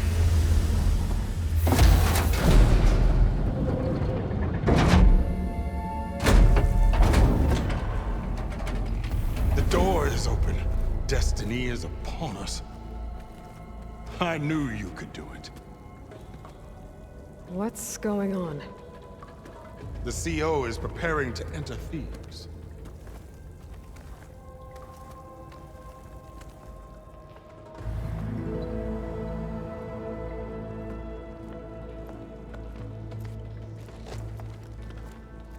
Oh, why are you dressed like Ted Faro? I am Faro, renewed. My essence is the same as his. Across the years, across the generations, his soul is my soul. His will is my will. We are sundered in only one way. I need his final testament, his deepest secrets. And now that the door is open, those secrets are within my grasp. When I have them, I will be complete, as he was. I will have everything I need to save our homeland, and, as Faro did, the world. Okay. I think there's some confusion here about who Faro really was. No one knows better than I who he was, who he is. Me. The Renewer, greatest of the ancestors, the man who saved the world. And you. You understand Sobeck. You are her, Faro's harbinger, his assistant. Come, we will descend into Thebes together, as it should be. Bring her the raiment. Raiment? As he is Faro, you are Sobeck. For an occasion this momentous, shouldn't you wear proper business attire? Whoa. No, no, no, no, no. No, I am not wearing that. No way. You will wear the proper attire to mark this moment. Or what? It is said Sobeck valued life above all else. Is this true? Fine. I'll wear your raiment.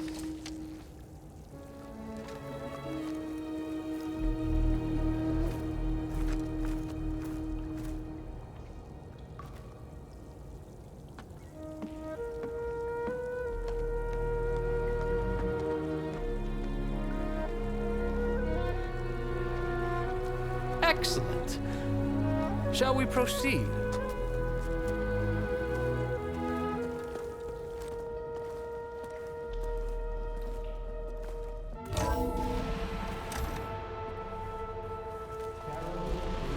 A monument to greatness. It's a monument to something, I'll give you that.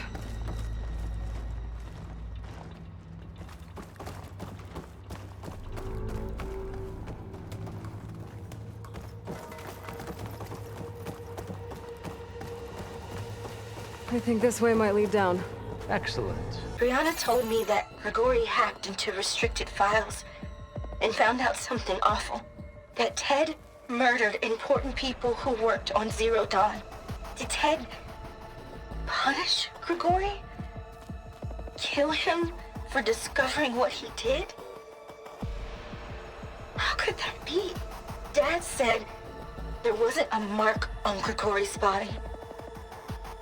His heart just gave out. Find anything interesting? I can't make sense of it yet.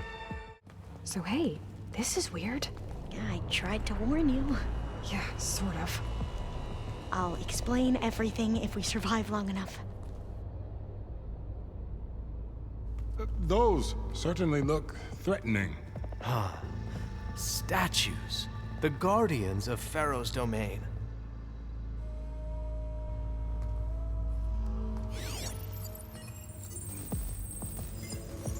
Those aren't statues. Look out! Get the CO out of here! Guess it's just us then.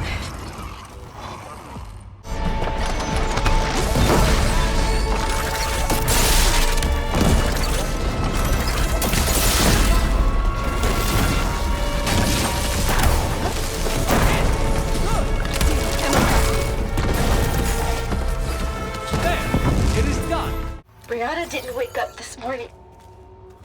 She's gone. Just like Grigori. I'm looking up at the giant, hideous statue of Ted in the Great Hall. At his eyes. And I know now that he's watching me. He's watching us all. He's always had power over us. I just never knew how much. When I built this place, when its special systems were designed, I knew what I wanted. Protection, of course. An unlimited power source, that was a given. But also... control. Over every possible eventuality. After all, you never know what'll happen, especially when the human element is involved. What did you find? Trust me. You don't want to know. I guess I don't.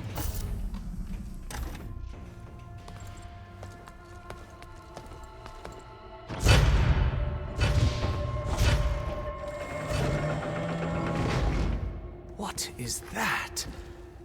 A reclining throne, attached to some kind of apparatus. I wonder what it does. You did this for him? You put, like, off switches in everyone's heads? Kenya, you mustn't judge me.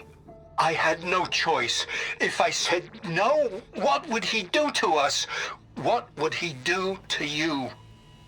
You're my little girl. I was trying to keep you alive. For what, Dad?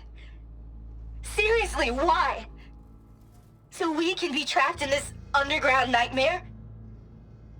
You know what we have to do. Please. Did you find a recording, Aloy? Yeah.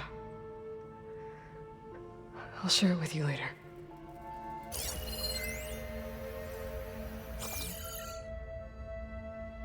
Made a minor adjustment to the gene therapy regimen and added a new cocktail to treat the symptoms caused by the mutations. Hopefully, there will be some stabilization after the next treatment. God knows what Ted will do to us if there isn't. The early results were so promising. No signs of aging, no cellular degeneration, but now... Oh, if only I had access to my old lab in Bangkok, or my old colleagues, or my old liquor cabinet. Stop it. Got to stay positive. For Kenya. You saw something. I could tell. Did the data explain what Faro used this device for? I think he was undergoing treatments to live longer. A lot longer. Really? Could he still be alive? Don't be foolish. If he were alive, he would have kept his essence. It would not have been passed down to me. Remember, he was the renewer. Of course, he would have stopped at nothing to grasp the secrets of life and death. But not for himself. Everything he did was for a new beginning. For us, for the Quen. And for his true heir, me. You know, I'm starting to think you're right. You do have a lot in common with Ted Faro. I knew you would see, in time. Let us continue. His secrets await. An automated geothermal energy plant right under the city of San Francisco. A marvel. Even I can run it, and let's face it, I was always more of a visionary than an engineer. Which is why I had the foresight to insist on the inclusion of a very unique feature. Just in case anyone ever tries to steal my cheese, so to speak.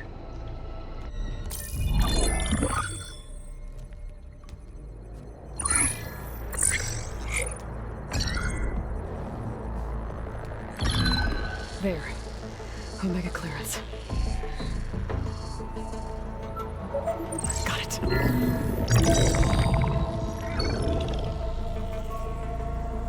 What do you have to say for yourself, Ted?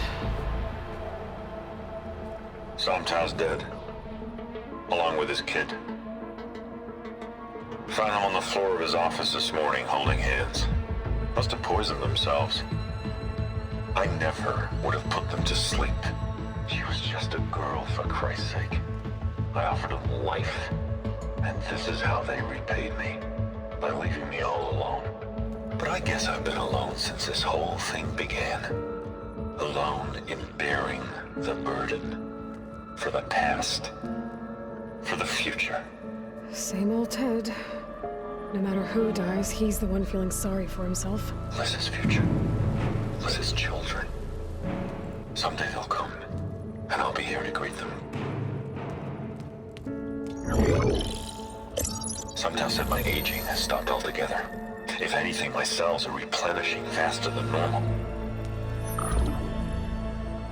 I just need some time for the mutations to calm down. Time. And energy. Sometimes if the reactor can give me what I need to grow strong again. To get my shit back together. So I can greet the kids. They're gonna need me. My advice. My guidance. And then I won't be alone anymore.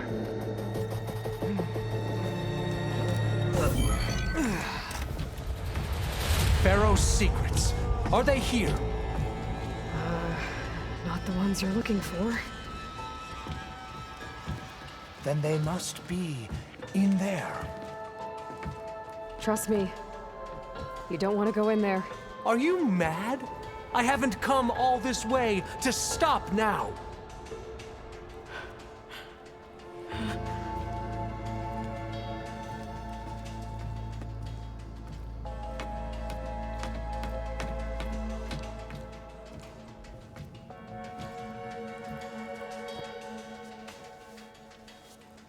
At last, Faro's legacy is mine.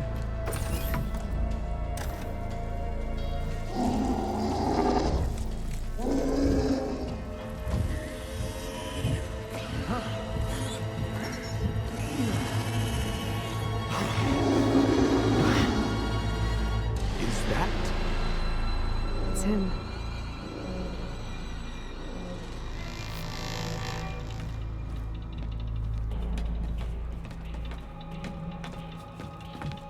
Burn it to ash. Wait, no. Faro has it rigged to melt down if... Kill them too. No witnesses.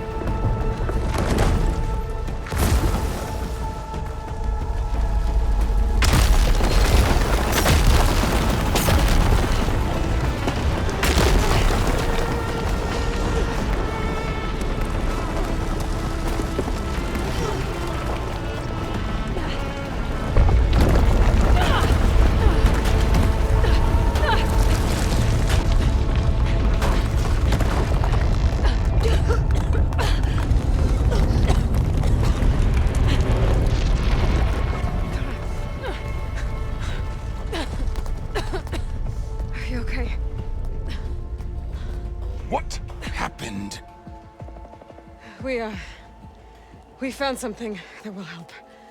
Not just your homeland, but everywhere. But where's the CO? He's gone. I guess you could say he gave his life to help us attain the secrets of Thebes. I see.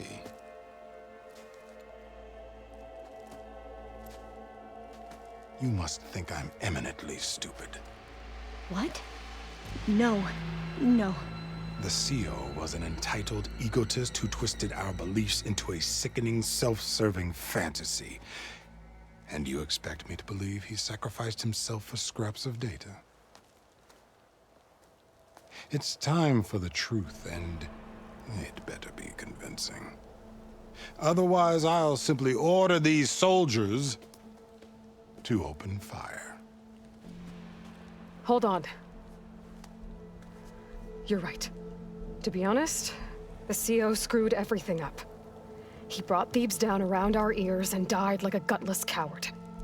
But we really did find something down there that will help your homeland. If I can take it and use it. Now, if I have to, I will fight my way out of here, but it doesn't have to be that way. You can just let me go. And then take credit when things start to improve.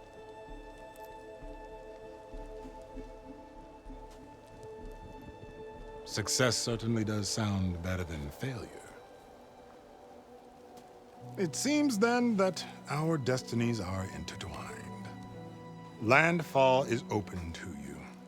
If it will help your cause, you may come and go as you please. But Alva must join you and report back on your efforts. Fair enough.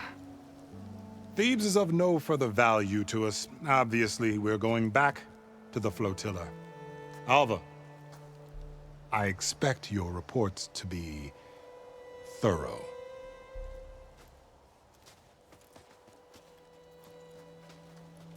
Oh, I thought he was going to have us killed. And instead, I get to join you. Glad to have you. But you're going to need a little help to reach our base. Varl, I made a new friend. I need you to meet her at the Quen Ferry and escort her back. On it. Can't wait to meet her. Trust me, you'll love it there. Varl will give you a better focus and all the data you could ever want. Head to the ferry. I'll join you back east as soon as I can. A diviner must follow the truth, wherever it leads. I'll see you there.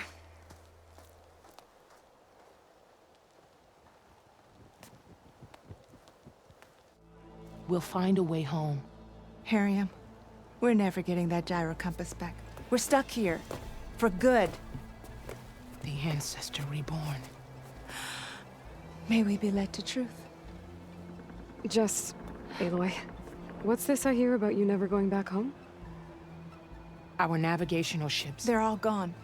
Destroyed by storms and reefs, and with them the one instrument we need to guide us across the ocean. There is one ship that might still hold a working gyro compass. But it's beyond our reach, beached on an island surrounded by deadly currents. No compass, no way home, no way back to those we should have never left behind in the first place. Christia. You mentioned you left someone behind? My wife, Meandra. She works the field in the Great Delta. When I was chosen for this mission, she begged me not to come. She was scared I wouldn't return. And like always, she was right.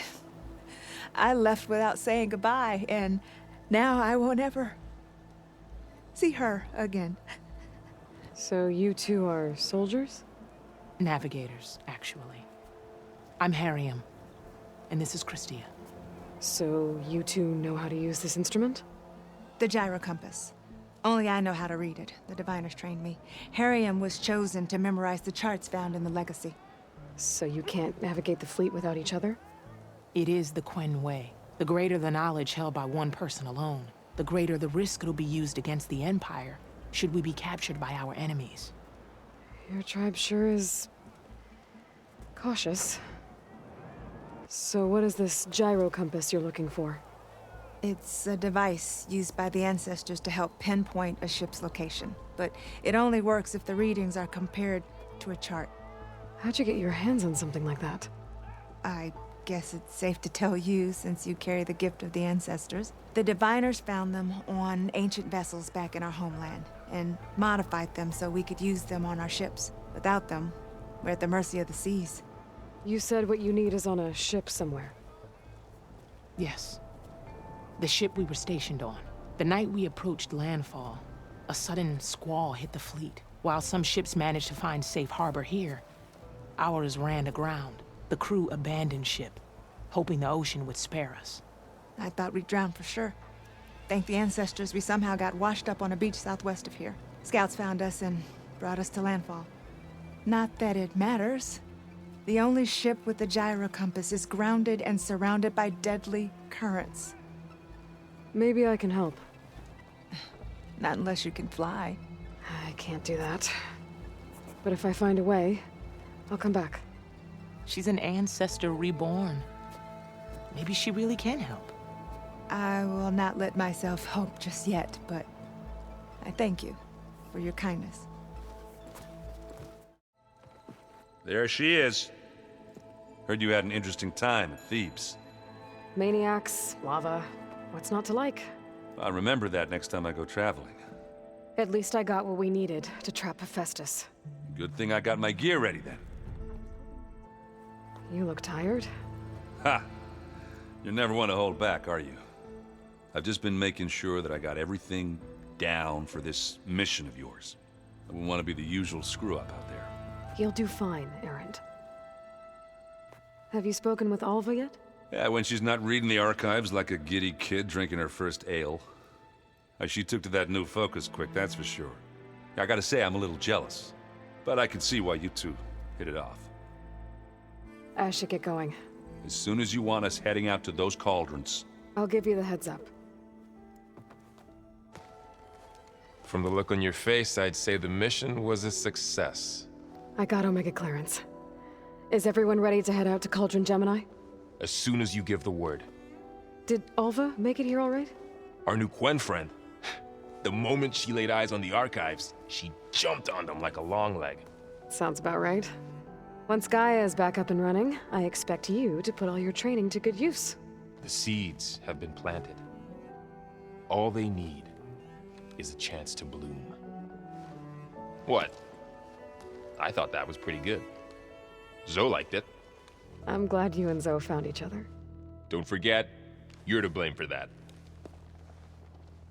Now that I have Omega clearance, we can grab Hephaestus and finally have the advantage over the Zeniths. Can't wait to see their faces as they stare down a bunch of charging thunderjaws. Better them than us, for once. I should go get this to Gaia. Of course. Let us know when we're needed. Welcome back. Good to be back. Have you met our new Quen guest yet? I could barely keep up as she gave herself a tour of the base. Varl gave her a new focus. Though when he told her she was free to access all the data we had here, she turned so pale I thought she'd faint on the spot.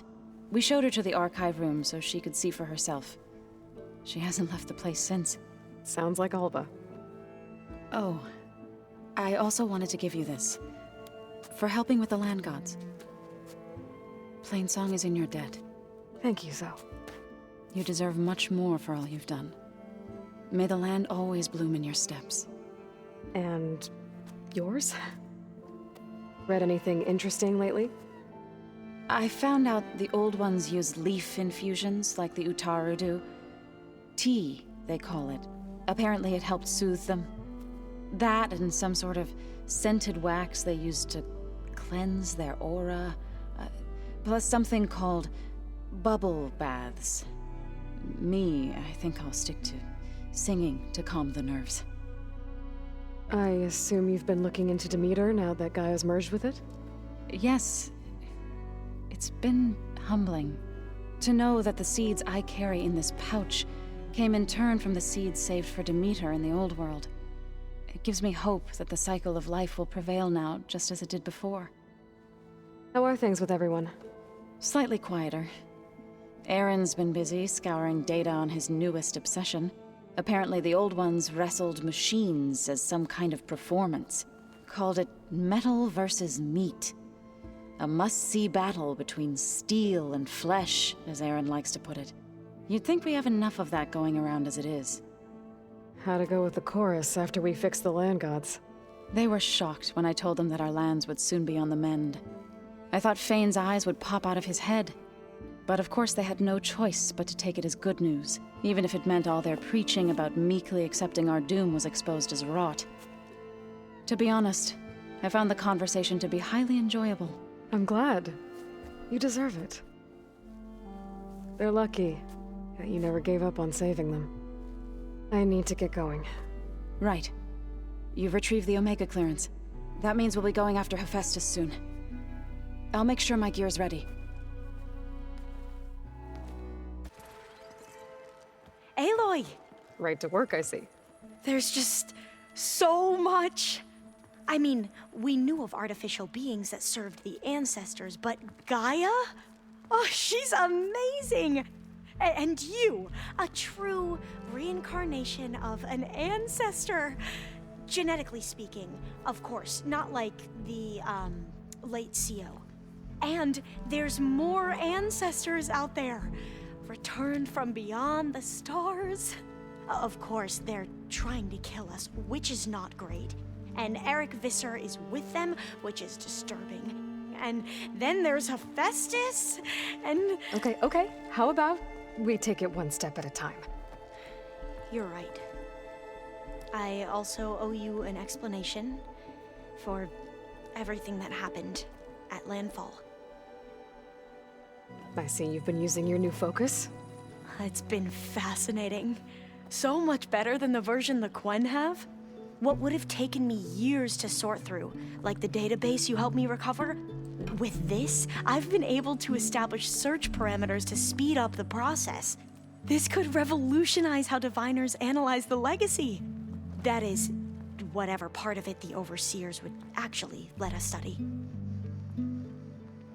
You wanted data, you'll find lots of it here. A diviner has never had this sort of unsupervised access to archives such as this. And knowing you, I suspect there is much that would normally be forbidden held within them. But I was sent here to help you. I would be remiss to ignore any truth laid before me. Maybe it'll help the Quen find their way back to the path of truth. You mentioned Eric Visser? How do you know about him? The Zenith who tried to kill you? He is known to the Quen as the Protector. Combing through data related to his work led us to breakthroughs related to weapons and military tactics. Knowledge our rulers used to conquer and expand, to become the empire we are today. That's why he's one of our most revered ancestors.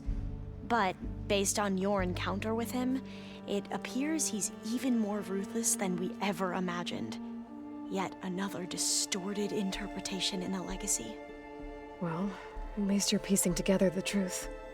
If only the overseers back home would do the same. Beta mentioned other Zeniths. Tilda, Verbena, and Gerard.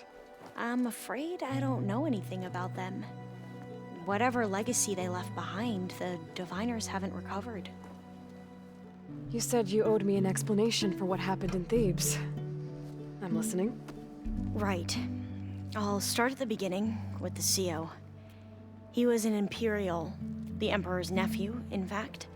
As such, he sponsored many diviners to search the legacy for anything that might help the tribe, and himself.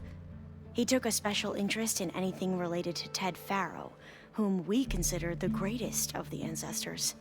Ted Faro, revered ancestor. That's tough to take. I know better now, of course. Anyway, the diviners discovered that Faro spent a great deal of time in San Francisco. In fact, many of the most important ancestors did. So the Emperor's nephew convinced him that an expedition across the ocean might solve our most pressing problems. If only we could find the right data in this fabled city. Perhaps we could roll back the floods and storms that threatened our people. The Emperor declared that all the tribe's resources be poured into this endeavor. Dozens of ships were built, scouting missions were dispatched, and the Emperor's nephew was named Sio, one who wields the legacy for the good of the Empire. The living embodiment of Ted Faro, the Renewer. It may seem strange now, but for a time, he carried all of our hopes. We really believed he would save us. We had no idea just how perilous the journey would be. What happened? We lost most of our ships to hurricanes, and scores of soldiers perished to hunger and disease. And that was before we even hit the coast. Once we landed, machines ripped our patrols apart, and we struggled to replenish our rations. There were bright spots, to be sure. We found Thebes and the greenhouse, but nothing improved the CEO's mood as his dreams of saving the tribe were slowly dashed. He became more and more obsessed with Thebes and what lay behind its door, and more convinced that the title of CEO was no mere honorific. You heard him, spouting nonsense about Pharaoh's essence and some kind of becoming. We knew these weren't the words of a sane man, but he was quick to put any who spoke out in front of a firing squad. What a great guy. The Quen are wrong about many things when it comes to the legacy. I can see that now. But what the CO became was a complete perversion of what principled diviners stand for. The pursuit of truth. I'm sorry you had to endure his madness.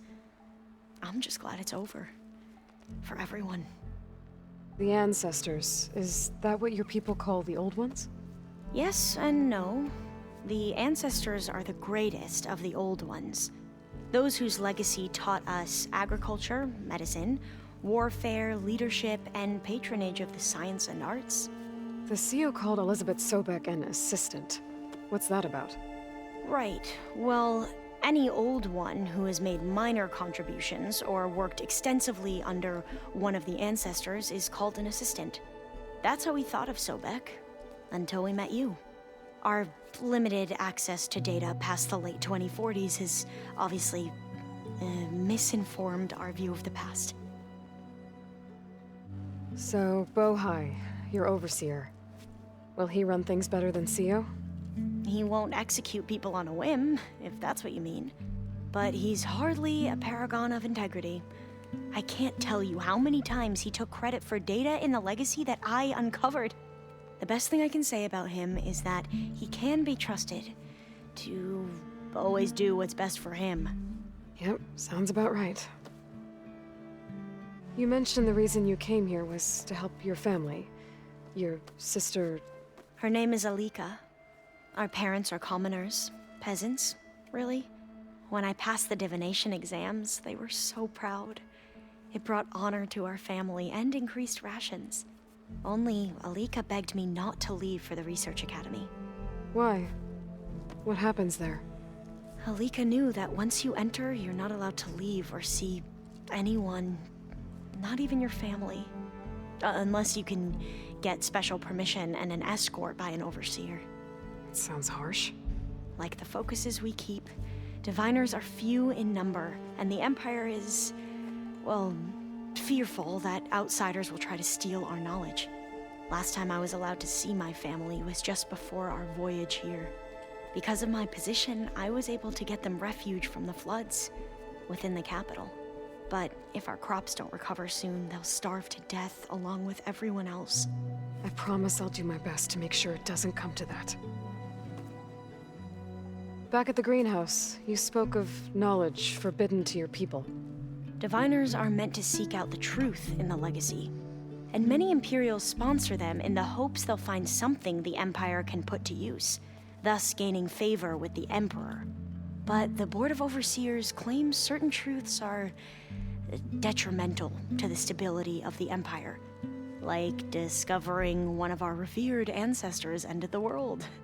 That is why diviners are only allowed to access segments of the legacy.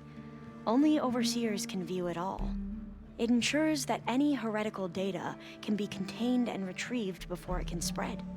What happens to diviners who break the rules? I never had the courage to ask.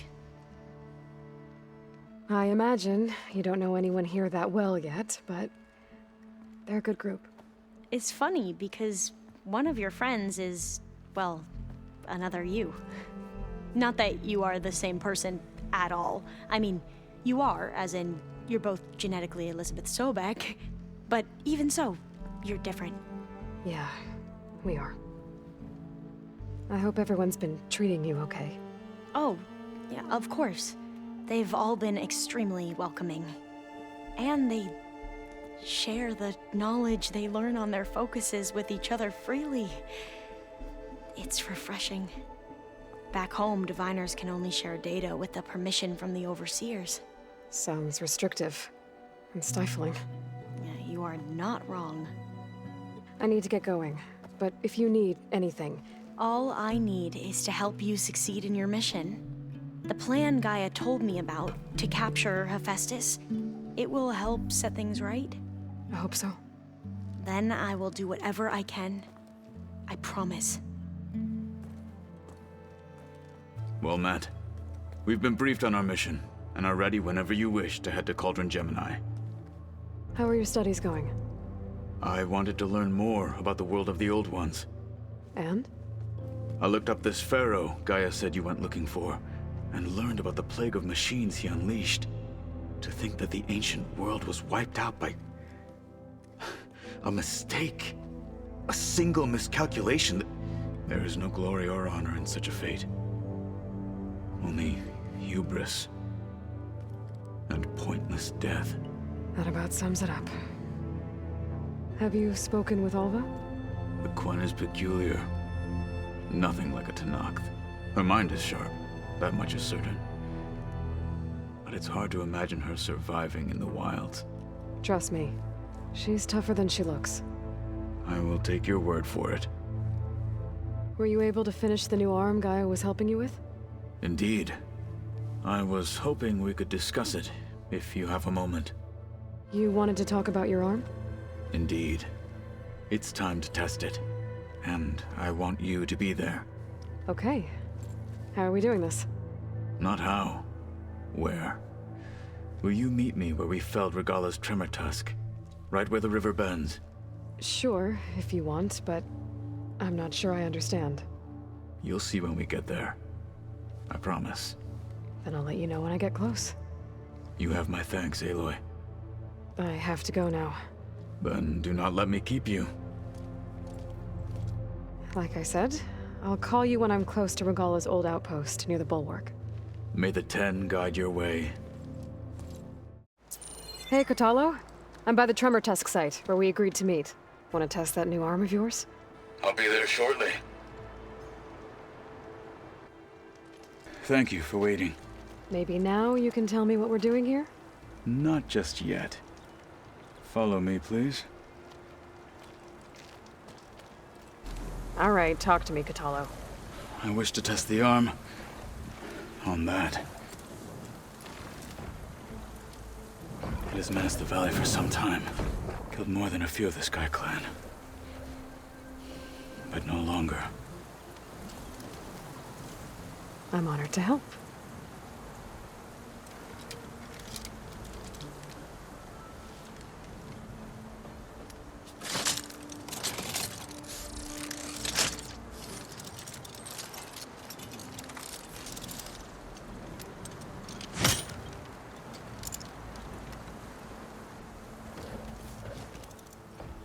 After you.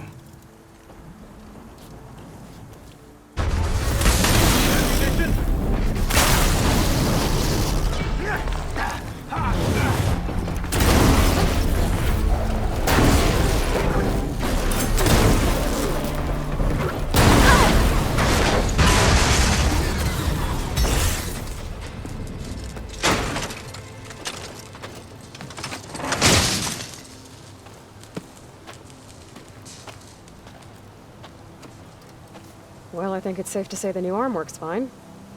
Agreed.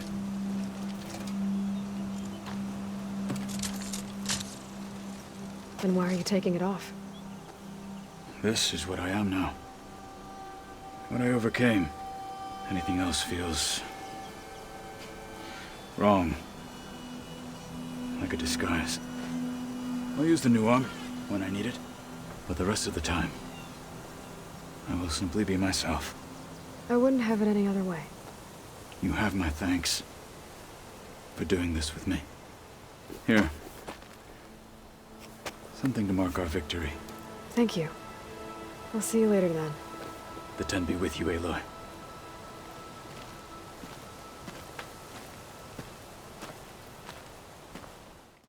I'm in Plainsong and it's amazing. It's just like you said, the fields are back in bloom. And we have you to thank for it. If you hadn't come along, the Utaru would still be starving, under siege by machines. I'm just glad it worked out. Yes. First Plainsong. Next, the world. We have a new problem. Did something go wrong with Beta and the rig? Will we be able to transport you to Gemini? The rig is complete. The problem is Hephaestus itself. It has accelerated its proliferation throughout the Cauldron network, increasing its power. But with your sub-functions restored, we can still succeed, right? Correct. But the net effect is that absorbing Hephaestus will take longer than previously calculated. How long? Even with Omega clearance, my current estimate is that the merge will take 35 hours. And each hour increases the risk of detection by the Zeniths.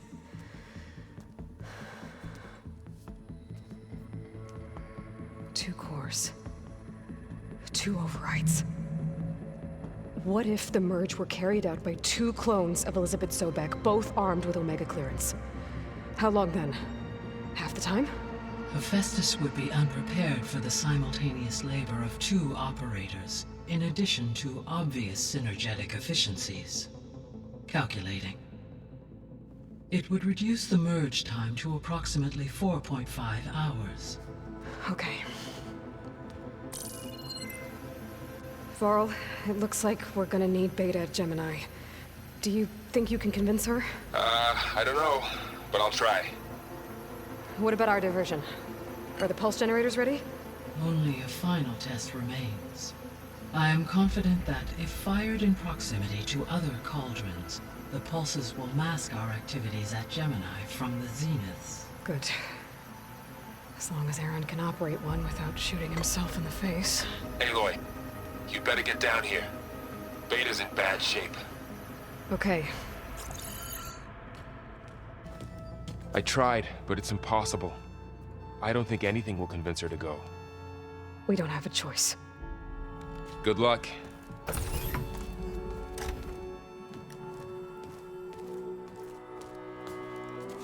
Beta, you have to come with us. It's the only way.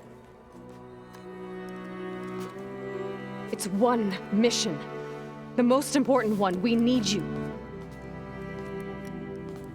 Tell me why you won't go. What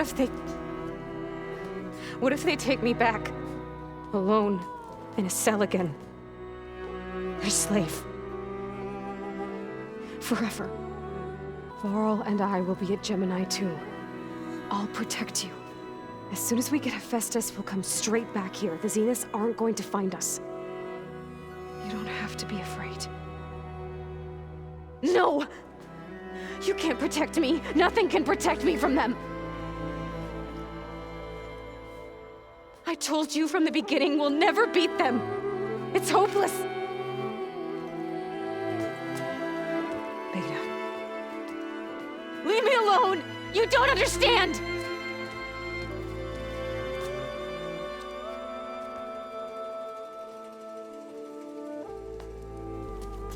You're right. I don't understand. We have the same genes, the same mind, the same heart. So why can't you find the strength to do what has to be done? Like Elisabet would. Don't you think I've thought about that? I don't know what piece of Elisabet I'm missing. I don't know what you have that I don't. I look through all the data from your focus. You were raised as an outcast, shunned, and isolated just like me, so what's the difference? What's my defect?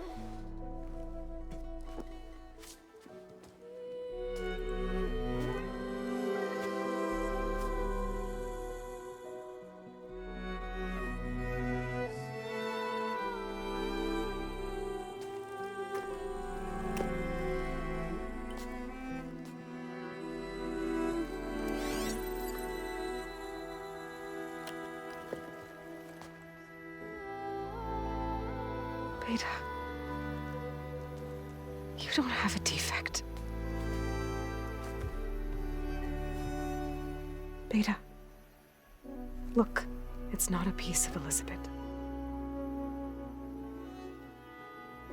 The difference is, I had him. Rost. He raised you, trained you, but he was never warm or loving. The day he died, the day he gave you that charm, he was going to abandon you. He wanted me to embrace the tribe. But then he gave his life for mine. He loved me in his own way. And that was enough. What did it feel like?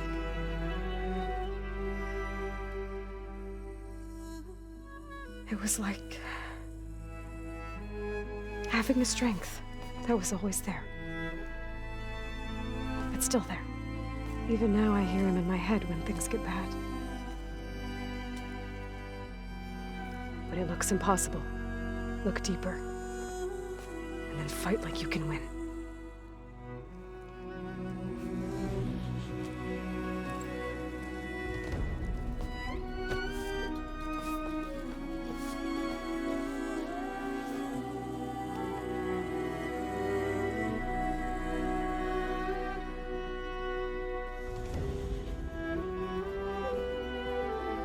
You don't have to go on the mission. We'll find another way.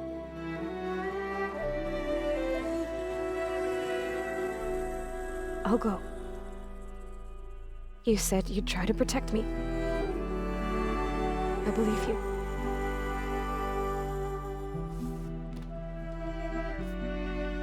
But you have to promise me one thing.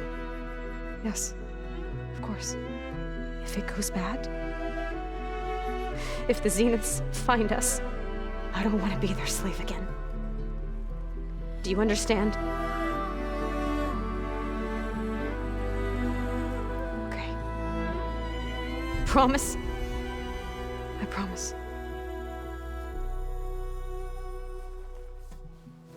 I could use as much time as you can give me to study up on the merge, to make it as efficient as possible.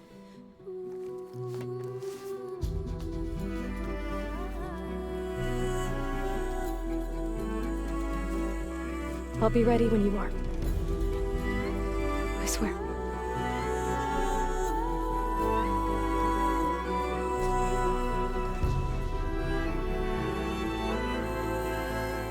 Hey, I thought I'd check in before leaving for Gemini. Are you sure we shouldn't be checking up on you? Whatever went on between you and Beta sounded intense. Not that I'm judging. Forge knows all the screws flew loose every time Ursa and I fought. I think we'll be fine from now on. I'm glad to hear it. After we get Hephaestus, we'll be taking the fight to the Zeniths. So, no more reading. It wasn't that bad. Not really. Besides, going through all that data helped me realize something. You know, the soldiers, the ones that fought the Faro machines so Gaia could be built, they were fighting a battle that couldn't be won. Not with all the weapons in the world. I think most of them realized that, whether anyone said it or not. They still did it, though. They bought time for all the eggheads working to save the future. Our future. As long as I can do that for you, I'll consider myself a success. Thank you, Erend. I'm glad you're with me. Yeah, okay, enough. I'm gonna get emotional. Anybody take you up on that ale you brought yet? Zoe can't stand the smell of it. I tried Alva, but I don't think she knows what taking a break means. And I'm not putting Varl anywhere near that stuff after that victory party in Meridian. What about Kotallo? Now there's a man that can hold his liquor. Pretty sure we downed half a keg. We had a good chat, I think. I should go. Same here. I got a date with a cauldron to prepare for. Aloy, everything okay with you and Beta? It sounded like you guys had a, lively conversation. We just had a lot to talk about. Does this mean she's coming with us to Gemini? It does.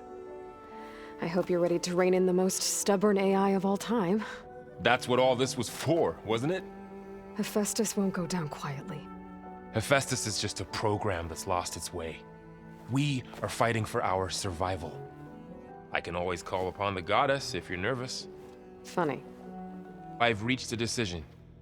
Oh? When we put Gaia together, I want to return to the Nora, spread what I've learned. You think they'll listen to you? In time, I believe so. If anyone can make it happen, it's you, Varl. What will you and Zoe do if you go back to the Embrace? I hope she'll come with me, at least for a while. And I'll go with her to Plainsong too. She'll probably want to talk to her people about all this as well. We'll figure it out. I know you will. I hope firing off those pulse generators will be enough to distract the Zeniths. It'll work. It has to. Always optimistic, huh? Nah, just stubborn. It's a good quality to have when dealing with you. Yeah, right. You were right, you know, about keeping Rost's memories buried. I guess part of me thought he was holding me back, because he wanted me to be a Nora. But the truth is, he gave me a lot. And I took him for granted. He was a good man. He raised you well. I'm glad you're coming with me, Varl. Sure there's no urge to run off alone in there somewhere? No more running. Hey, we'll be going after Hephaestus soon. You good with the plan? I've already got the location of my assigned cauldron. Good. I heard you and Beta had a talk. News travels fast. It wasn't exactly a quiet conversation. There were just things that needed to be said. A healthy crop to those who clear the weeds between them, as the Utaru say. You look like you have something on your mind. We're going to war soon. And war is something I promised myself I'd left behind in the Red Raids. But the more of your data I go through, every voice I hear, every word I read from our ancient past, it makes me realize just how much life was given so that ours could flourish. Fighting for that gift, it's our responsibility. If we fail, it was all for naught. Helps to know you're not alone. For a moment there, you sounded like Varl. I don't know what you're talking about. As soon as you intend to leave for Gemini, you'll hear about it. Are you well? Had a bit of an issue with Beta. It's better now, though. Ah, I'm not surprised. Really? Why not? I once knew a warrior who discovered he had a brother late in life. It was deeply uncomfortable for him. Did he ever get over it? In time. But not before the two siblings nearly killed each other in a single combat challenge. Ah. Well, at least I avoided that. Think you're ready to put all your training to the test? I am Tenakth. I am always ready. I bet people are curious about that new arm of yours. None more than our Quen ally, I assure you. She couldn't wait to take it apart and figure out how it works. I gave her the data I used to build the thing, hoping that would satisfy her curiosity instead. Good luck with that. I should go get ready. I await your orders. I hope I'm not interrupting. Not at all. I was just studying the pulse generator schematics. The ones Gaia and Beta built. The craftsmanship is remarkable. Is everything all right? It sounded like there was an issue with Beta and the mission. Not anymore. We just needed to talk some things through. To understand one another is to embrace truth. Any more data catch your eye? All of it? I have so much to study up on. Years, actually. I'm particularly interested in the Odyssey. We knew the ancestors had made it to the moon. In fact, we theorized some of them had settled on it. But Sirius is way farther than that. And we thought journeying across the ocean would be the feat of a lifetime. The sheer calculations needed for space travel, it's overwhelming to think about. Even so, the Quen are way ahead of other tribes when it comes to understanding this stuff. Where I grew up, everyone thought that stars were sparks that rose from a fire lit by the goddess to guide us through the night. Must be strange to think that some of the ancestors your tribe reveres are still alive. And here on Earth, right now. Yeah, it is. Part of me's curious to know who else besides Eric Visser might be among them. Maybe Nikita Arand? We call her the Spark. The legacy tells us she brought unlimited energy to the Old Ones. Or Sung Jiao, whom we call the Healer. It is said she found new ways to extend the ancestors' lifespans.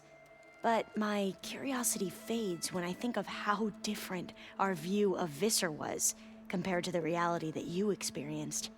Perhaps it is better not to know. Have you spoken with Zoe at all?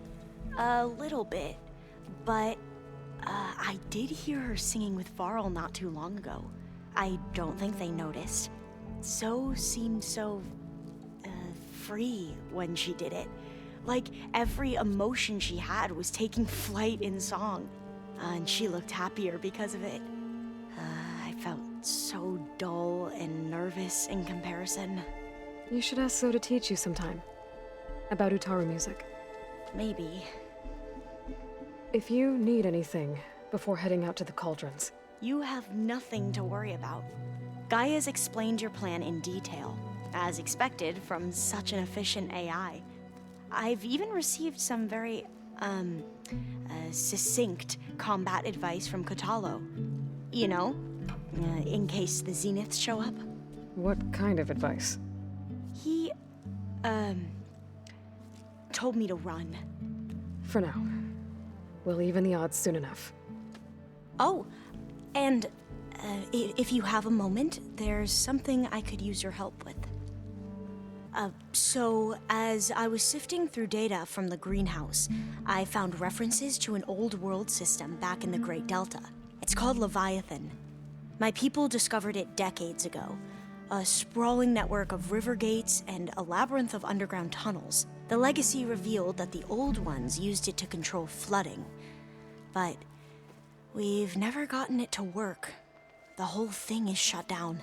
But the data from the greenhouse mentions the research facility where Leviathan was created. It's in San Francisco. Another Faro facility? No. Leviathan was a project by Eileen Sasaki, another ancestor. So the legacy tells us, anyway. If we can acquire that data, we might be able to fix the system back in the Great Delta. Every year, my sister gets terrified when the long rains begin. With Leviathan, maybe she won't have to be. Okay. So, where in San Francisco is this facility? That's the thing. The data doesn't say where, exactly. But one of our diviners has been exploring the ruins. He might know. Would you come with me? I have a feeling that wherever this facility is, well, you're much better at fighting machines than I am. Of course. I'll let you know when I'm in Landfall. Thank you, Aloy. Aloy! I'm here. Had to sneak past a few machines on the way, but I made it. All right. Ready to talk to that diviner? Yes. He's right over there. Diviner Alva, what are you doing back in Landfall? And with the living ancestor? We're looking for the At-Bay Research Center, where Leviathan was developed. The legacy tells us it's somewhere in the city. Alva mentioned you've been collecting data in the area. Do you know where it is? Yes, I stumbled across it, but there was no data there, only crumbling ruins. Tell us anyway. We might be able to find something you missed. Please, don't trouble yourself. I assure you, our search was very thorough. You're hiding something. What? That is absurd. A diviner must only speak truth, as you're well aware. Oh, you're worried you found something dangerous? Something compromising on Eileen Sasaki? Keep your voice down. Look, I get it, Nirik. You want to make it back to your family, so it's safer to turn a blind eye. But think of Leviathan. How it could help everyone. Isn't that why we're here? Don't let fear deny us that. Very well. The facility's just south of here along the shore. But even if you find a way to fix Leviathan, it's sure to be shrouded in that which is forbidden. Too often the truth is forbidden.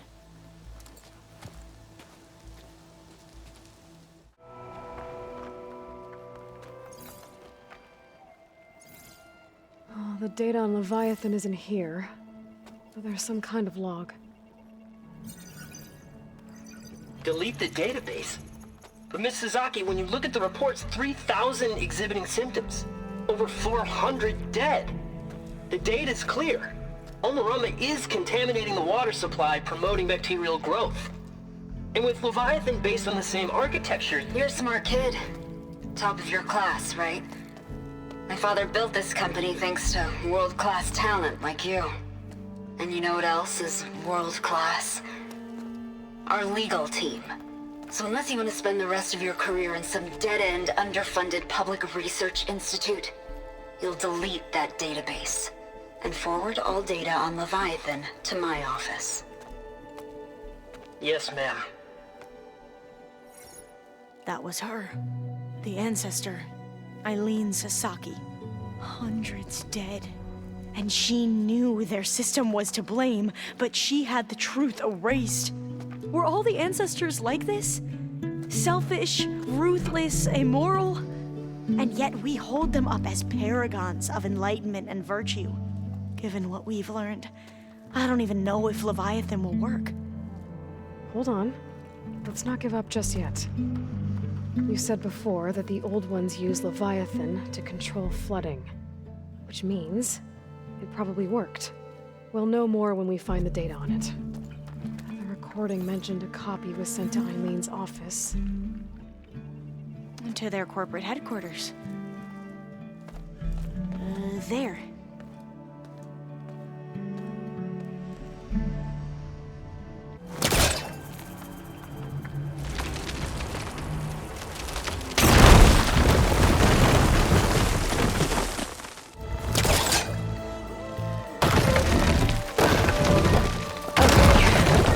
Should be able to make it to the other side. Made it. Okay, Alva, your turn. Right. Yeah. Aloy, can you watch me and make sure I do this right? Come on, Alva. You can do it. It's okay. Please don't break.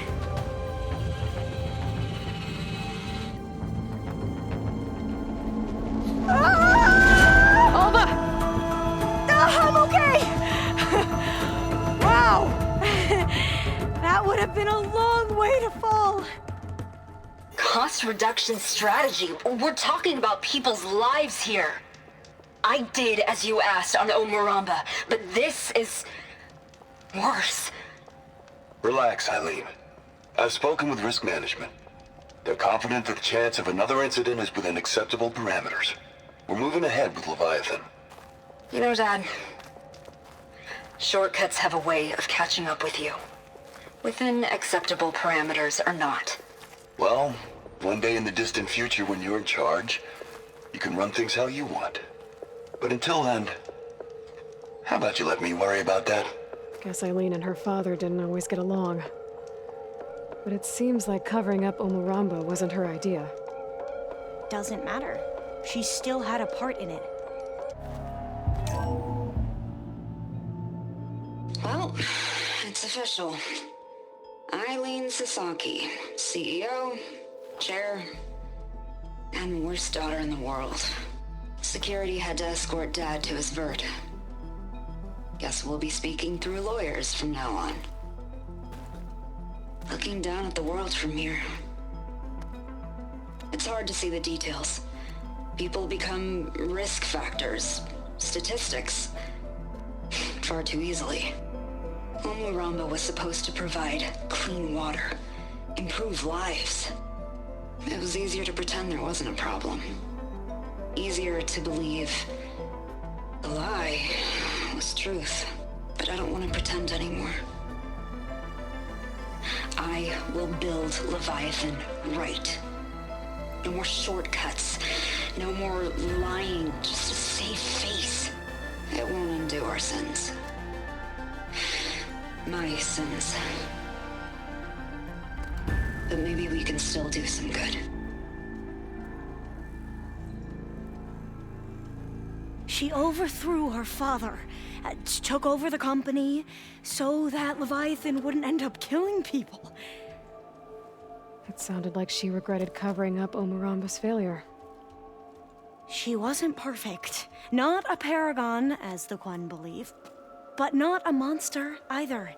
She tried to make up for her mistakes. And now you know the truth. As for the data, Leviathan... yes, it's here. Downloading a copy now. Is something wrong? I think I'll stay here a while longer. There's a lot more data that I want to look through. Are you sure you'll be okay on your own? Down is always easier than up. Let's speak again when we're back at base. Okay. I'll see you there. Aloy! I'm glad you're here. I wanted to give you this for helping me get the data on Leviathan. I didn't really know what to give you, so I asked Zoe what you might like. Thanks, Alpha. I'll put it to good use. Have you looked through the data we recovered on Leviathan? There is much to sort through still, but I believe we'll be able to get it operational and turn back the floods. And I've given more thought to everything we've uncovered about the ancestors. The Overseers would have us believe they were infallible paragons. But Faro wasn't. Not even close. His greed led to machines that devoured the world. The archive of the Old One's knowledge destroyed, just to erase his mistakes. So, when we learned that Eileen had a hand in covering up hundreds of deaths, I started to think they were all the same. Selfish, egotistical, cruel. But in the end, it's not that simple. The truth isn't a straight line of ink on a crisp scroll. It's a splatter, smudged and faded on stained parchment. I wish more Quen could see that, instead of looking the other way or twisting the truth to serve their own schemes. I doubt Bohai would agree with you. No, nor the rest of the Board of Overseers. As Eileen said, it's easier to believe the lie is truth, but it's worth fighting for. And this diviner, at least, won't settle for anything less. For that, I thank you, Aloy. I think that about covers it. Great. I better keep preparing for the mission ahead. Hello, Aloy. Hey, Gaia. So, me and Beta, I guess you heard what happened. Yes. I am continuously impressed by the complexity of human relationships. Despite the unpleasant circumstances that led to your quarrel, I am pleased to see you have both found an agreeable resolution. Well, two heads are better than one, right? Yes, I believe so. Are you ready to depart for Cauldron Gemini? Or we can continue our conversation, if you like. So I, found Thebes. What do you think Ted would have done if his life extension treatments had worked? It seems he convinced himself it was his duty to guide future humans. Given the tribal nature of new humans, and his ability to use Omega clearance on the terraforming system, I imagine he would have convinced one or more tribes to worship him as their patriarchal deity. Okay. Yep, glad that didn't happen. Aside from Gaia Prime and Thebes, there was one other underground facility that was sealed before the Faro Plague reached it. Elysium. The place where Zero Dawn staff and their families went to live out their lives. Do you know what happened to it? Elysium was designed to provide life support for 100 years. My data indicates the facility went offline well before then. Did the Faro Plague find them? Unknown. My connection to the facility was abruptly severed. So what will happen to this place while we're at Gemini? All systems within this facility will continue to operate, As Minerva will no longer be masking this location, the facility will be exposed to detection.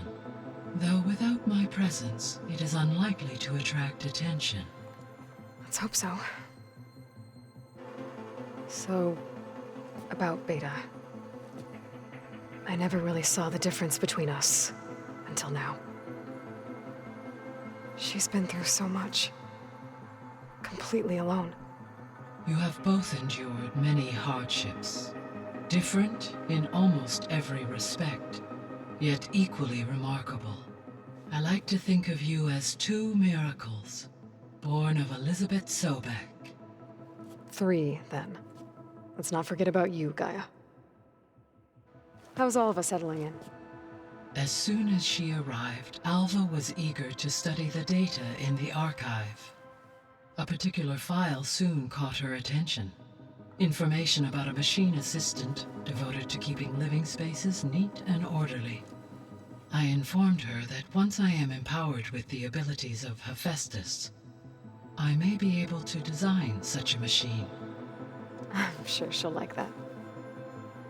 When I set out to find a way to bring you back, I never thought we'd be here, like this. Among friends. They have all come a long way with their improvised educations. Varl has suggested that one day we might extend this model to more tribal inhabitants, once the biosphere has been stabilized. Yeah, that's not such a bad idea. As long as you're the one running the lessons. Okay, people. It's time to head out. I'll get everyone together.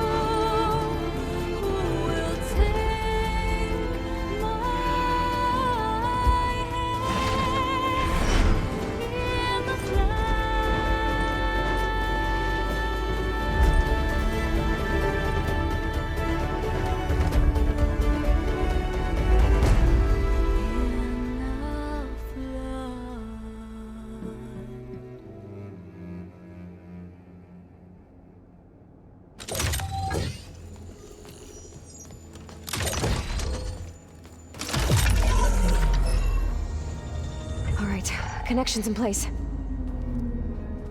Booting up. Beta, Aloy. I am fully installed on this core and ready to connect to the Cauldron network. It's good to hear your voice.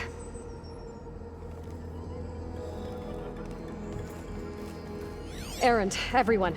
Fire your pulses and sound off. I'm at my cauldron. This thingy, it's blinking.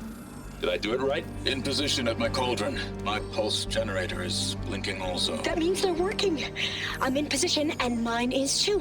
Mine as well. Okay. Radio silence until I give the all clear. Signing off.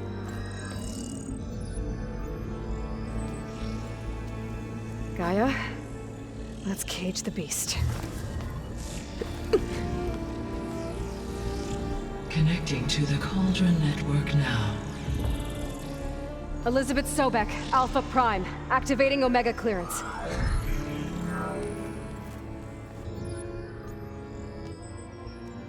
Elisabet Sobeck, Alpha Prime, activating Omega clearance. Clearance confirmed. Initiating containment sequence. Critical threat detected. Imperative escape containment. Applying countermeasures. Lock it down! Terminating external connections. It's working! It's got nowhere to go! Capture imminent. Initiating contingency 13F. Wait, what's that? Malware detected. Attempting to compensate.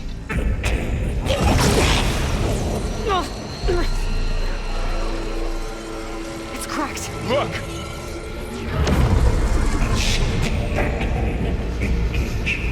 Autonomous defenses.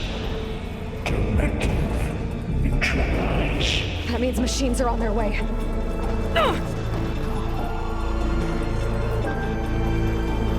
Get ready. Here they come.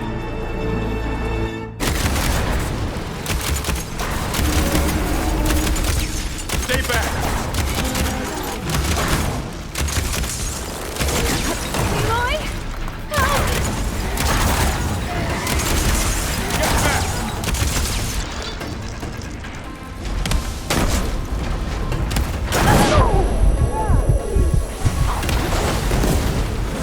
Over here, you!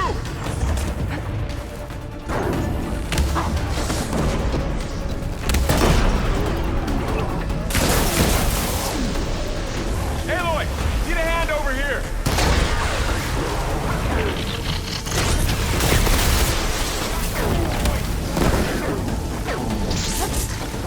I'm on target. Draw it away from Beta.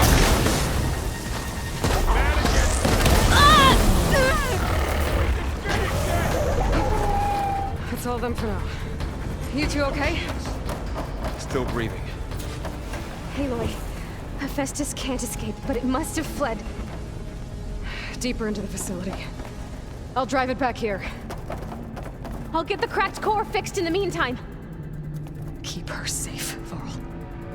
All my life.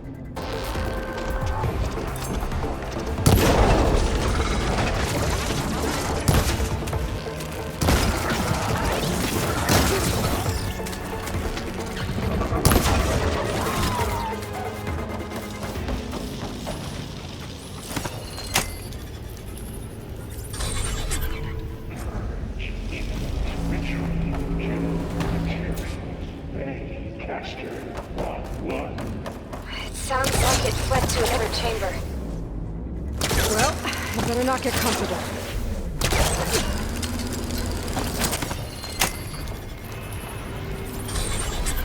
Purge imminent. Retreating to construction bay 1. Okay. Hephaestus is running out of places to hide. Aloy? I just registered a huge energy surge back in the production chamber. Something big is happening. Here too. Everything's glowing. Machine Hephaestus was building. It must have finished it. It's powerful, whatever it is. I'm almost done with the core repairs. Should we come to you? Maybe I could distract the machine if... No, Beta. Just stay where you are, okay? Handling the machine's my job. Okay. Be safe.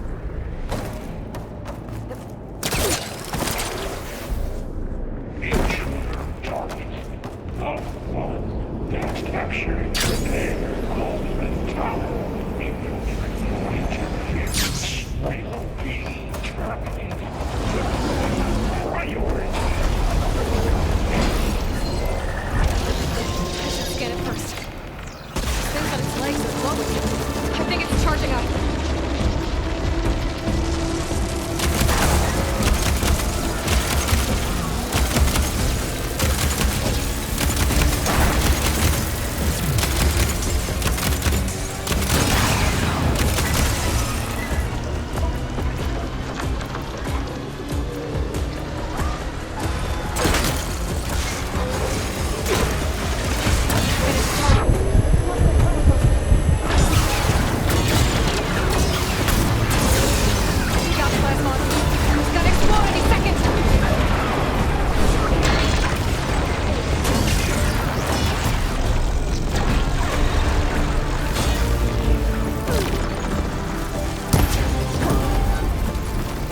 It's done.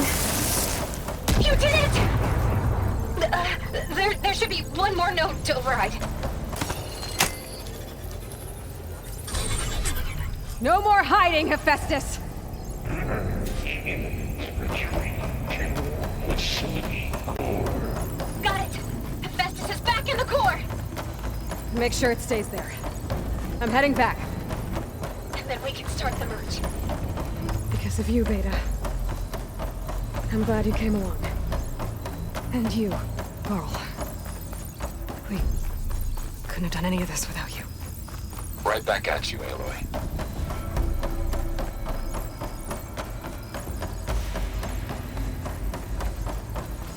The core is stable. Hephaestus is 100% contained. And we better get started with the merge. It's all set up. Gaia, establish the link, please. Done.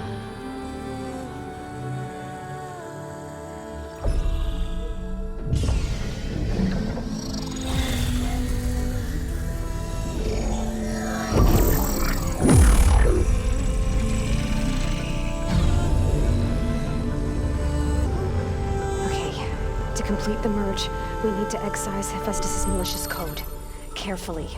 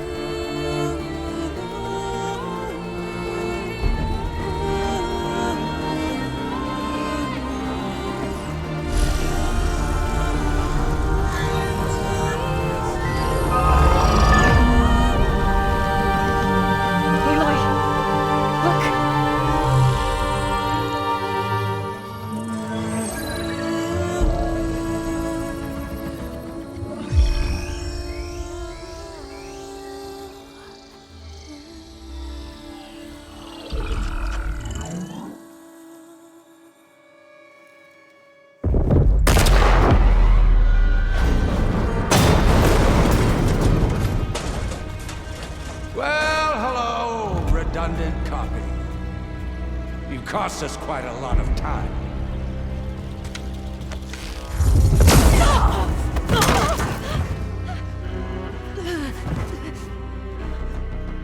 Eric, get Beta. And squash that bug while you're at it.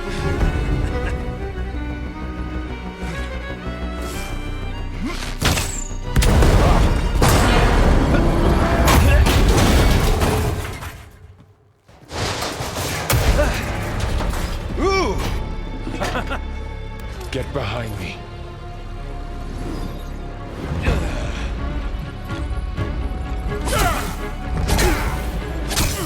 Come on! Quit screwing around.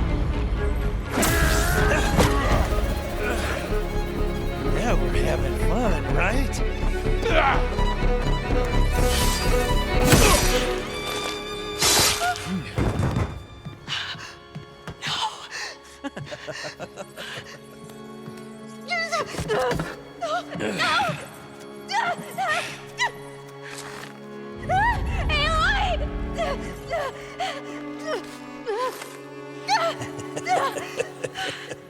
Finally. Tilda, get Gaia and Hephaestus ready for transport. Tilda! I failed. Hush. All is not lost. Tilda! What the hell are you doing? Stop her! I can't even see her!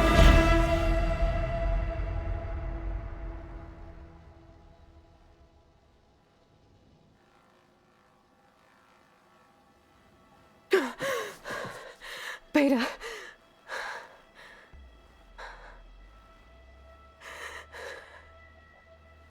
Faro.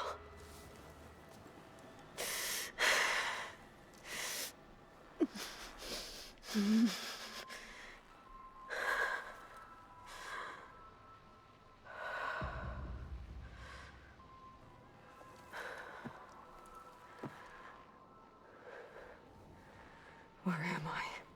Ah, you're awake. You took quite a hit when Gerard attacked you. I imagine you must still be in a great deal of pain. I can assure you that we are safe. The others can't detect us here. You mean the other Zeniths? You must be Tilda. I wasn't sure if Beta would have told you about me. Where is she? Alive. And while she isn't where she wants to be, not in urgent danger. We must discuss how to get her back, of course, after you've shaken off the cobwebs. When you're ready, take the stairs down the hall and come see me. In the meantime, I'll make breakfast. Breakfast? Okay.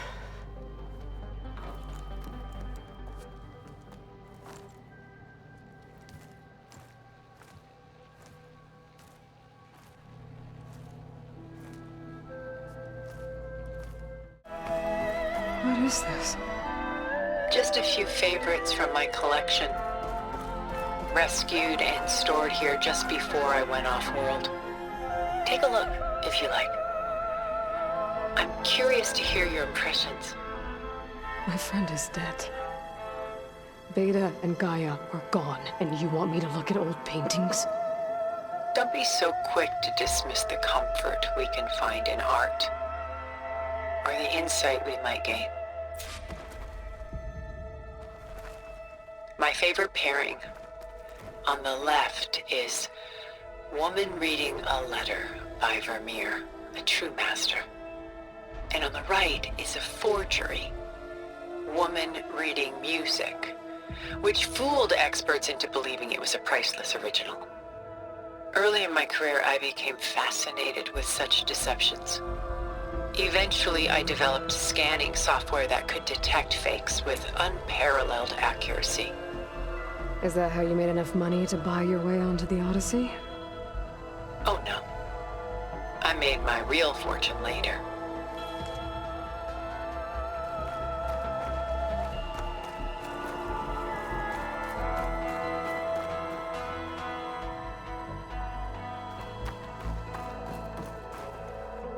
Selene and Endymion. She's the goddess of the moon, whereas he's a simple shepherd. Beside her is the god of love, Cupid. So she's sneaking up on him? More like visiting him in secret. The torch that Cupid bears represents Selene's undying infatuation with him. Though the two must remain apart, her love will forever burn.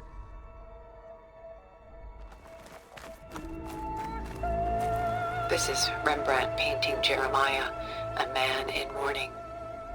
Mourning what? His home. The ancient city of Jerusalem. He foresaw its impending doom, but could do nothing to prevent it. So instead, he saved its treasures from destruction, just as I saved these works. You could say we're kindred spirits.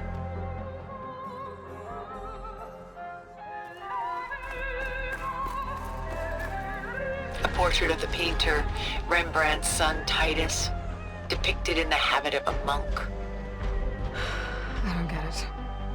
Why would someone like you, with infinite resources, care about this painting of a boy in a hood? It's not the image itself, but the feeling it conveys. The face is bright and defined, but his eyes are downcast, heavy with misfortune. And the background seems to swallow all light. The painting is infused with a sense of loss. I guess I understand how the painter feels.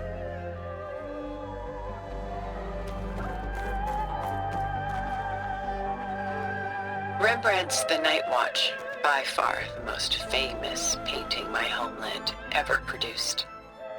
It was commissioned to honor a militia made up of influential citizens. I guess you must have been an influential citizen? In my day. But not as influential as you've been in this new world.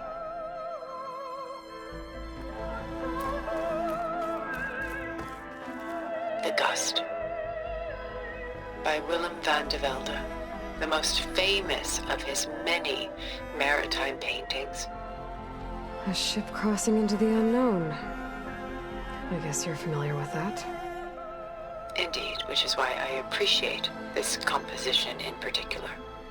Though waves and wind threaten to destroy the ship, it perseveres, clinging to the light even as darkness closes in all around it. Stunning, isn't it? Paintings were the only masterpieces of my people's golden age. This is Van Vianen's leaded ewer, molded from a single sheet of silver. What was it for? How like Elisabet you are. Function over form. Its practical purpose was less important than its meaning. Van Vianen created it in honor of his late brother, who himself was a famous silversmith. A memorial. Yes. Such beauty from sorrow.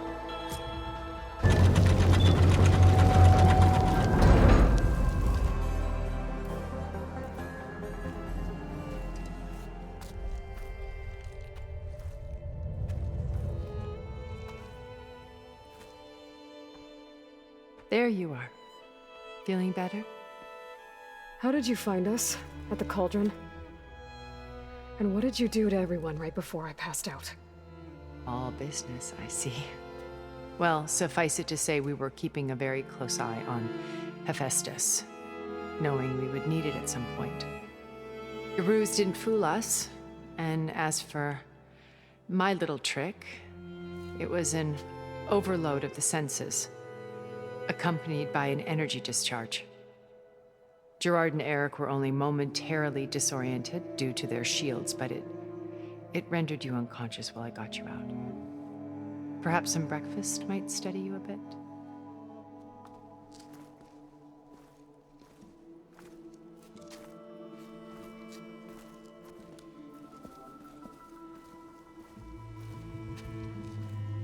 This was your house.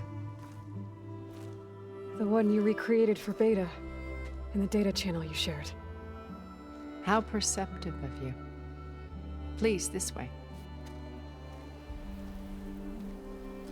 After everything your people have done, you think I'm just gonna sit down and have a chat with you? They're not my people. They never were, and especially not now. You shot off into space with them, and lived with them for 1,000 years before coming back. So what made you suddenly turn on them? Quite simply, this. My old focus. You repaired it? But that means you've seen incredible things. What you've accomplished in 2 decades of life.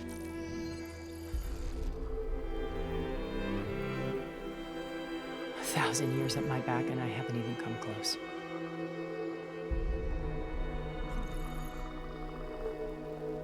I'm sorry if I invaded your privacy, but I had to. In order to understand. To be enlightened. You truly are Elisabet's blood. With her drive, her sense of mission, her integrity. Watching all this shamed me for the company that I've kept. Having seen it, all I want is to help you. Even if it means stopping your friends? Especially so. Please, sit down.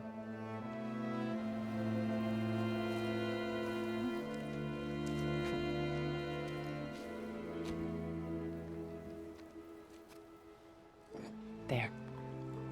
That's better. Now, we must recover Beta and Gaia at all costs. By now, you must know that Gerard intends to use Gaia to reboot the Earth's biosphere. Remaking this world to specifications that would only suit us immortals. This process will kill every living thing on the planet. He calls it a clean install. Not if I stop him first. Not if we do. And once he and the others are gone, we can work together to fulfill Elisabet's dream. I'm sure Beta told you that there's a build of the Apollo database on board our ship. A complete collection of human knowledge. With that and Gaia, we could do everything Elisabet wanted. Heal the biosphere, educate the people of this world, uplift them. Create the world she imagined. Let's not get ahead of ourselves. From what I've seen, your friends are invincible. I do wish you would stop calling them my friends. And they're not invincible. In fact, a friend of yours has found a way to defeat them. Silence. Oh, he's been a busy bee, building an army powerful enough to crash through Gerard's precious base. Guerrilla and her rebels. Even now, she's preparing a final march on the Tenakth capital. When she wins, she'll have the entire tribe under her control. Hundreds of warriors and machines to throw at the base. She's been duped. They'll all perish, of course. But it should be enough to break Gerard's defenses and allow Silence to kill him. Along with all the others. Using the new weapon he's developed. Yes, he's found a way to circumvent our shields. Truly an exceptional man. He's planned for everything. Except you and me. You see, while his army is battering down Gerard's doors, you and I will sneak in through a back way. One that only I know about. While Silence and my friends are busy battling each other, we'll take back Beta and Gaia. I told you I want to help you. I mean it. You said Beta is not in urgent danger, so what are the Zeniths doing to her? Putting her to work. Merging Hephaestus with Gaia. A difficult, time-consuming task, as I'm sure you know. They will compel her if need be, but her life is not in danger. She's the only one who can do it. Because you people made her to be nothing but a tool. Gerard's idea, not mine. They always viewed me with suspicion when I attempted any form of kindness towards her. That's why I created the data channel. A virtual place where we could speak in peace. So this channel you shared with Beta, none of the other Zeniths ever found out about it? Gerard believes he's the most cunning of all of us. Even after 1,000 years, he still can't imagine that I would outwit him. The channel allowed me to interact with Beta away from their mistrustful eyes. It offered us a chance to be ourselves. Until you cut off all contact. Yes. Though it pained me. I was worried that our meetings would do her more harm than good. Well, she felt like you tossed her aside. I was afraid the others would find out and punish her. She may not have had the comforts of friendship anymore, but at least I ensured she was safe. I know it seems harsh, but you must believe that her well-being has always been paramount to me. Why did you make the data channel look like this place? I built this house as a shelter to weather any storm. A safe place. Not just for me, but for the art stored below.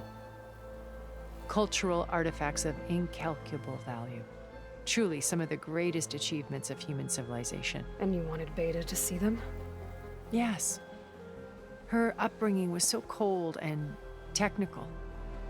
I thought if she could experience Vermeer and Rembrandt, it would bring something else into her life. A heritage every bit as valuable as the scientific and technical data being drummed into her. I'm sorry I had to cut off contact, but I'll never regret sharing this house with her. She needed its shelter even more than I did. Beta told me your colony was destroyed. That you came back to Earth because you had nowhere else to go. It's true. After we reached our destination, a planet in the Sirius star system, we spent decades building a new home. The physical constraints of Earth, the boundaries of mortality, gone. To think of what we could have done with it. It might have been a utopia. Instead, we stagnated, absorbed in effortless comforts and virtual realities. It took a cataclysm to finally yank us out of our stupor. What happened? A massive geological event. We knew of instabilities in the planet core, but we underestimated them. By the time the collapse was upon us, it was too late to stop it. Only a few of us made it to the ship in time. We set course for Earth, the only safe harbor left to us. Which you decided to make unsafe for anyone else. Not me. Gerard. He believes it's better to wipe the canvas clean than work around the smudges. No more primitive tribes, no more combat machines, only a blank slate to do with as he pleases. But we will stop him. All we have to do is get into that base. What exactly is your plan to sneak into the Zenith base? We will make use of a lesson I learned from an early age. Always know your exits. In this case, a place where Gerard's new construction meets the ancient foundation, a passage that only I can access. When Silence flings his army at the base, we will enter through this back door, bypassing most of the fighting. The distraction will provide us with a window in which to rescue Beta and Gaia. Once we're inside the base, where will we find Beta and Gaia? Here in the command center. By then, Gaia will have been reunited with all of its subordinate functions, including Hephaestus. What about the alpha build of Apollo on your ship? A simple matter of recovery once the others have been dealt with. With that in hand, we'll have everything we need to make this world as it should be. My old focus. How did you find it, let alone repair it? When we encountered you at the Hades Proving Lab, Gerard saw you as a redundancy. I knew better. You were a revelation. After your dramatic escape, bravo, by the way. Gerard and Eric assumed you were dead and gave up the hunt. I wasn't so sure. When the others were busy, I returned to the lab and searched for any trace of you. That's when I found this little treasure. Not easy to repair, but certainly worth the effort. As I watched your life unfold, you were like a splash of color on a worn canvas. What Liz was, and more. Did you show it to the others? Of course not. It was your actions that inspired me to defy them. It's worth noting that if I hadn't found it and watched its contents, I wouldn't have known to save you at the cauldron. You'd be dead. So I should be grateful? If you like. So you know all about me. What about you? What would you like to know? Well, start with your life on Earth. When I was 8, terrorists flooded my home city. Thousands drowned, my parents included. I was one of the few who survived. My guardian sent me to boarding school. Among my peers, I was the strange girl, the orphan to be avoided. All because of circumstances beyond my control. Oh. So we're a lot alike, huh? Aren't we? You were an outcast. But you didn't let that stop you from getting what you needed. Neither did I. I climbed my way out of desolation and used my wits to build a fortune. First, from the technical analysis of art and the detection of forgeries. Profitable expertise in those days. But as it turned out, the software I developed was even more useful for counterintelligence. From there, it was only a short step to gathering extremely valuable intelligence on my own. You were a spy? More like a service one could turn to for information. I had to remain anonymous, of course, to protect my privacy. But despite that anonymity, Far Zenith inevitably sought me out. What happened when Far Zenith approached you? They painted an irresistible vision of humanity's future. One where we need not fear illness or death, where we explored the furthest reaches of the stars and thrived. It was only later that I realized that they only intended to bequeath this future to the rich and powerful. By the time I finally figured it out, the walls were closing in, Faro's machines were devouring the Earth. So I accepted Far Zenith's invitation to a berth on the Odyssey. I wanted Liz to come, but she had nobler plans, as you well know. So you didn't know the other Zeniths were monsters until it was too late? I knew some of them were, certainly. It wasn't until we were off-planet that I understood the true scope of their greed. I was grateful to simply be alive, but the others became obsessed with a kind of effortless immortality.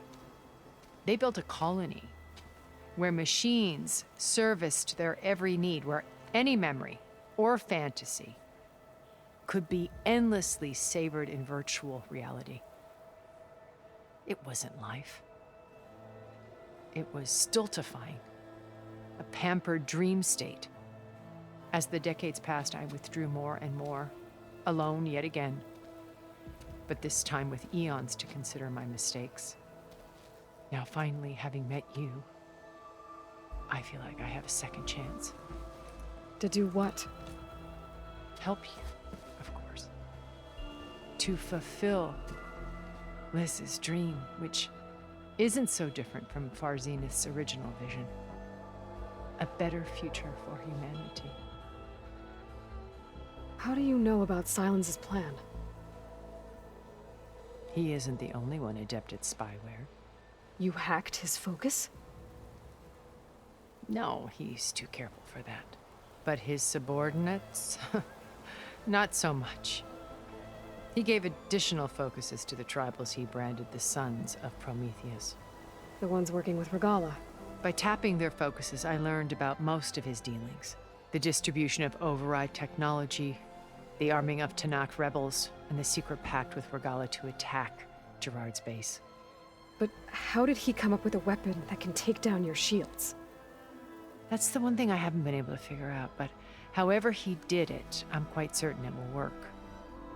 With it in the Tenakth army, victory seems to be within his grasp. Such a shame he'll be disappointed. Regalla's only interested in killing Hepharo and waging war on the Karja. What does she have to gain by attacking Zeniths? It's the price she must pay for her war. Without the ability to override machines, her little rebellion would have languished in the desert. So she trades with the Sons of Prometheus. Machines to help her overthrow Hepharo. In exchange for an assault on the base. Pride has deluded her into thinking she can actually survive such a battle.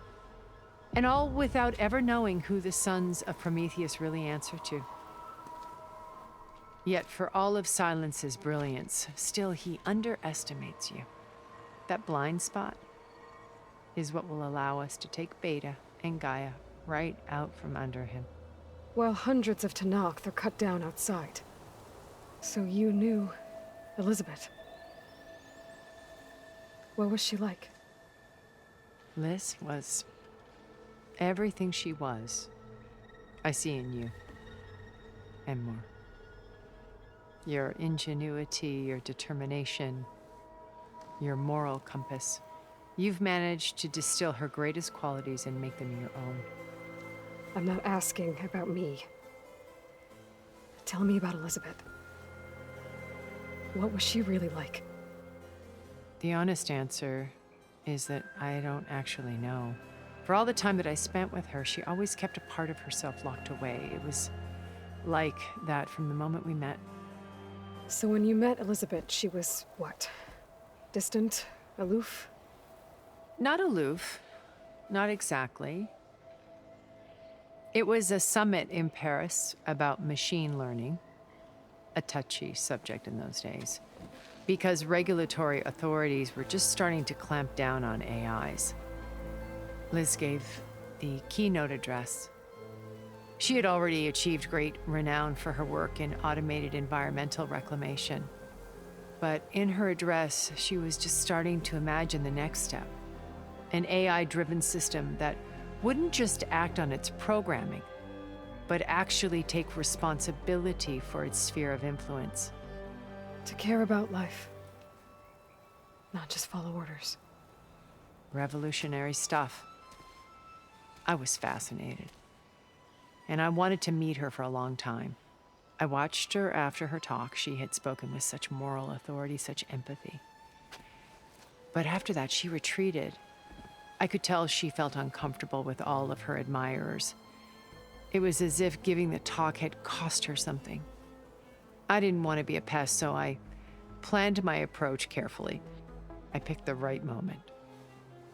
The morning of the next day, right as she came back to the conference, she had just had her coffee. She was fresh, rested. It was like she had braced herself for the onslaught of colleagues. I asked if I could walk with her, then put forth a question about her talk that I thought was intelligent. Her answer made me realize it wasn't, but she was very welcoming, almost as if we were previously acquainted. It was only halfway through the conversation that I realized she knew exactly who I was. It was quite a shock to me. My business was trafficking in secrets, and I took great pains to protect my anonymity. So that was Liz, perpetually one step ahead. I came to view our meeting as a metaphor for our friendship. She always seemed to know me far better than I knew her. I guess I know the feeling.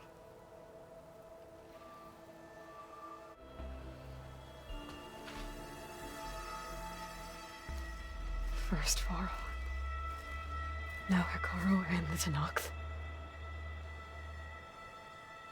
Your plan would wipe out an entire tribe. There has to be another way. We are in an admittedly desperate situation, but I assure you there isn't. Remember Zero Dawn. Elisabet's sacrifice. Sometimes many have to die for a new world to grow. If it looks impossible, look deeper. Wait. The data channel. It still exists, doesn't it? I need you to open it. Let me talk to Beta. Impossible. We might be detected. It's worth the risk. There is another way, one where the Tenakth survive. But we won't. If the others... If you want to help, open it.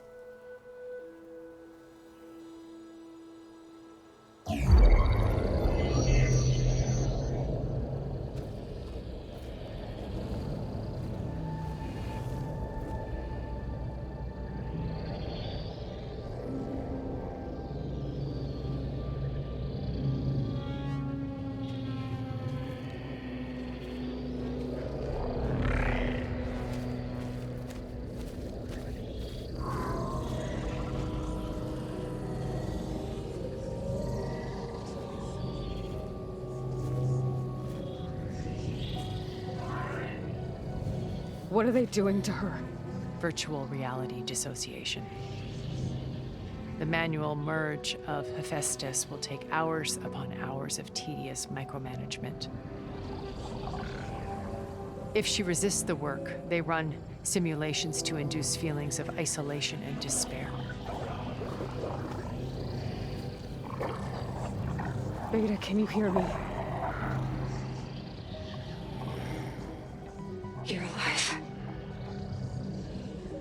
They're watching me. I can't hold up this extra projection for long. You should have killed me. No. No, look at me. I'm coming for you. I promise. Okay? I just need you to hold out a little while longer and work on the merge.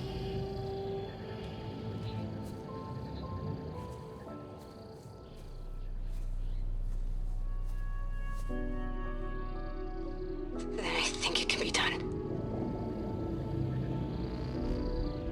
I'll contact again when it's time. Can you hold on? As long as I know you're coming for me, I can endure anything.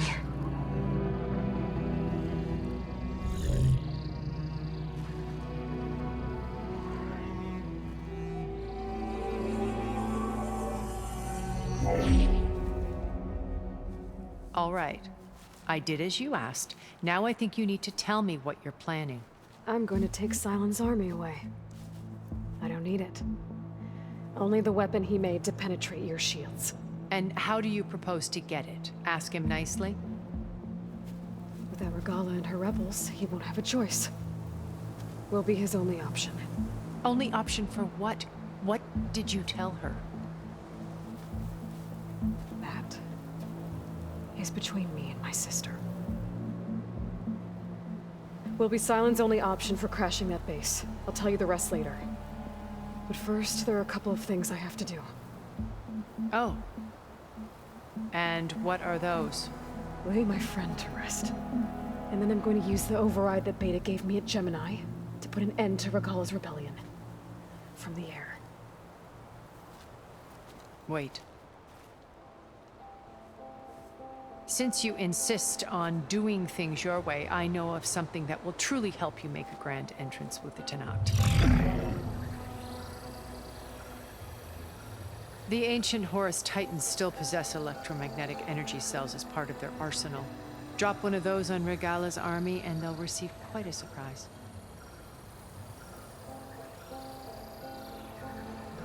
So go, do what you must. I'll come to your base if you manage to bring Sylens to the table. Not if. When.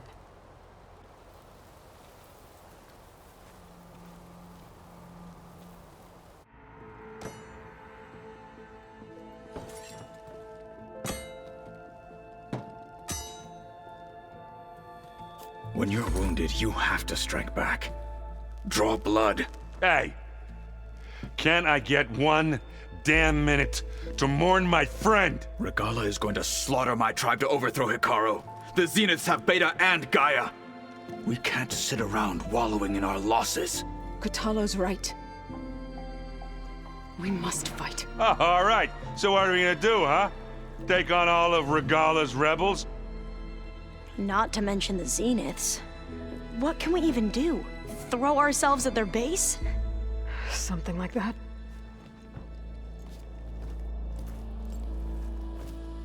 So...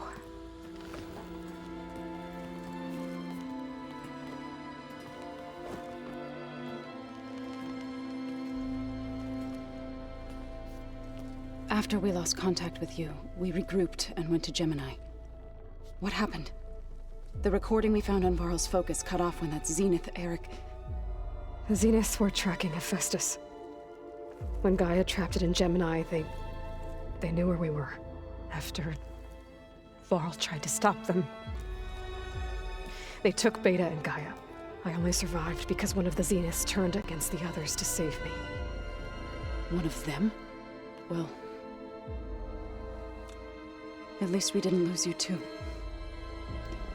So what do we do now? We're going to defeat the Zeniths. And get Beta and Gaia back. But first, we're going to stop Regalla. How? Back in Gemini, Beta gave me a gift. There's something I need to do first to make it work, but it could put an end to the bloodshed. Word is, Regalla's readying her army for an all-out assault on the Grove. I need to be there. I know. Go. Stand with Hekarro. And keep an eye on the sky. Strike true as the 10. The rest of you, whatever preparations you need to make, upgrades, resupplies, get on it. It won't be long before we take the fight to the Zeniths. We'll be ready, Aloy. And when you're ready, meet me outside the east exit. I'd like to have a word in private. Even when things are darkest, you're the flame that lights the way forward. Just tell me one thing. Am I gonna get to smash up a bunch of Zenith bastards? We all are. Good.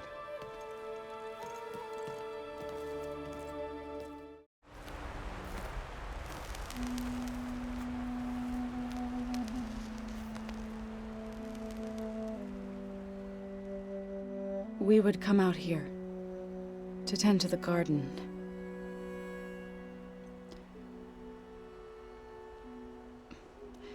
Sometimes I needed fresh air. Other times we would simply sit and watch the sunrise.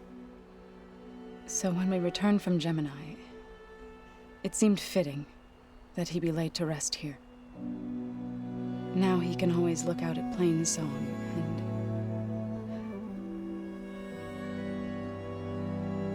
and further east to the Nora Sacred Lands. He would have liked that. He often spoke of his sister, Bala. He said she used to gather her favorite golden blooms and tie them to her spear.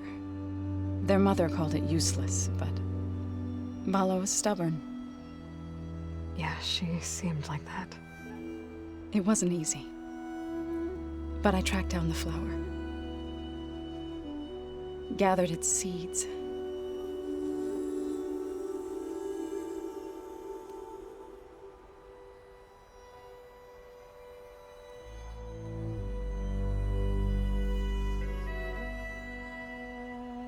As verdant limbs wither, roots rot in snow, still the sea rises, as certain as stone. From death follows new life. So it is with the land.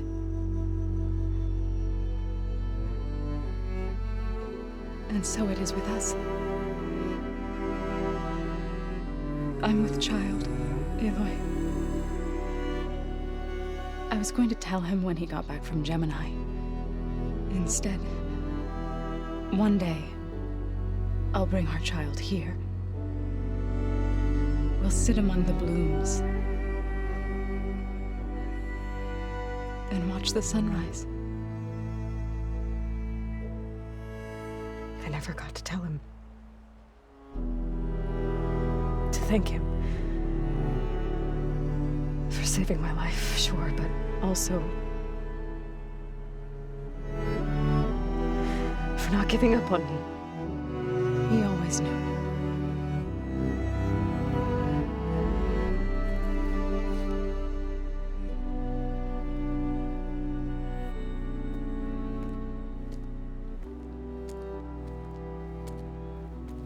Goodbye, Faro. I promise to look after them.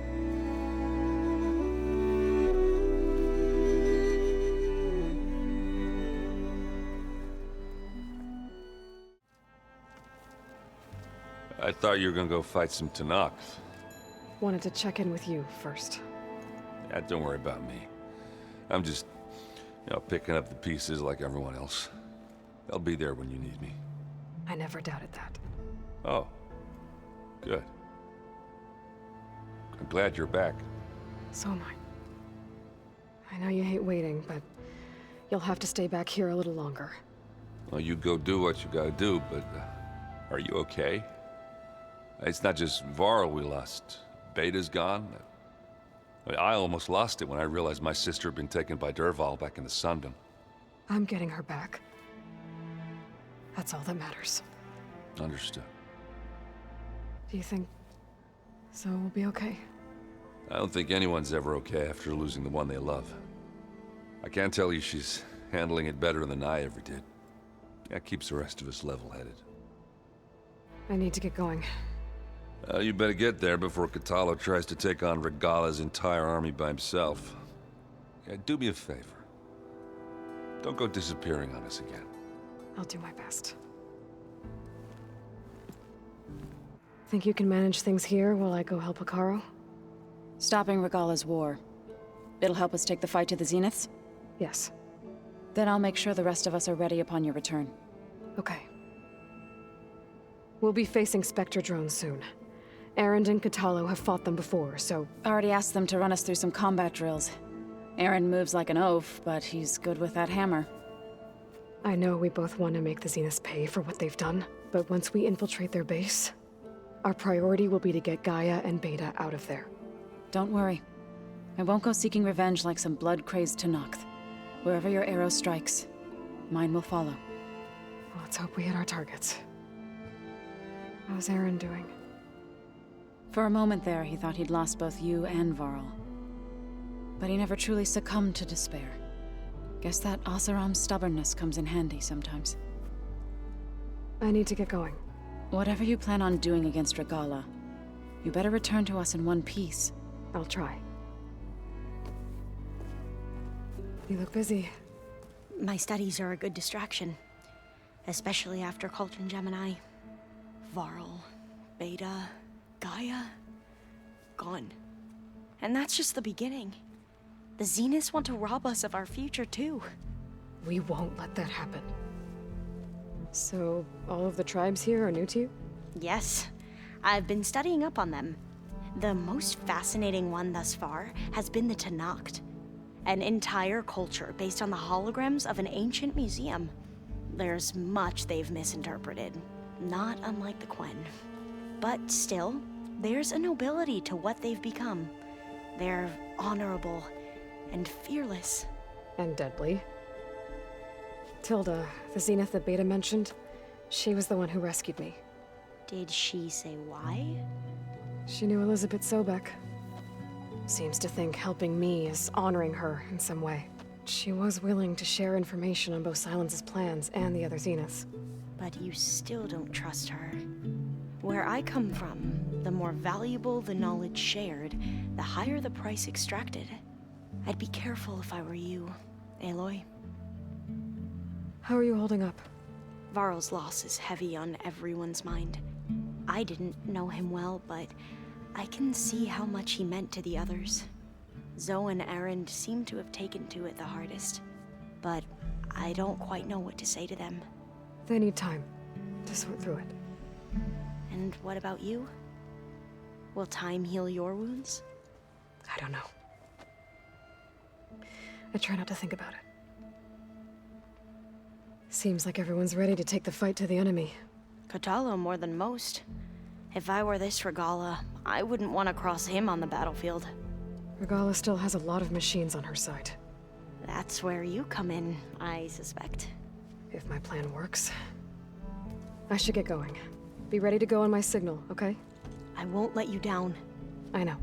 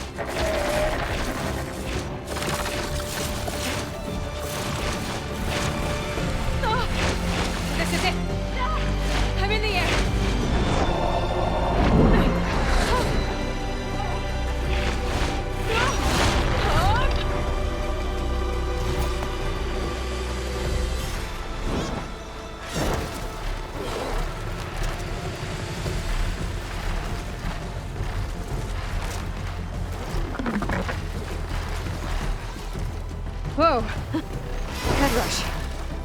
Tilda, I'm in the air. Then you'll want to pick up an energy cell on one of the ancient Horus Titans.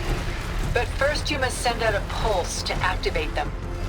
I've sent you the necessary software.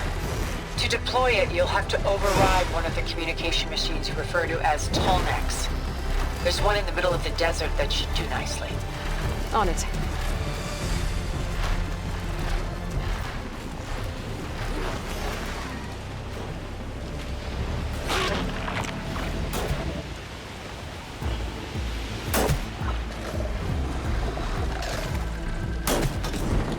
You said you needed mine launchers? Here they are. I put in some of my own. Sounds like you need them. Oh, thanks. Salga! Take these and set them up around camp, okay? So, red hair, kills machines like I down ale. I'd say luck just brought us the savior of Meridian. Just, Aloy. You mind telling me why you're hunting stalkers in the middle of Tenakth territory? Oh, not hunting. Salvaging. So you're salvagers. Are you part of Karif's crew? Yes, actually. And you're getting parts to forge him some armor out here? Our leader, Warrend, was obsessed with the Forbidden West. Collected every story he could find about it. And he was convinced that what he needed to make the armor is in this jungle. He wasn't worried about the Tenakth? Or machines? He thought we could stay out of their way. But a few days ago, we ran into a Thunderjaw. Warren managed to lure it away from the camp, but we haven't seen him since. Now he's gone, and we don't even have the plans for his armor. They're in his trunk, and it's locked. Maybe you could track him down. Even if all you can find is his remains, the key to the trunk should be on him. I can look into it. You just take care of your people right now. Will do. Here. All you need to know is in this contract. Aaron had the right idea. Luring the Thunderjaw in the opposite direction from his camp. Could have wiped out his entire crew.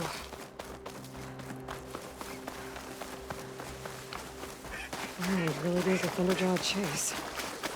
They couldn't outrun it forever. The Thunderjaw. And I guess he managed to take it down. I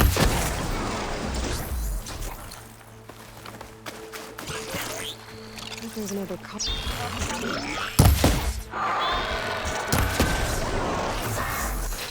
Okay, I gotta find that key for Denor. Better take a look at Warren's body. There's no key. That's gotta be around here somewhere. Maybe my focus can spot it.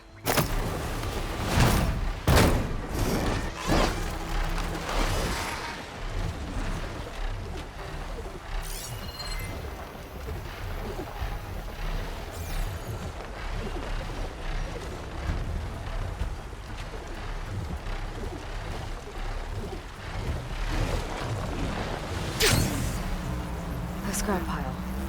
See if I can find this key now. Oh, there it is. One key, ready to be delivered.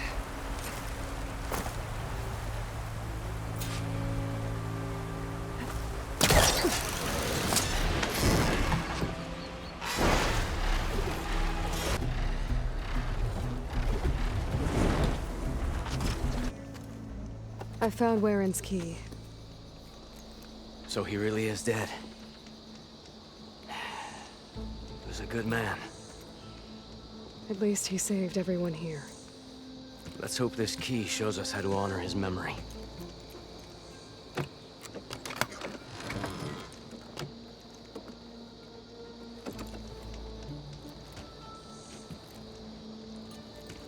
It's a map, with salvage sites marked on it.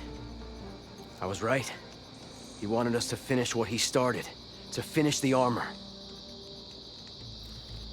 But the crew is still injured and tired. I can't ask them to do this, Aloy. You think you have time for a few more contracts? What do you need me to do? Warrend marked a beach we scouted before setting up camp. I think I know what he was looking for. Behemoths, and the spike snouts that strengthen them. Reinforced behemoth parts should make our armor tough as nails. I'll give it a go then. Warrend marked an inlet on this map. By the looks of it, he was looking for something underwater. I need you to find out what he might have been searching for there, and bring it back here. I'll see if I can take a look.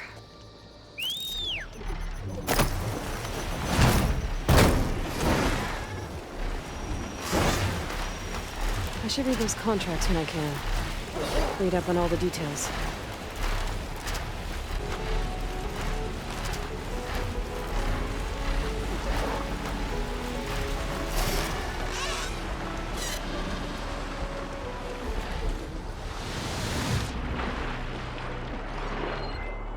Ruins. If there's any useful relics down here, my focus should be able to spot them.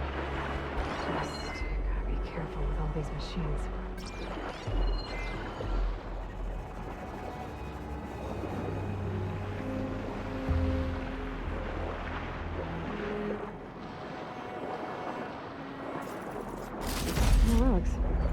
enough relics for Denor. I should take them back.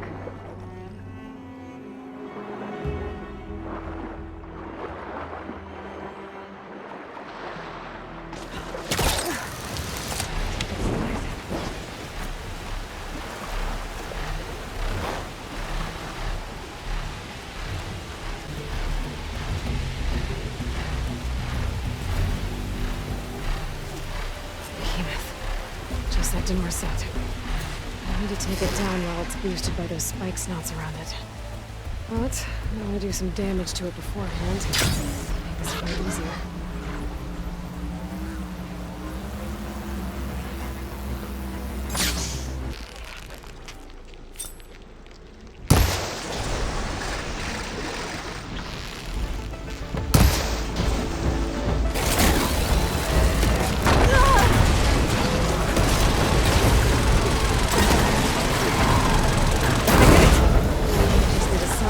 Parts for Denor.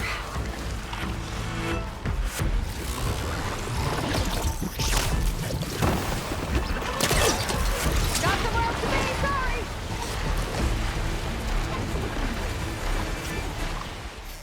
I appreciate the assist. Glad I could help. And I got those behemoth parts. Plus, I found what Warrend was looking for in the water. Somehow, he knew there were ancient ruins there. I salvaged what I could.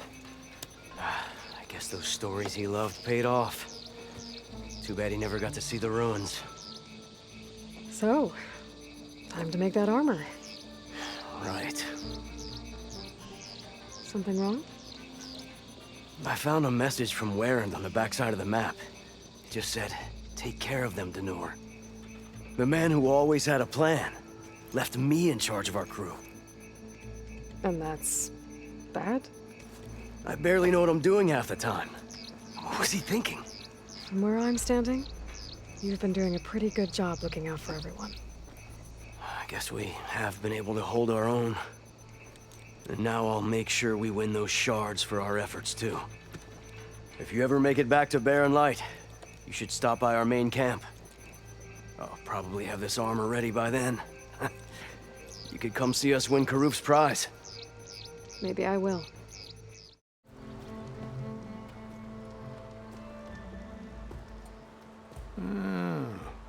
I gotta say, these are some good pieces.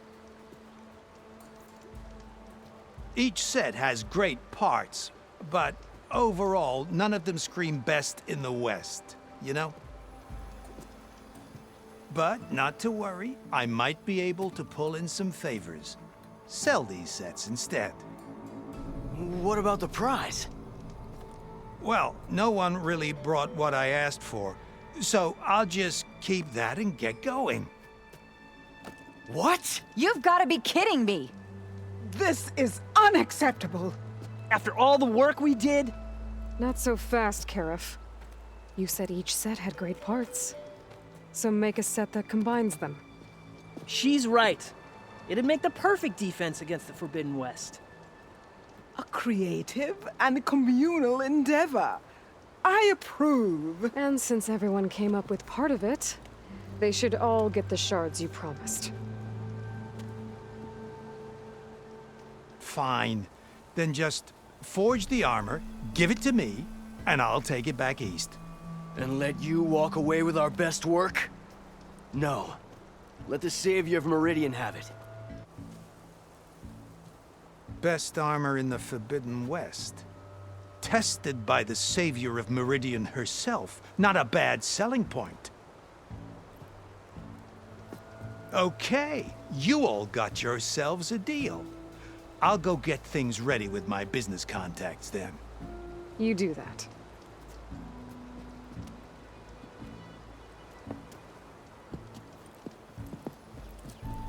Don't go anywhere. This won't take long.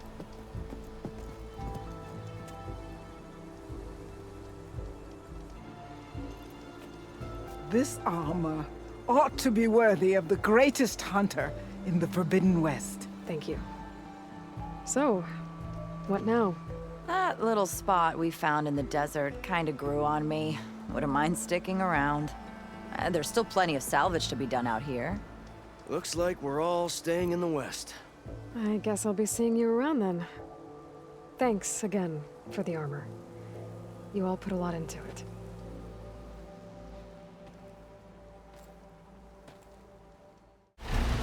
This is the mountain where that Tenakth wrestled with the Stormbird. Okay.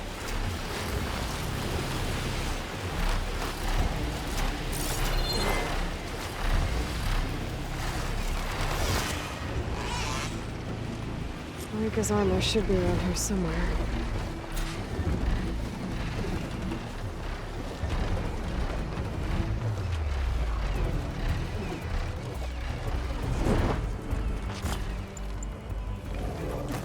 A fragment of Rika's armor.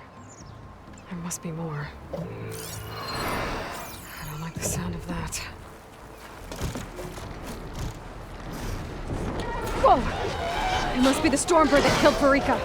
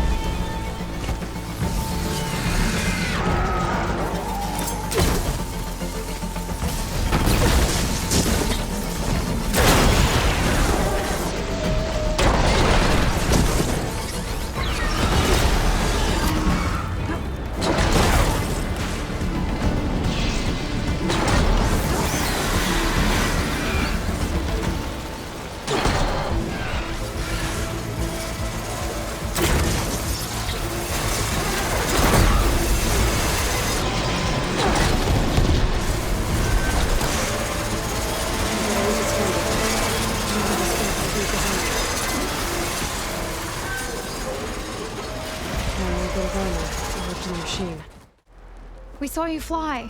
Did you find Farika? I was able to retrieve her armor. What's left of it anyway. She didn't stand a chance against that Stormbird. Ah, I see. A painful end. But not without glory. So, what do you think? Was she the first to fly on the wings of the Ten? She was brave, and spent a fair amount of time in the air. I'd say what she did qualifies. She flew! I knew it. The first to fly. As her successor, you should keep her armor. You can fix it up at the workbench. This way. Once you repair the armor, you're welcome to it. You take after Farika. Bold, brave, and a diplomatic liar. She met a harsh fate. Let her have the title. Fair enough. It's kind of you to show such humility. You're back. Is that? I'm sorry. It's broken. Our last hope. No. There has to be a way to fix it. How? We just need to replace the batteries and the sensor unit. Right, because they're just lying around a jungle for us to find. Wait. The ancient fleet. It might have what we need. What ancient fleet? When we abandoned our ship, we were washed ashore on a beach southwest of here. There were ships built by the ancestors there. Overseer Bohai will never let us go there. He won't risk losing any more navigators. He needs us to guide the fleet home. No one's going home without a working gyro compass. I can get them for you. You'll need to look for a sensor unit. They're usually on a ship's antenna. And batteries. 3 of them. They're small, so they might be hard to find. I've got something for that. We put our faith in you once again, Ancestor.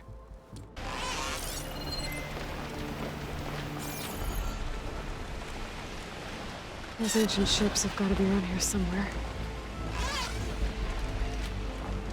Not fine for now. Maybe I should call back that sunrise. No sensor unit. But there isn't overheating. This is the USS Anchorage. Hailing anyone who's left. The Medina, the Omaha, and the New Orleans are down, and the swarm just cracked the Harris open like an egg. Incoming! Hold on!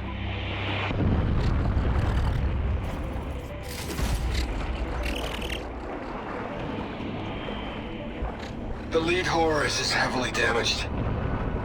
If we can concentrate fire, maybe we can still take it down. I think we've got a ping on the Hamilton! Lost it!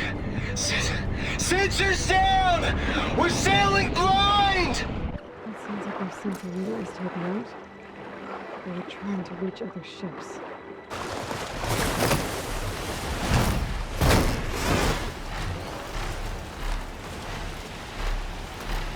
Tech sensor unit.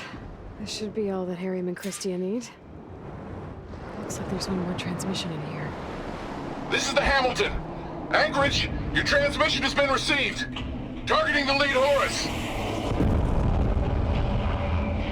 Just lost the starboard missile battery. Can't fire. We're empty. Damn it. Captain, there's nothing left to fire. Your orders. Set a course for the Horus chassis. Ramming speed.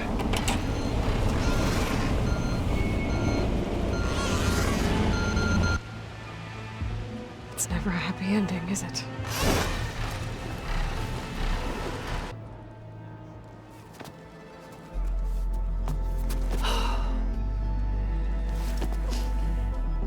Thank you. I'll get working on the gyro compass immediately. I'm coming home, Leandra. You've done us a great kindness, Aloy. Christia is not the only one with people waiting back home. She'll be able to fix that gyro compass in no time. We'll never be able to thank you enough. But this should be a start. If you need anything, tell Bohai to contact Alva. I'm sure she can help. May the ancestors steer us true. There's a Tenakth. Need to get on top of its head.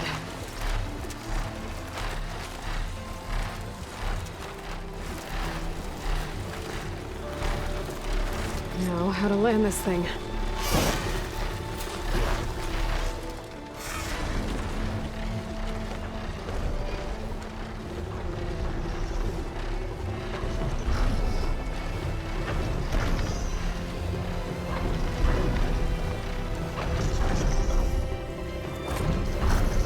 Made it.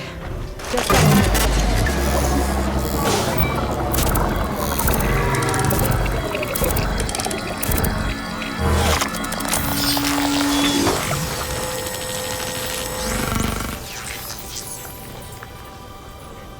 Okay, Tilda. I've overridden the Tenakth. Good. And the energy cells are now primed.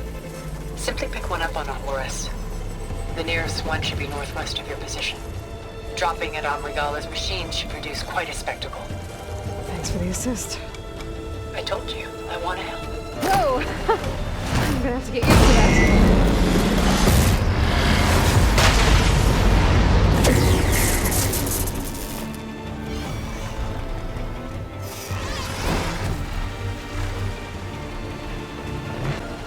There's the energy cell. Right on the Titan's back.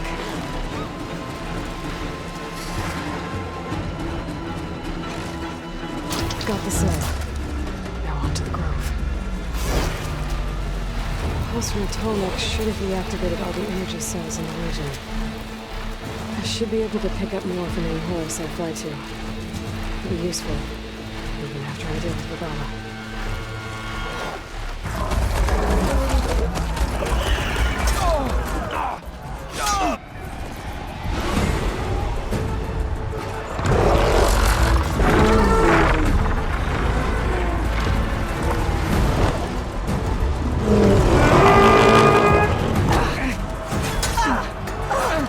cells inside. Faro will soon be dead. It's all over, Chaplain.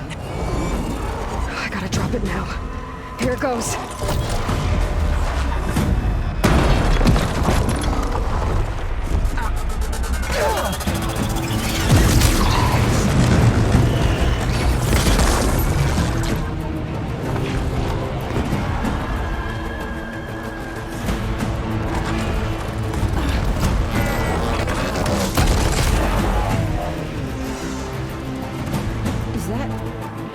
It's Aloy!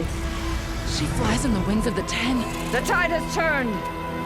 Push through!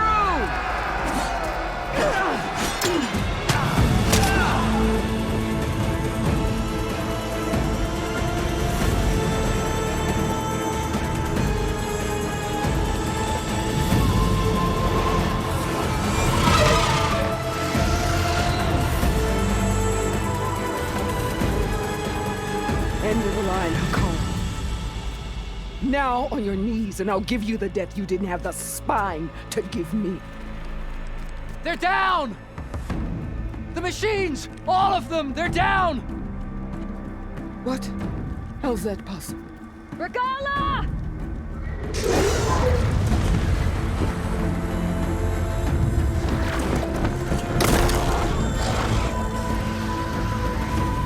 Enough bloodshed! Let's settle this. You and me. Easy to say when you're atop a machine.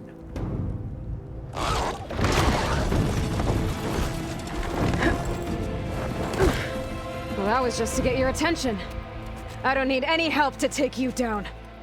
Fine. I accept your challenge. And once I'm done with you, I'll get to finish the slaughter. We'll see about that. The duel is set. Let none interfere.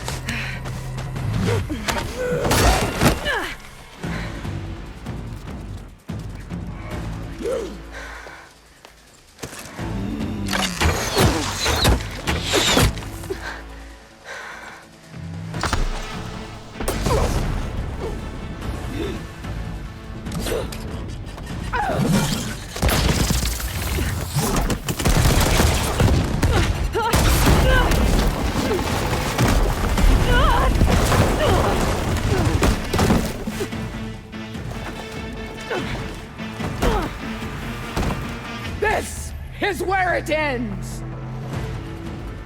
Yeah, it is.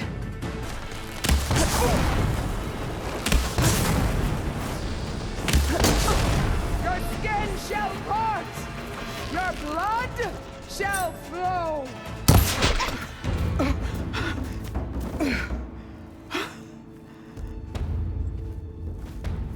Here I am again, on my knees before bootlicks and cowards. Go ahead, run me through! Shut your mouth, traitor.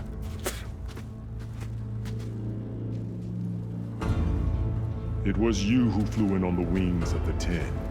You who challenged her. By our rights, you must decide her fate. I spared her once. It only made things worse. She was the best of my marshals. What a waste. She's dangerous, all right. But maybe that's exactly what I need. Cowards! What more do you have to conspire about? Whether you live or die, I'm not here to forgive you for your crimes. But there's another battle ahead, against an enemy more powerful than anything you can imagine. And I need people, a squad, that's willing to do whatever it takes. I don't want your mercy. It's not mercy. The battle I'm talking about will be charging into a nightmare. A better death than this? Yes.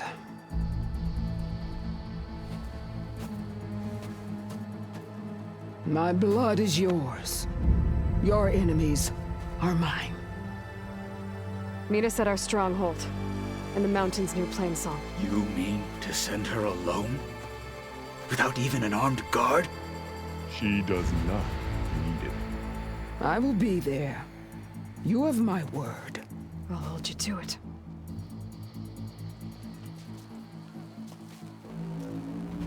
Chief, there's something you both need to see. In the throne room.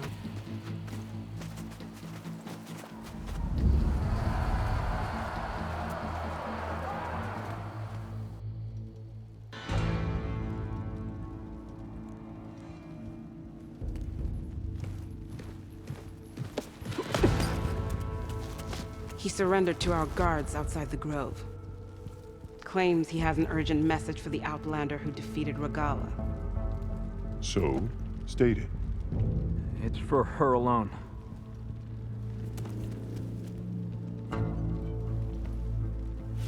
From an interested party.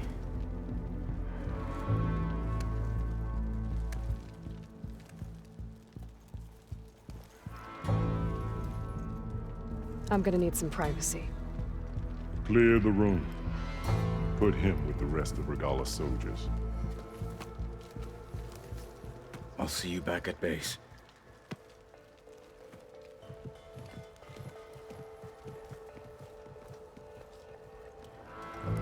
You saved the tribe. Let me help you with your mission. No. With Regalla gone, you have a chance to build the future you dreamed of. So get to your task. Then at least allow me to give you this. Armor for the battle ahead. May it keep you safe.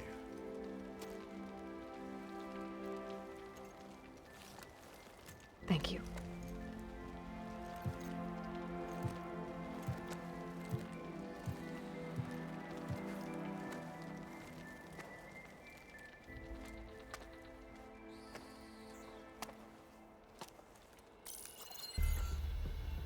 Do you have any idea what you've just done?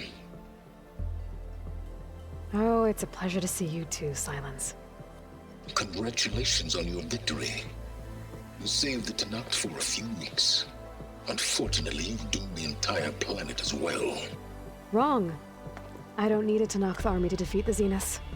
Oh, Aloy. Have you learned nothing about the enemy we're up against? More than you, hiding whatever hole you found. My idea is just better than anything you ever came up with. Go on. No, not here. We're doing this my way. Face to face, and with the weapon you've developed. And why would I agree to that? Because I'm your only way of beating the Zeniths, and getting the copy of Apollo that's on their ship. So meet me at my base. Mountains west of Plainsong.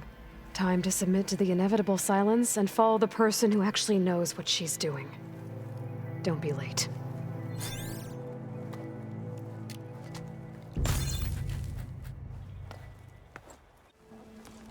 So, Aloy, you've added yet another deed to your name, and I'm guessing by the look in your eyes that you're not done yet.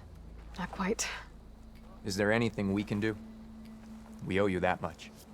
After everything you've been through, you're one of the best people to support Hikaru's bid for peace. Not just between the clans, but with the Carja too. Then I will. You have my word. And until my last breath, I'll make sure the tribe remembers all that you've done for us. I figured I'd see you here. Of course. The Lowland clan fought for our own today.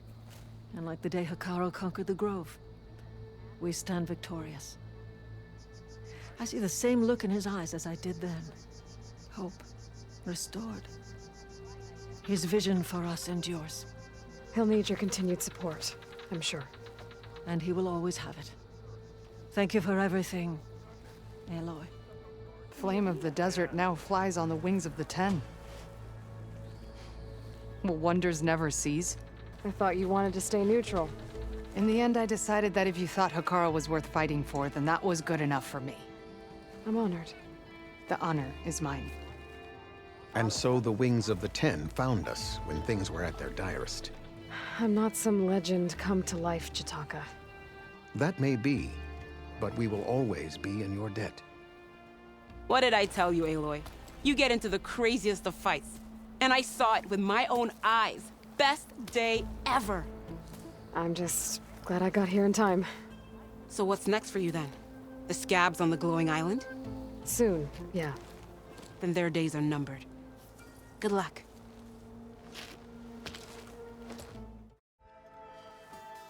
Hey, Mr. Know-It-All is here. You know, your focus buddy who never smiles. I didn't know what to do with him, so I had him wait in your room. Got it. Thanks.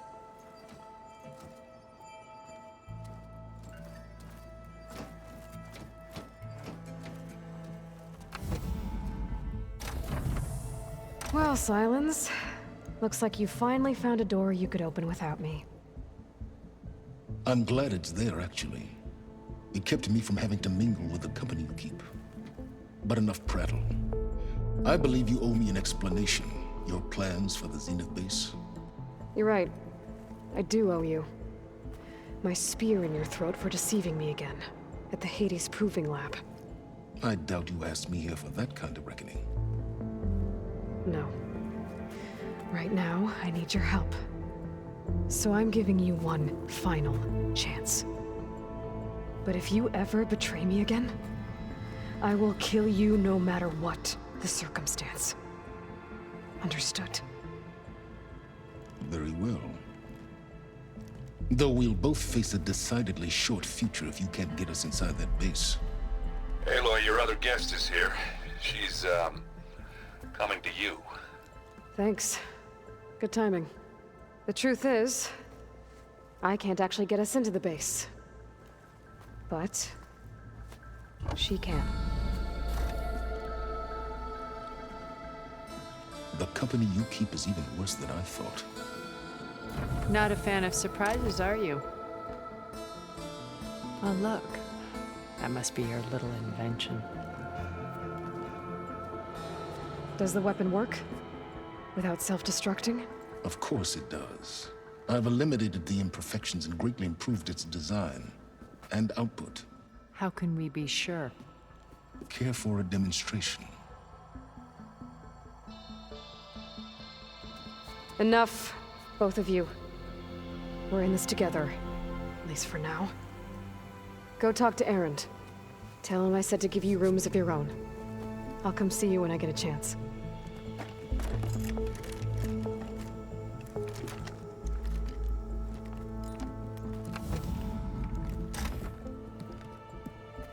Oh, no. You first.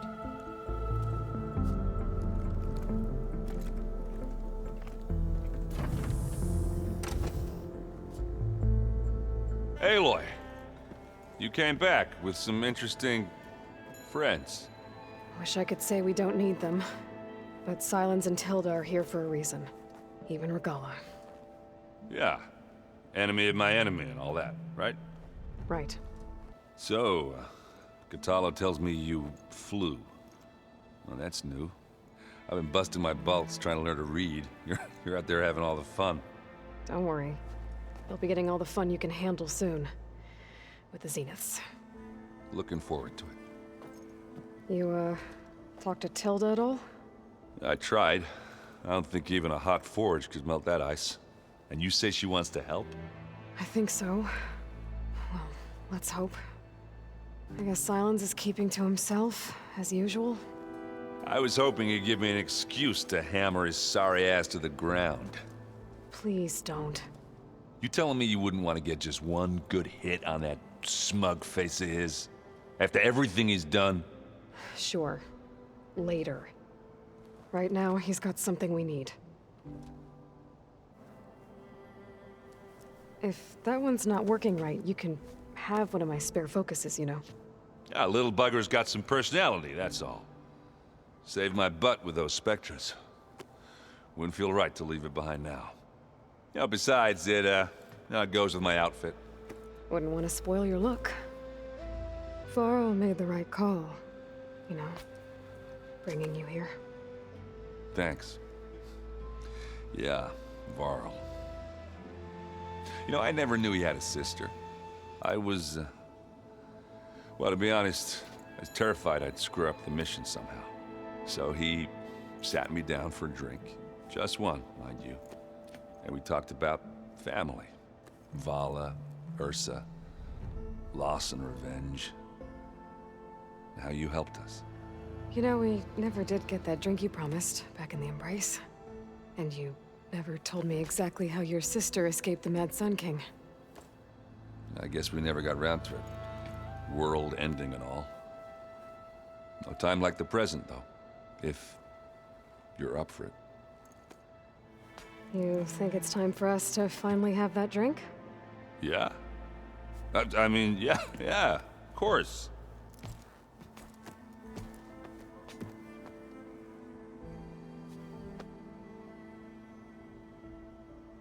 Oh.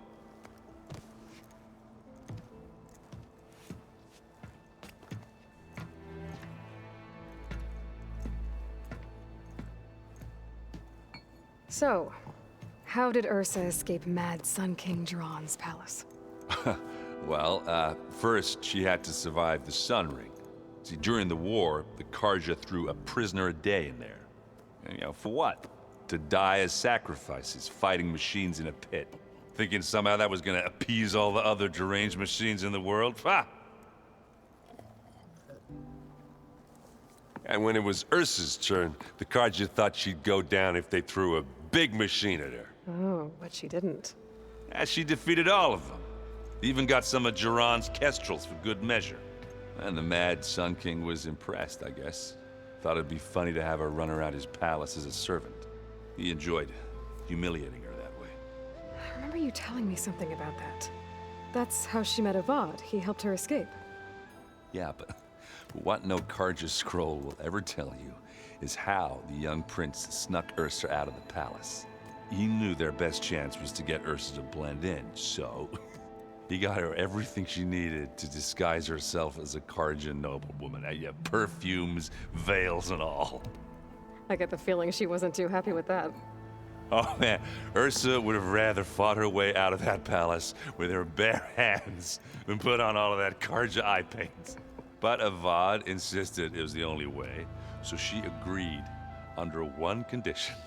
Avad had to dress up as well. She made Avad dress up like a noblewoman? As perfumed and powdered as a babe. Ursa said he looked better like that than he ever did in a crown. That would, definitely make for an interesting sight. Oh, it worked like a charm, too. Not only did they make it out of the palace, they paid a traveling merchant to get Ursa to the border, and none were the wiser.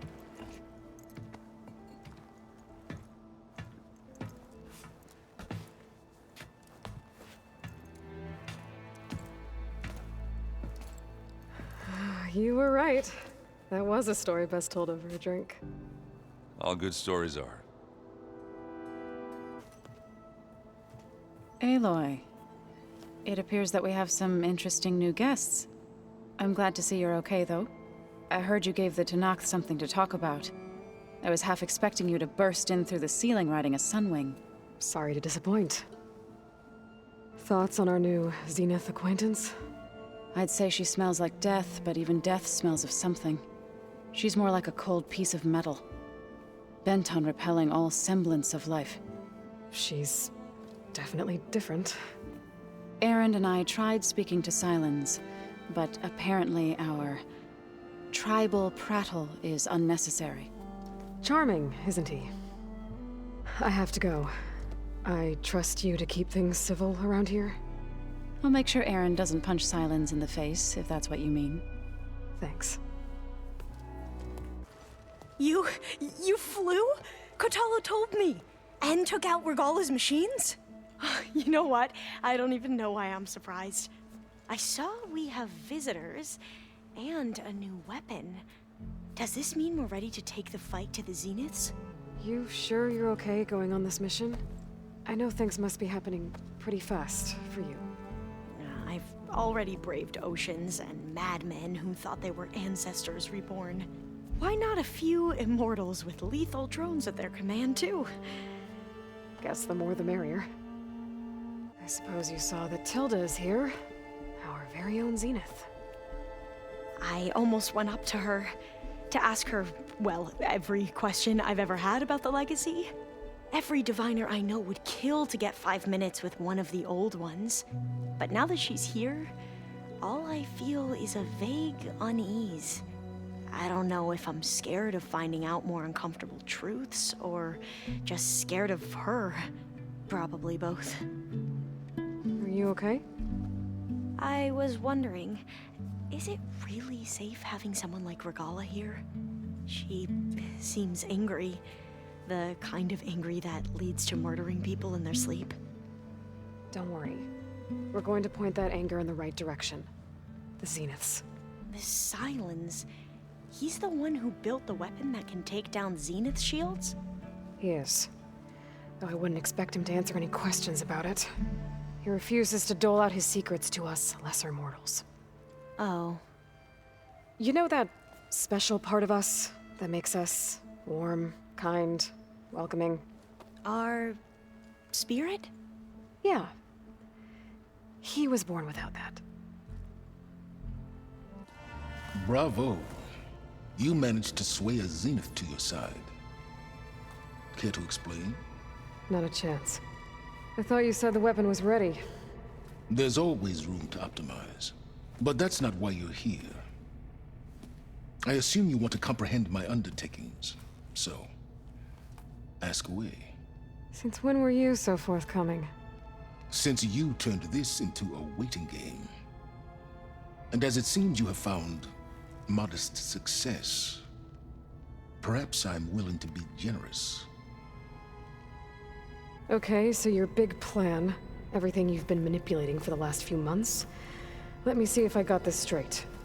You learned about the Zeniths from Hades when you interrogated it. Then you came up with a plan to defeat them by using a Tenakth army and that weapon. And to get the Tenakth to fight for you, or rather the Sons of Prometheus, armed Regalla's rebels with override tech. Did you have an actual question, or are you still playing catch-up? So all this time, even before I found the coordinates at the Spire, you were out here scheming. Why couldn't you just tell me?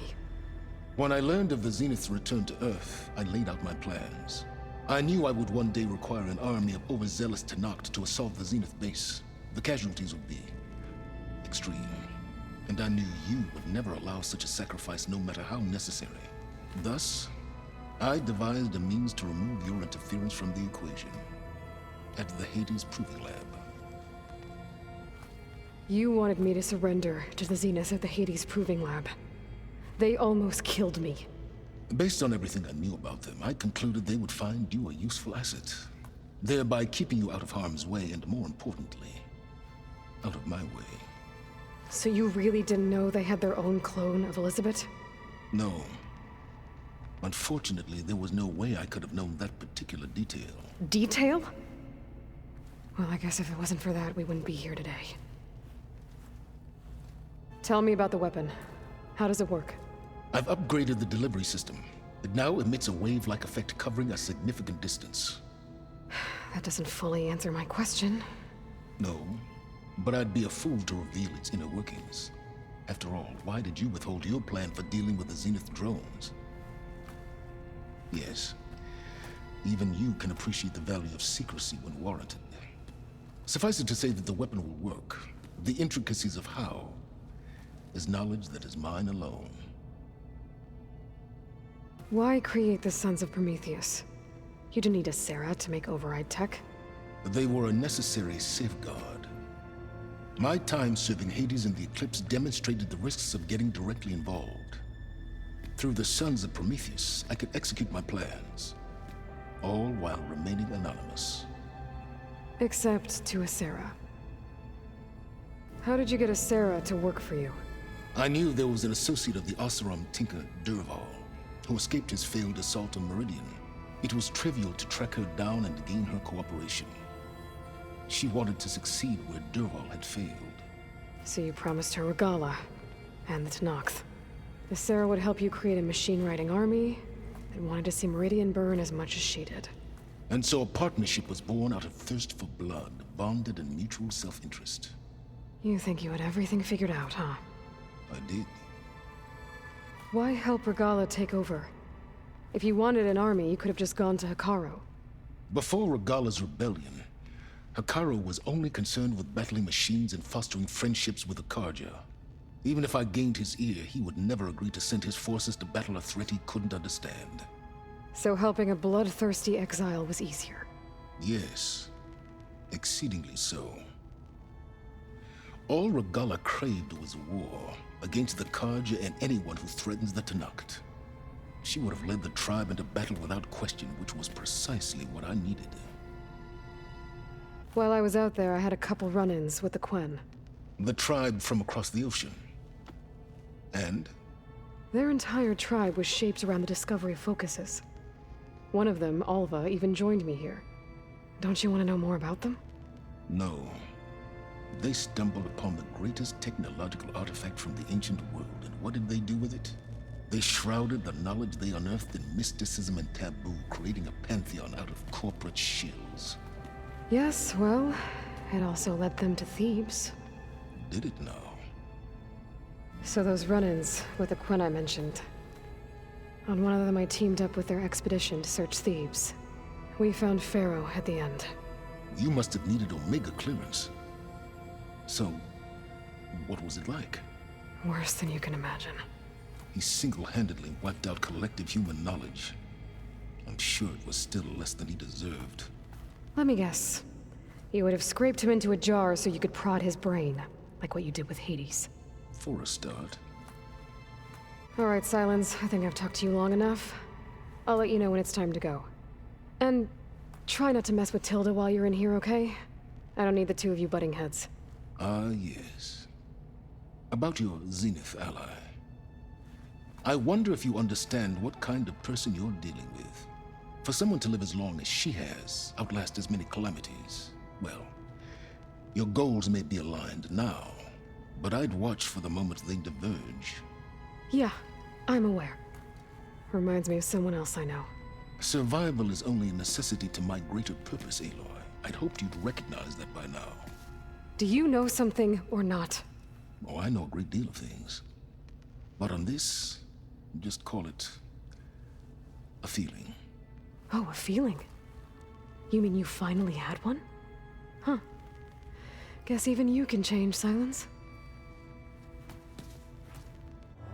How are you holding up? I saw you fly on the wings of the Ten, and paralyze Regalla's army with lightning. I would say that I am inspired. Thank you, I guess. It is I who should be thanking you. Things will get ugly once the Zeniths realize we're in their base. You'll need every trick you've ever learned. I would have it no other way. Many soldiers died in the old world to make sure we stood here today. We will endure on their behalf. Though, I am curious how you intend to defeat the Zenith's defenses without an army of our own. Leave that to me. Just make sure you're ready to fight. As you say. You have more than earned my trust. Did you meet Tilda? There is something about her that doesn't seem natural. I wouldn't be surprised if my sword went through her and she didn't bleed at all. Honestly, with her, nothing would surprise me. Look, I know you're probably not happy about keeping Regalla around, but I want her on our side when we fight the Zeniths. It is more than she deserves. Even so, I will not question your judgment. Thank you, Kotallo. I have to go. But I'll be briefing everyone on the plan soon. Understood.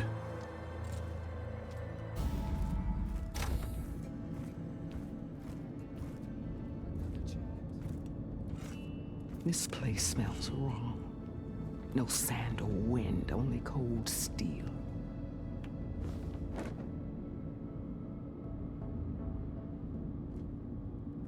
And the others up there, your squad. They can hold their own. As for this base, it may not be what you're used to, but it is a shelter. Call it what it is. A cage. You came here on your own. For the battle you promised. So for now I wait in my cage for your word. Tell me when to strike.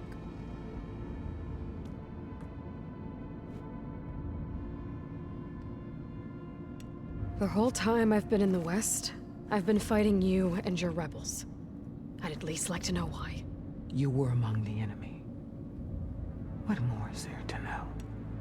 Why did you do it? Dorok, Jiroka, Kotallo, and the Karja pushed into the desert to raid our people.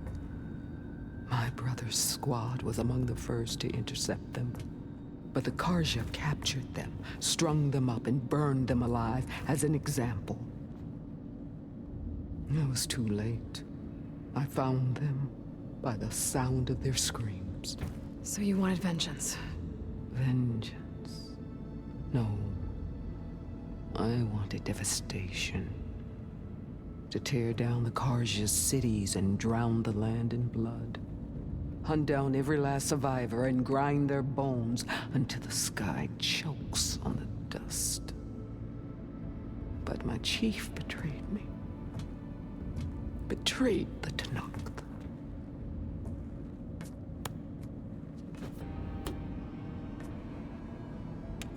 How did Hekarro betray you? Hekarro called on the clans to resist the Karja's red raids. But we did more than just defend. We hunted them, and they fled as children before a pack of claw striders all the way to their border. There we ripped down their stone walls. Their domain was ours for the taking. But when it came time to push on, Hekarro ordered us to fall back. What soldier retreats when slaughter is at hand? The kind who wants peace for their people. Peace is just a lull between vendettas. But I thought my chief had greater tactics than mine, so I stood by him, even when he allowed that filthy Karja to join our ranks. Fashav. I enjoyed watching him die at the embassy. He should have been put down when we first captured him on the field. Instead, Hekarro made him a marshal. Fashav told me how he became a marshal. He earned it just like any Tenakth. It was an insult. No Outlander can ever deserve to wear our armor, bear our marks. And then a Karja messenger was brought before us? That's when I knew. I had to run my blade through Hekarro and drag his treacherous corpse to the gates of the sun.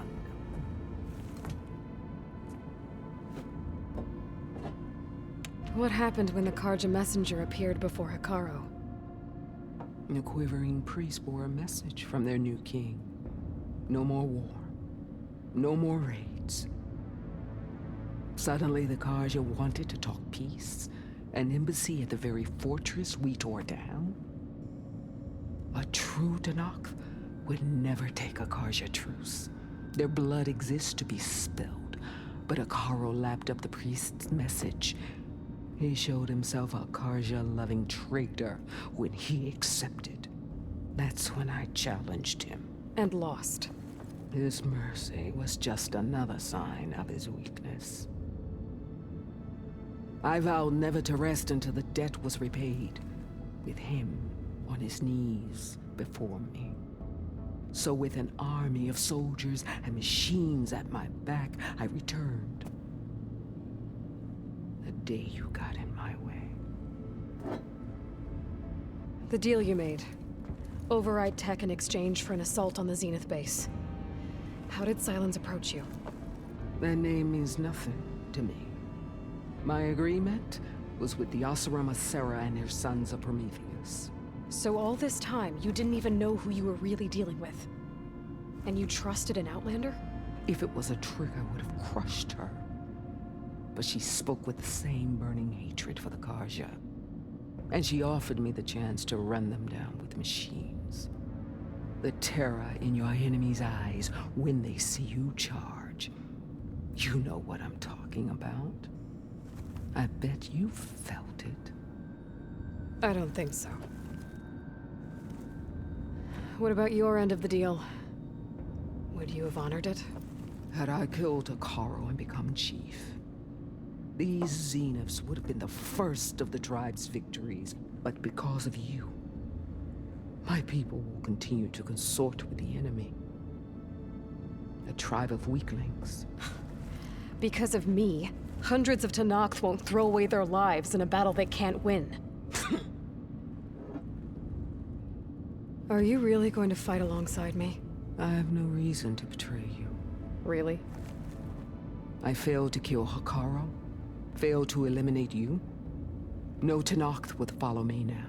The Karja remain out of my reach, cowering behind their walls. All I have left are the screams of those long dead and unending rage. So show me where to bury it. All right. I guess we'll both face the end soon enough. Ever since you got in my way, I've wanted to see your bones burned white beneath the sun. But if I'm to die in battle, then it might as well be with the one who flew with the wings of the Ten. I'll let you know when it's time to move out.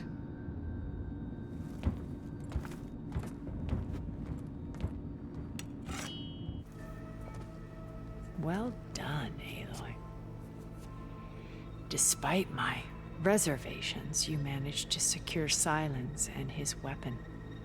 You're truly a shining example of Liz's fortitude. I've been thinking about what you said at your house. How you were friends with Elisabet. It was more than that, wasn't it? Perceptive as ever. You're right, we were together for a time. Okay, so... what happened? I was an orphan. I had always been alone. By my 30s, I was starting to wonder if that was simply my fate in life. And then I met Liz. We kept running into each other at conferences. We'd have coffee. At some point, it became drinks. I thought it was just shop talk, an exchange of ideas, but then I was surprised at how much I looked forward to seeing her. Soon we were flying halfway across the world every other week just to meet up. For the first time, I didn't feel lonely. I could imagine a future where I wasn't. I think Liz felt the same way at first. She had lost her mother a few years back. I filled a void for her. I know I did. But as time passed, it seemed as though she wanted less when I wanted more. And so we ended things. So helping me, restoring Elisabet's dream, it's what, a second chance, yes. I made a mistake leaving Earth while Liz stayed behind. I should have done more. So when I saw you, a woman who has carved her own remarkable path, beyond even what made Liz a phenomenon, I knew I had to help you. To do right by her. Why do you think Elisabet pulled away? I've wondered that for 1,000 years. She was brilliant, visionary. She cared so deeply for the world, for the betterment of humanity. But it also felt like she kept everyone at arm's length, including me. She never wanted to share her burdens. I think, in the end, she had a core that she never let anyone be part of. Sometimes I wonder if anyone really knew her. I found a recording of you and Elisabet back in the proving lab after Farzineth's attempt to steal Gaia. Yes. A most unpleasant conversation. She said something after the call. I think she regretted how things ended between you. Did she? All this time, thank you for telling me. I've always hated that those were the last words we ever said to each other. and that her last impression of me was as a functionary of Far Zenith, not who I truly am. Why did you make the data channel look like your house? I built that house as a shelter to weather any storm. A safe place, not just for me, but for the art stored in its depths. Cultural artifacts of incalculable value. Truly, some of the greatest achievements of human civilization. And you wanted Beta to see them? Yes. Her upbringing was so cold and technical. I thought if she could experience Vermeer and Rembrandt, it would bring something else into her life. A heritage every bit as valuable as the scientific and technical data being drummed into her. I'm sorry I had to cut off contact, but I'll never regret sharing this house with her. She needed its shelter even more than I did. What else can we expect to find in the Zenith base? Our goal will be the command center. That's where Beta and Gaia are being held. There are also printing facilities where the others have been amassing the natural resources they've stripped from the region. What for? First for use in the base's infrastructure, and then to fabricate more Specter drones, a small army of them. When I was out in the wilds, I saw a shuttle take off from the island, heading for space. It was likely ferrying materials to and from our ship in orbit. After hundreds of years luxuriating in our digital comforts, the ship was barely space-worthy when we made our escape. Disaster can strike at any moment. We've learned our lesson. Have you figured out how Silence's weapon works? No, and he's been very careful not to allow me near it. I'll admit it bothers me, but regardless of how it functions, I am confident it will deactivate the other shields en masse. How many of them are in the base? 10, including Eric and Gerard. Only a handful of us made it to our ship when our colony collapsed. So, Eric... was he always a bloodthirsty psychopath? I believe he got worse over time. On Earth, he was the founder of a profitable private military company. A band of cutthroats, in other words. Even as governments abandoned human combatants in favor of automated warfare. He found success with clientele that required a more personal touch. There were also rumors that he personally hunted and killed his targets. On occasion, all for the thrill of it. But on Sirius, he retreated to virtual reality simulations. In them, he could go on rampages as violent as he pleased, though I suspect with diminishing satisfaction. All of his tribe believes he was one of the greatest people from the old world. Then they would be quite disappointed to meet him, though I'm sure he'd bask in the adoration. What can you tell me about Gerard? He was the head of the world's largest financial conglomerate, and as such had dealings with almost every major corporation. It made him one of the wealthiest people on Earth, and certainly the wealthiest among Far Zenith. What does one person do with that much money? Buy more power, more influence. Gerard's always believed himself to be a refined patrician, able to maintain control with a polished smile. But beneath that exterior is a cold and calculating operator. It was his decision to restrict Beta's upbringing to her digital educators, the avatars of the Apollo database, while we were painted as her benefactors. Well, we'll deal with him soon enough. And the others. I would very much like to see his face when he realizes we've beaten him. When I was in the ruins of Vegas, I found data on a man named Stanley Chen. I think he was a Zenith. Stanley, ever the optimist. He was one of the good ones. When we established our colony, he built an exact replica of Las Vegas in virtual reality. Lights, shows, gambling, every detail perfectly recreated. And while others cloistered themselves in their own fantasies, he flung his doors wide to everyone. The way you're talking about him, I'm guessing he didn't make it back to Earth? No, he perished when our colony was destroyed. He would have been thrilled to discover that part of his beloved city survived. Beta escaped and hid in an ancient research facility. I saw another one of the Zeniths. Verbena. Who was she? A dull star amidst a sea of brighter constellations. Unlike most of Far Zenith's members who amassed their wealth through shrewd business deals and technological achievements, Verbena inherited her billions. Her father had achieved great success in the luxury holotourism industry.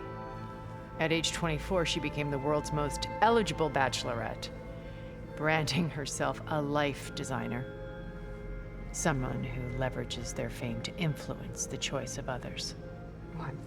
Like a cult? In a way, yes. Well, she must have done something right to have survived this long. She was her own brand of ruthless. That much is true.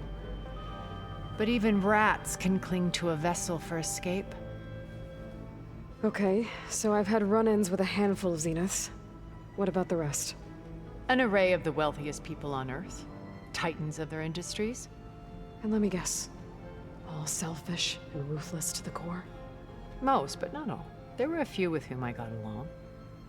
Annika Murjani, for instance, was always delightful. She founded the Holonet's most successful dance channel and was herself mesmerizing to watch. And I had fascinating discussions with Song Jiao about her work in cellular biology. Our immortality treatments are due in part to her achievements.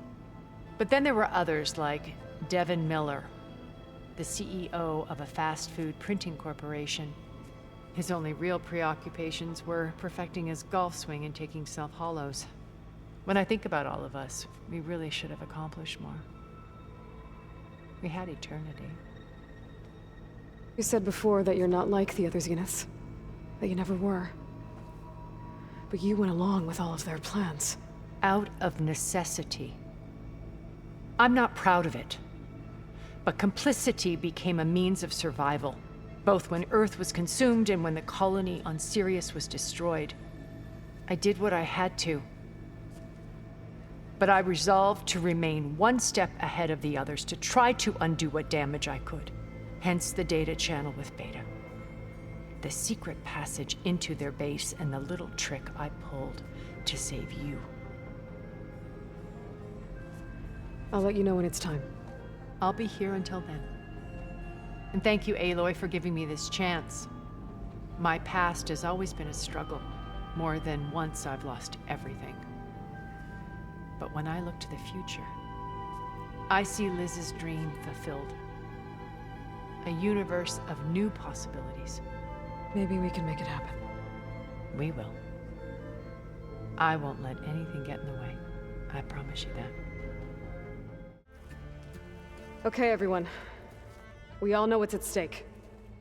Beta, Gaia. Not to mention life on Earth. Now, it might seem like the Zeniths are invincible, but they're not. We've got what it takes to break into their base and defeat them. We even have one of them on our side. Tilda, show us the base. It is constructed atop the ruins of an ancient military facility on an island to the southwest. I can get us inside. To this location, undetected. How exactly? You'll know when you need to. Once inside, our goal will be this structure. The launch tower. Gaia and Beta are being held at the top. But along the way, we will face overwhelming resistance. Most importantly, from Gerard, Eric, and the others. But also... Once I take away their shields, we should be able to deal with them. But it will be easier to deploy the device if someone else is carrying it.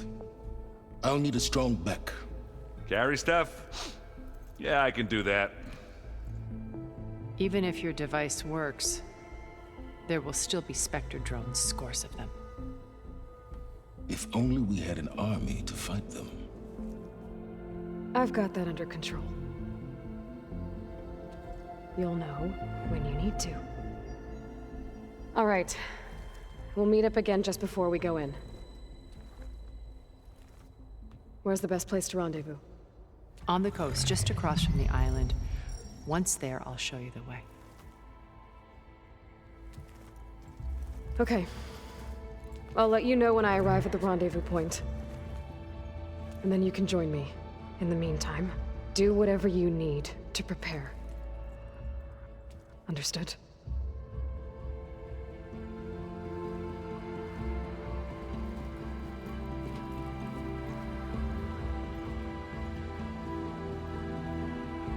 You two? A minute?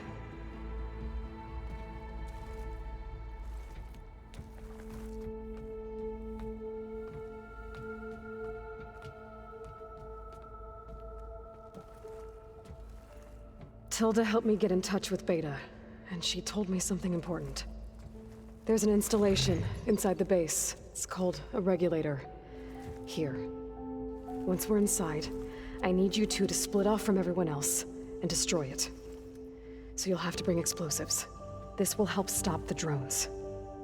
Everything depends on it. Are you with me? After that, I want you to find a way to infiltrate the Zenith network. How? Go over all the data that Beta left behind. She knew how to do it, I'm sure of that. All right. But why? What am I trying to do?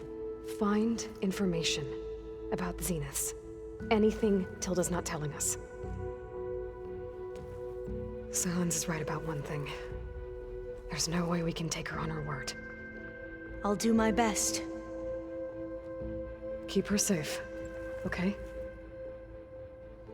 On my life.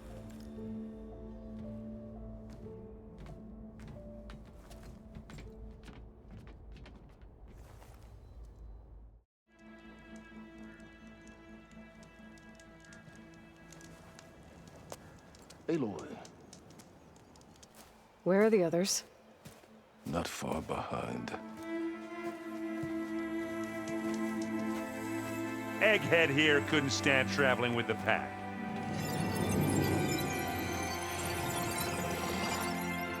Are we all here?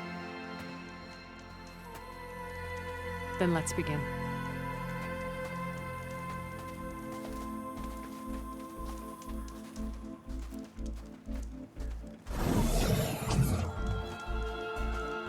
A tunnel. An ancient escape route from the ruins on the island. When I realized it ran all the way across the water, I thought it might prove useful to come and go undetected. So I concealed it from the others.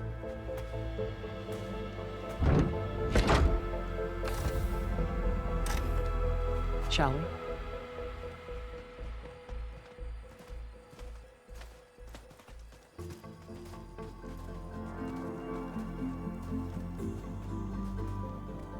I wish there was a less pungent way to get way inside the base.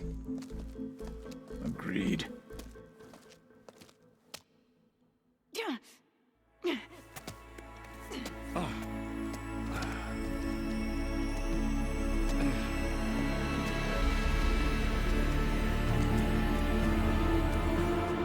There's the launch tower.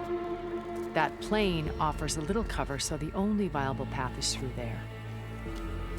There will be Specters guarding it, and many more can be deployed from those hangars.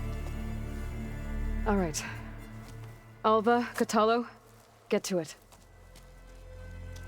Where are they going? Somewhere important. Erend, you're with me. You guys, take the high ground in case we need covering fire.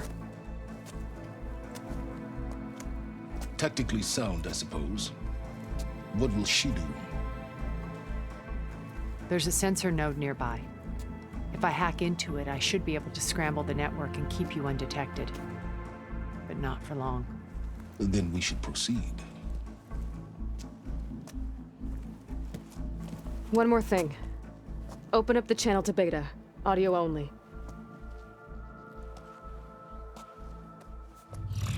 Aloy. We're here, and we're coming for you. You know what to do, right? As long as you hold up your end. We will. See you soon. Be careful. Let's go.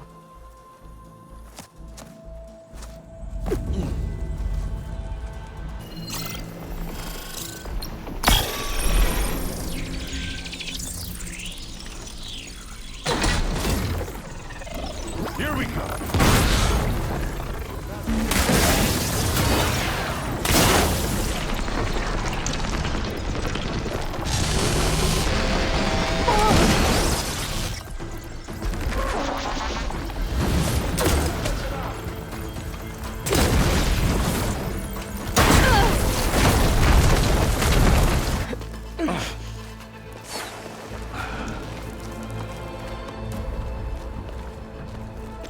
Alpha and Kotallo did their job.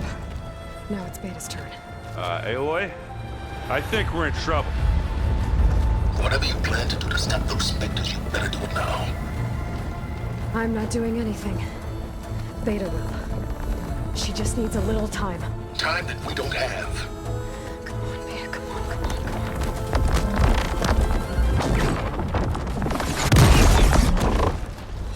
What is that?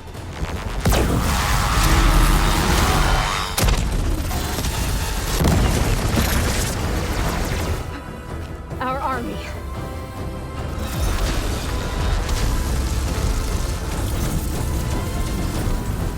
I think you got their attention.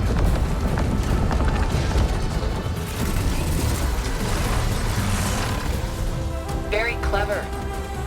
You had Beta inject Hephaestus into the base's printer matrix. Which is faster and more powerful than any cauldron. And now we can crank out machines to its heart's content.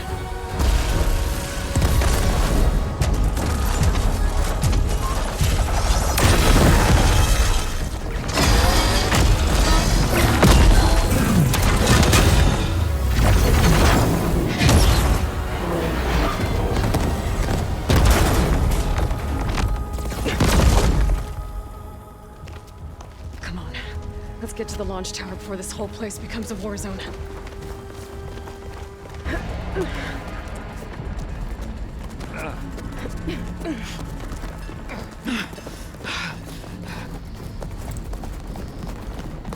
Come on, let's go!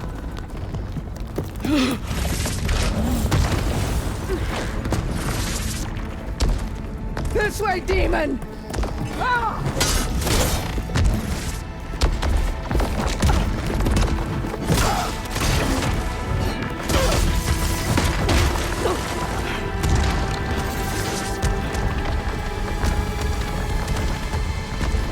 This is the death I was promised.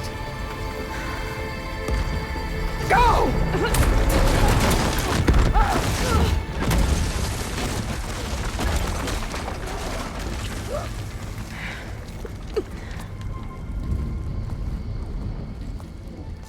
May Regalla return peacefully to the cycle. She cared nothing for peace.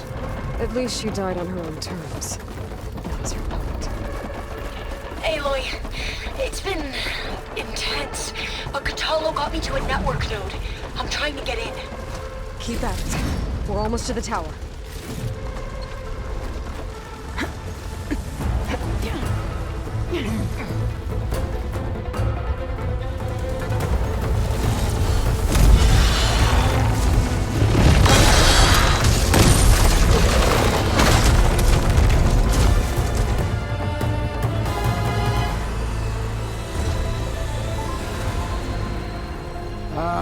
Now we know who's been causing all the fuss. Tilda's little pet.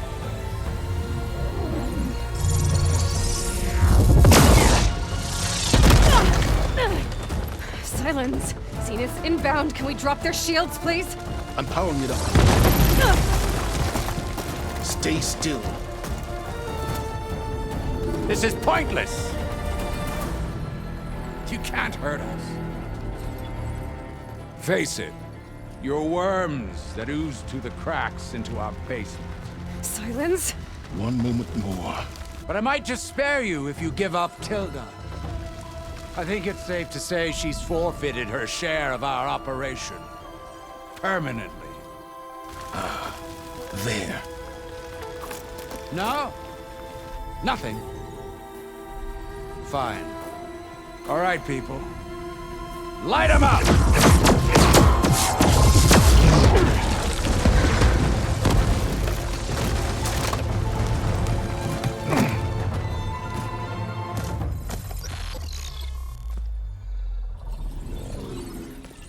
Are we supposed to be scared?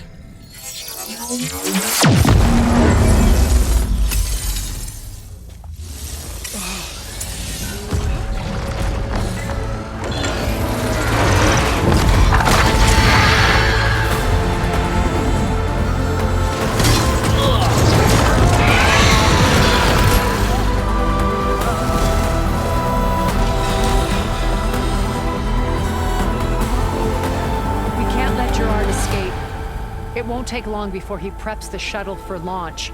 Then he'll be able to take Beta and Gaia into orbit and onto the Odyssey beyond our reach. We gotta go through there? I fail to see another option.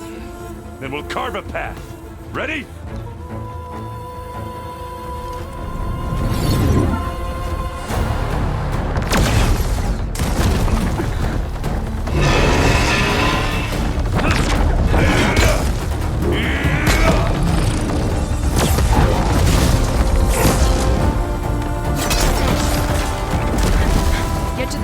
Secure Gaia. I'll stop Gerard.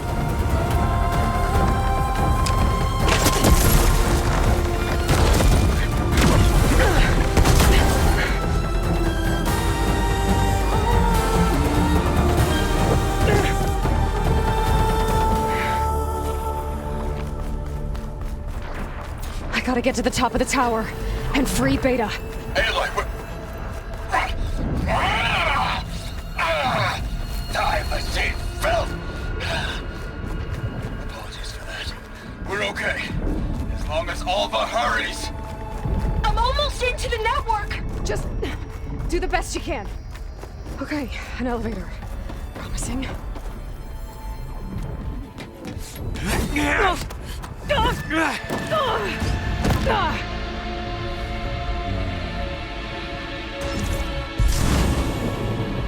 We got some unfinished business, little girl.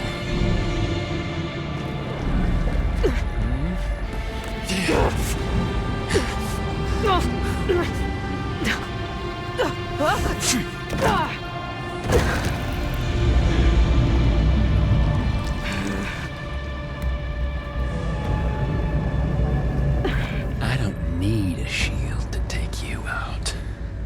Trust me, you're gonna wish you had one. Aloy, are you there? I'm on my way to help. Just need to find my way in there. I'm taking you down!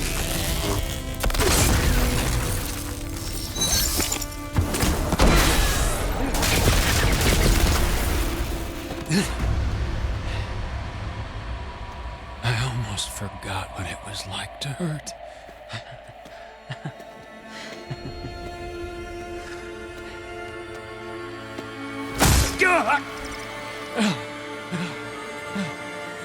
Now we're having fun, right?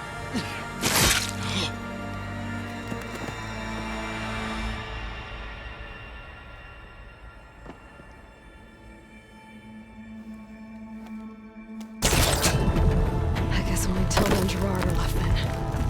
Aloy, you there? Listen, I got into the network, but only for a minute before I was shut out.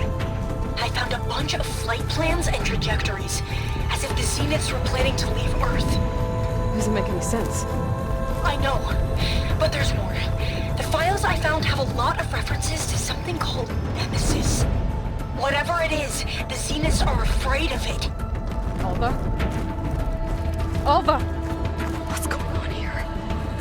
Maybe Beta can help me figure it out. If she's okay.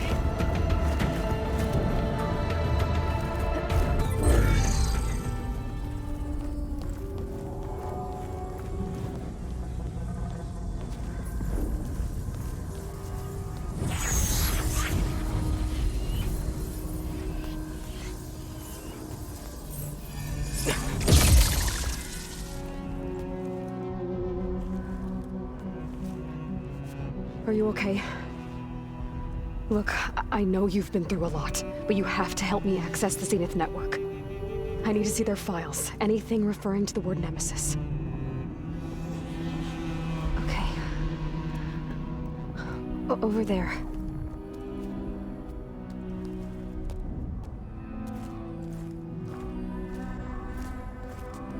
The systems are down all over the base. I should be able to take advantage of... Yes, Nemesis. Here.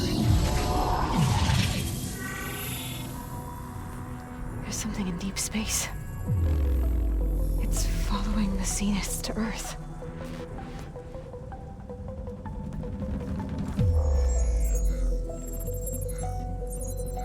Look. Escape vectors. Alva tried to warn me about this. The Zeniths aren't planning to stay here.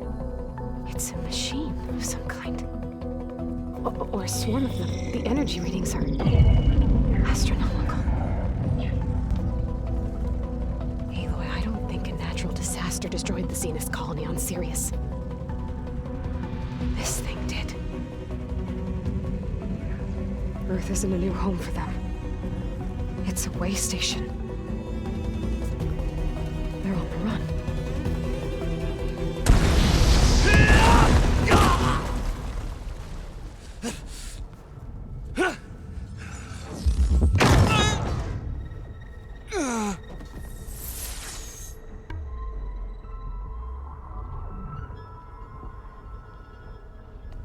I see you've been busy. And you've been lying. Nemesis, what is it? It is us. The minds of Far Zenith. Or failed copies of them, anyway. Back on Sirius, some of my peers weren't satisfied with physical immortality. They wanted digital transcendence. A way to upload their minds into any form, organic or mechanical. Nemesis was a failed experiment to that effect. Abandoned, but never erased. An immense database of our memories, emotions, and prejudices left to fester. And it destroyed your colony?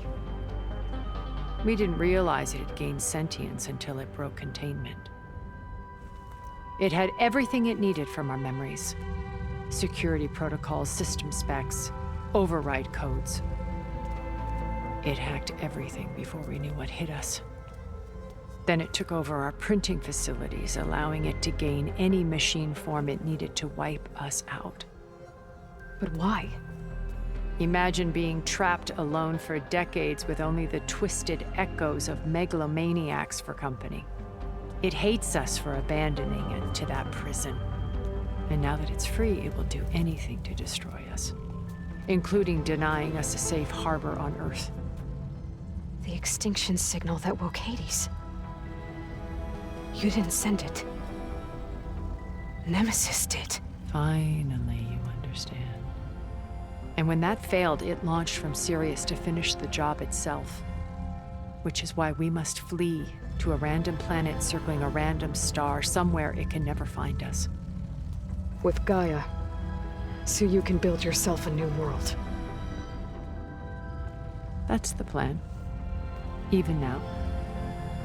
Earth is finished, Aloy. Nemesis will scour it of life to deny its creators a viable home. But Elisabet's dream won't die. You'll come with me to the stars. And with Gaia, we'll create a new world. Together, where that monstrosity could never find us. What? No. I loved Elisabet. More than you could ever know. And I let her stay behind to die with the rest of humanity. A mistake I have regretted for 1,000 years. Now she stands before me again.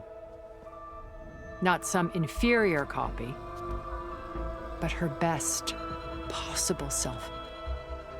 So I'm not asking. You're coming with me.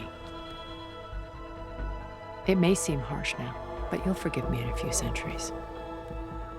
You can't force me, Tilda. Your shield is gone. I have something better. Specter Prime, to me. Take cover! Get to the door! Submit, Aloy. You can't win. I've heard that before.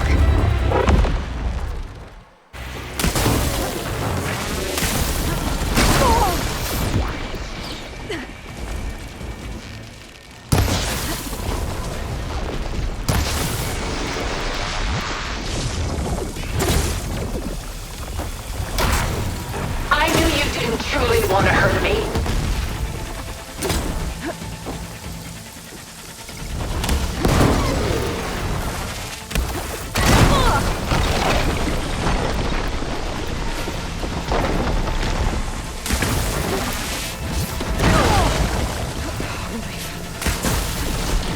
Ask yourself why you're holding back.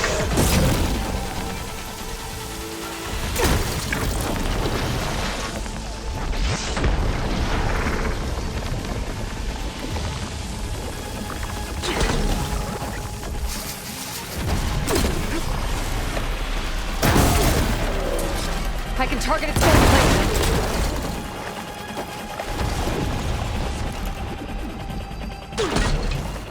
This Spectre was designed to survive against more than that. Elemental ammo's making a dent in those gold plates.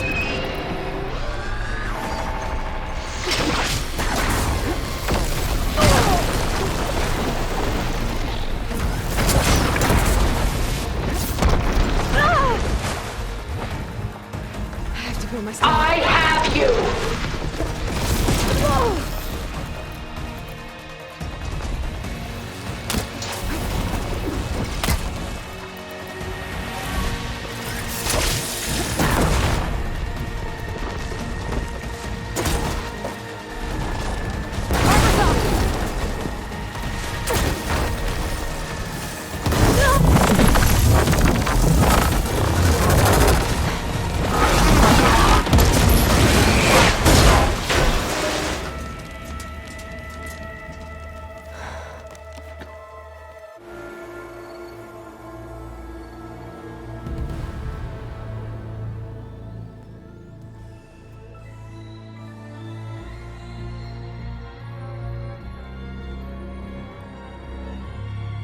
She tried to take you. And she told you about Nemesis. So you've known all along. From Hades, yes. Along with data on how to circumvent the Zenith's shields. Everything I did to create the rebel army was based on that knowledge. To reach this place, this moment. And you couldn't just tell me? Come now, Aloy. You're the last person to act sensibly in the face of impossible odds. When I learned of Nemesis from Hades, I saw the pieces on the board and how to play them. And in that same moment, I knew it was a game you would never play. That you would interfere and attempt to save the Tenakth. I was correct, to a point. You ruined my plans, but brought your own to fruition. The end result is the same. We're here. And now it's time for me to leave this doomed planet behind. To seize the Odyssey and the Apollo database, and begin a new chapter in my pursuit of knowledge, one with infinite possibilities. You can join me if you so desire. You've more than earned your place. Unlike Tilda, I'm extending a polite invitation. You're going to just take off? And abandon everything? Stay. Help me fight that thing. Perhaps Tilda didn't adequately define the threat. Nemesis can't be stopped. It destroyed a highly advanced Zenith colony in a matter of hours. What hope does this primitive tribal Earth have? If you brought Gaia, you wouldn't be abandoning life, you'd be saving a seed for a new world. Just as Elisabet did. It's the choice she made. The sacrifice of all that is for the hope of what might be. If she were here in your place, she would board that shuttle, Aloy. Found her. Is she hurt? Still on her feet. Thank the Ten. Goodbye, Silence.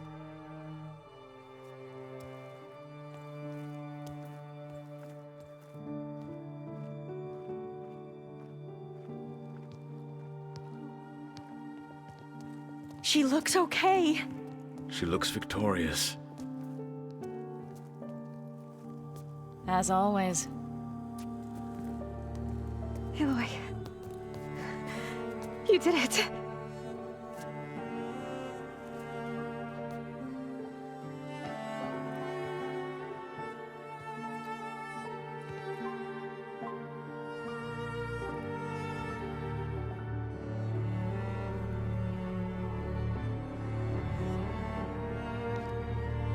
Hey, where's he going?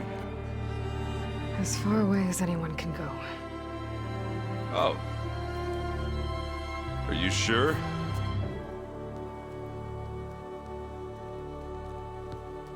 You're staying. For a time. You people are going to need all the help you can get.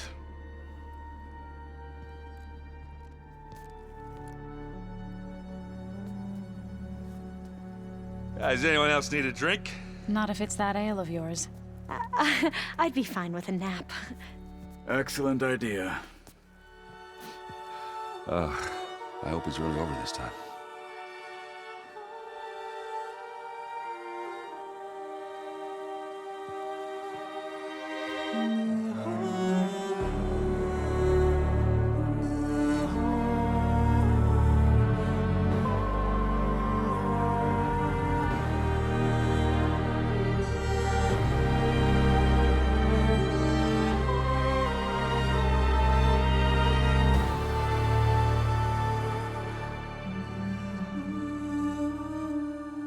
There's another battle ahead, Elisabet.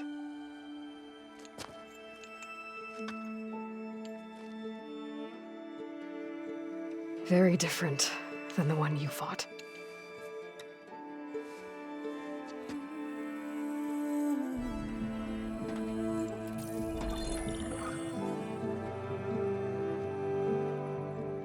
It's not about the distant hope of creating a new world. It's about preserving the one we have.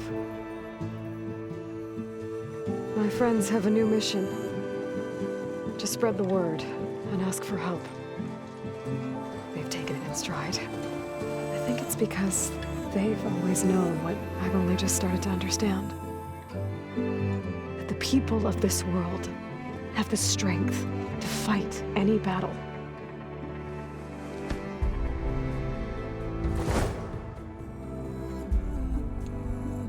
The ingenuity to solve any problem.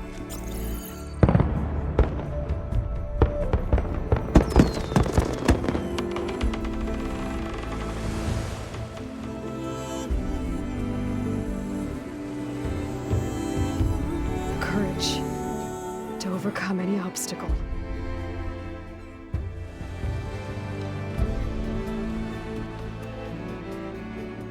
And the resilience to rise after any setback.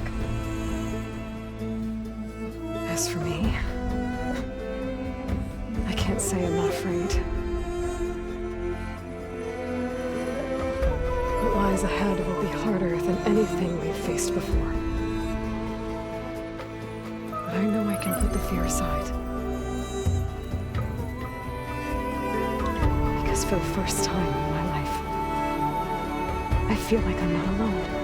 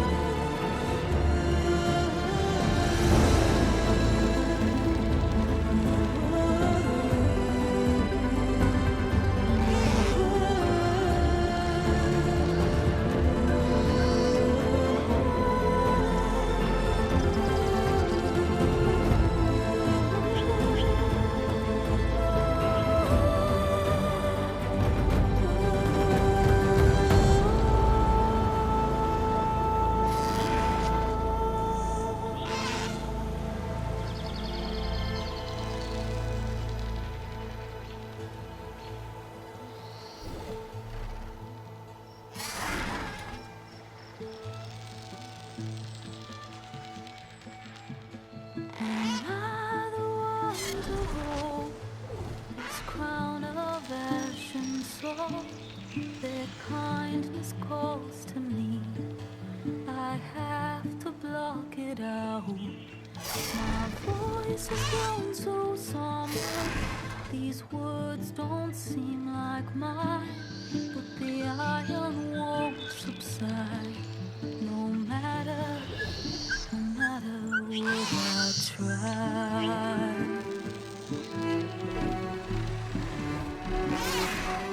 And my raindrops in the flood, in this emptiness, in storms.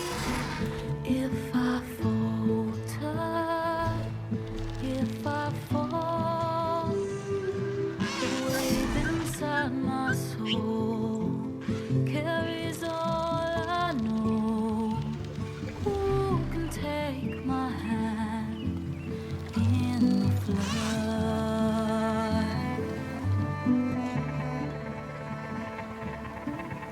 A voice calls me forth through darkness unknown. My heart with silence burns through solemnness and home. The edge beyond the shore, this weight of root and rock. I long to reach the other, to find the path we lost.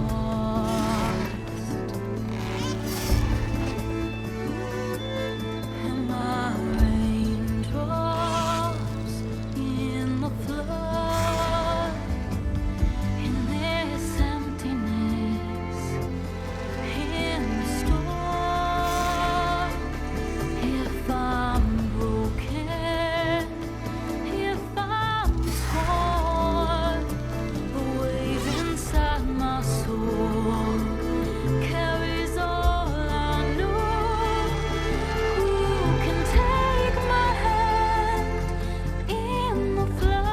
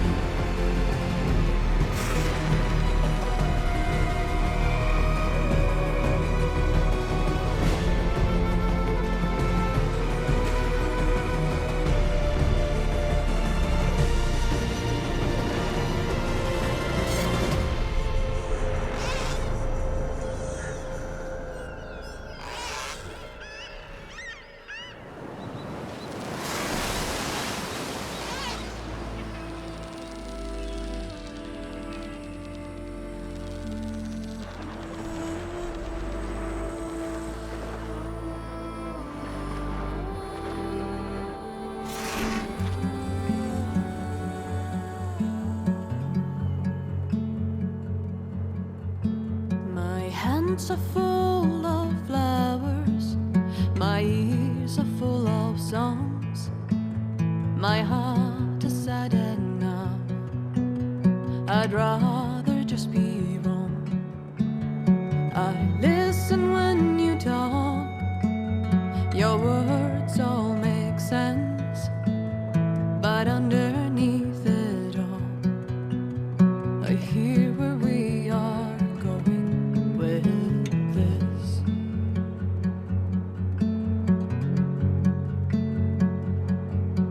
I am raindrops in the flood. I am emptiness. I am home. I am lonely in a crowd. But when you hear me, you'll be near me. Stay with me in the flood.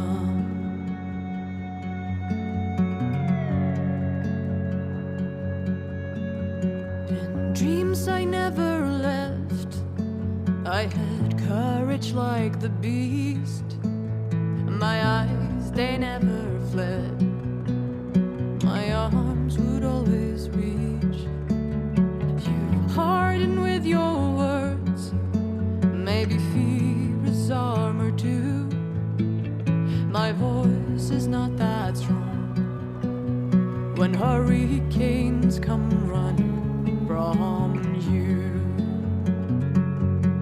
I am raindrops in the flood. I am emptiness. I am home. I am lonely in a crowd. But when you hear me, you'll be near me. Stay with me in the flood.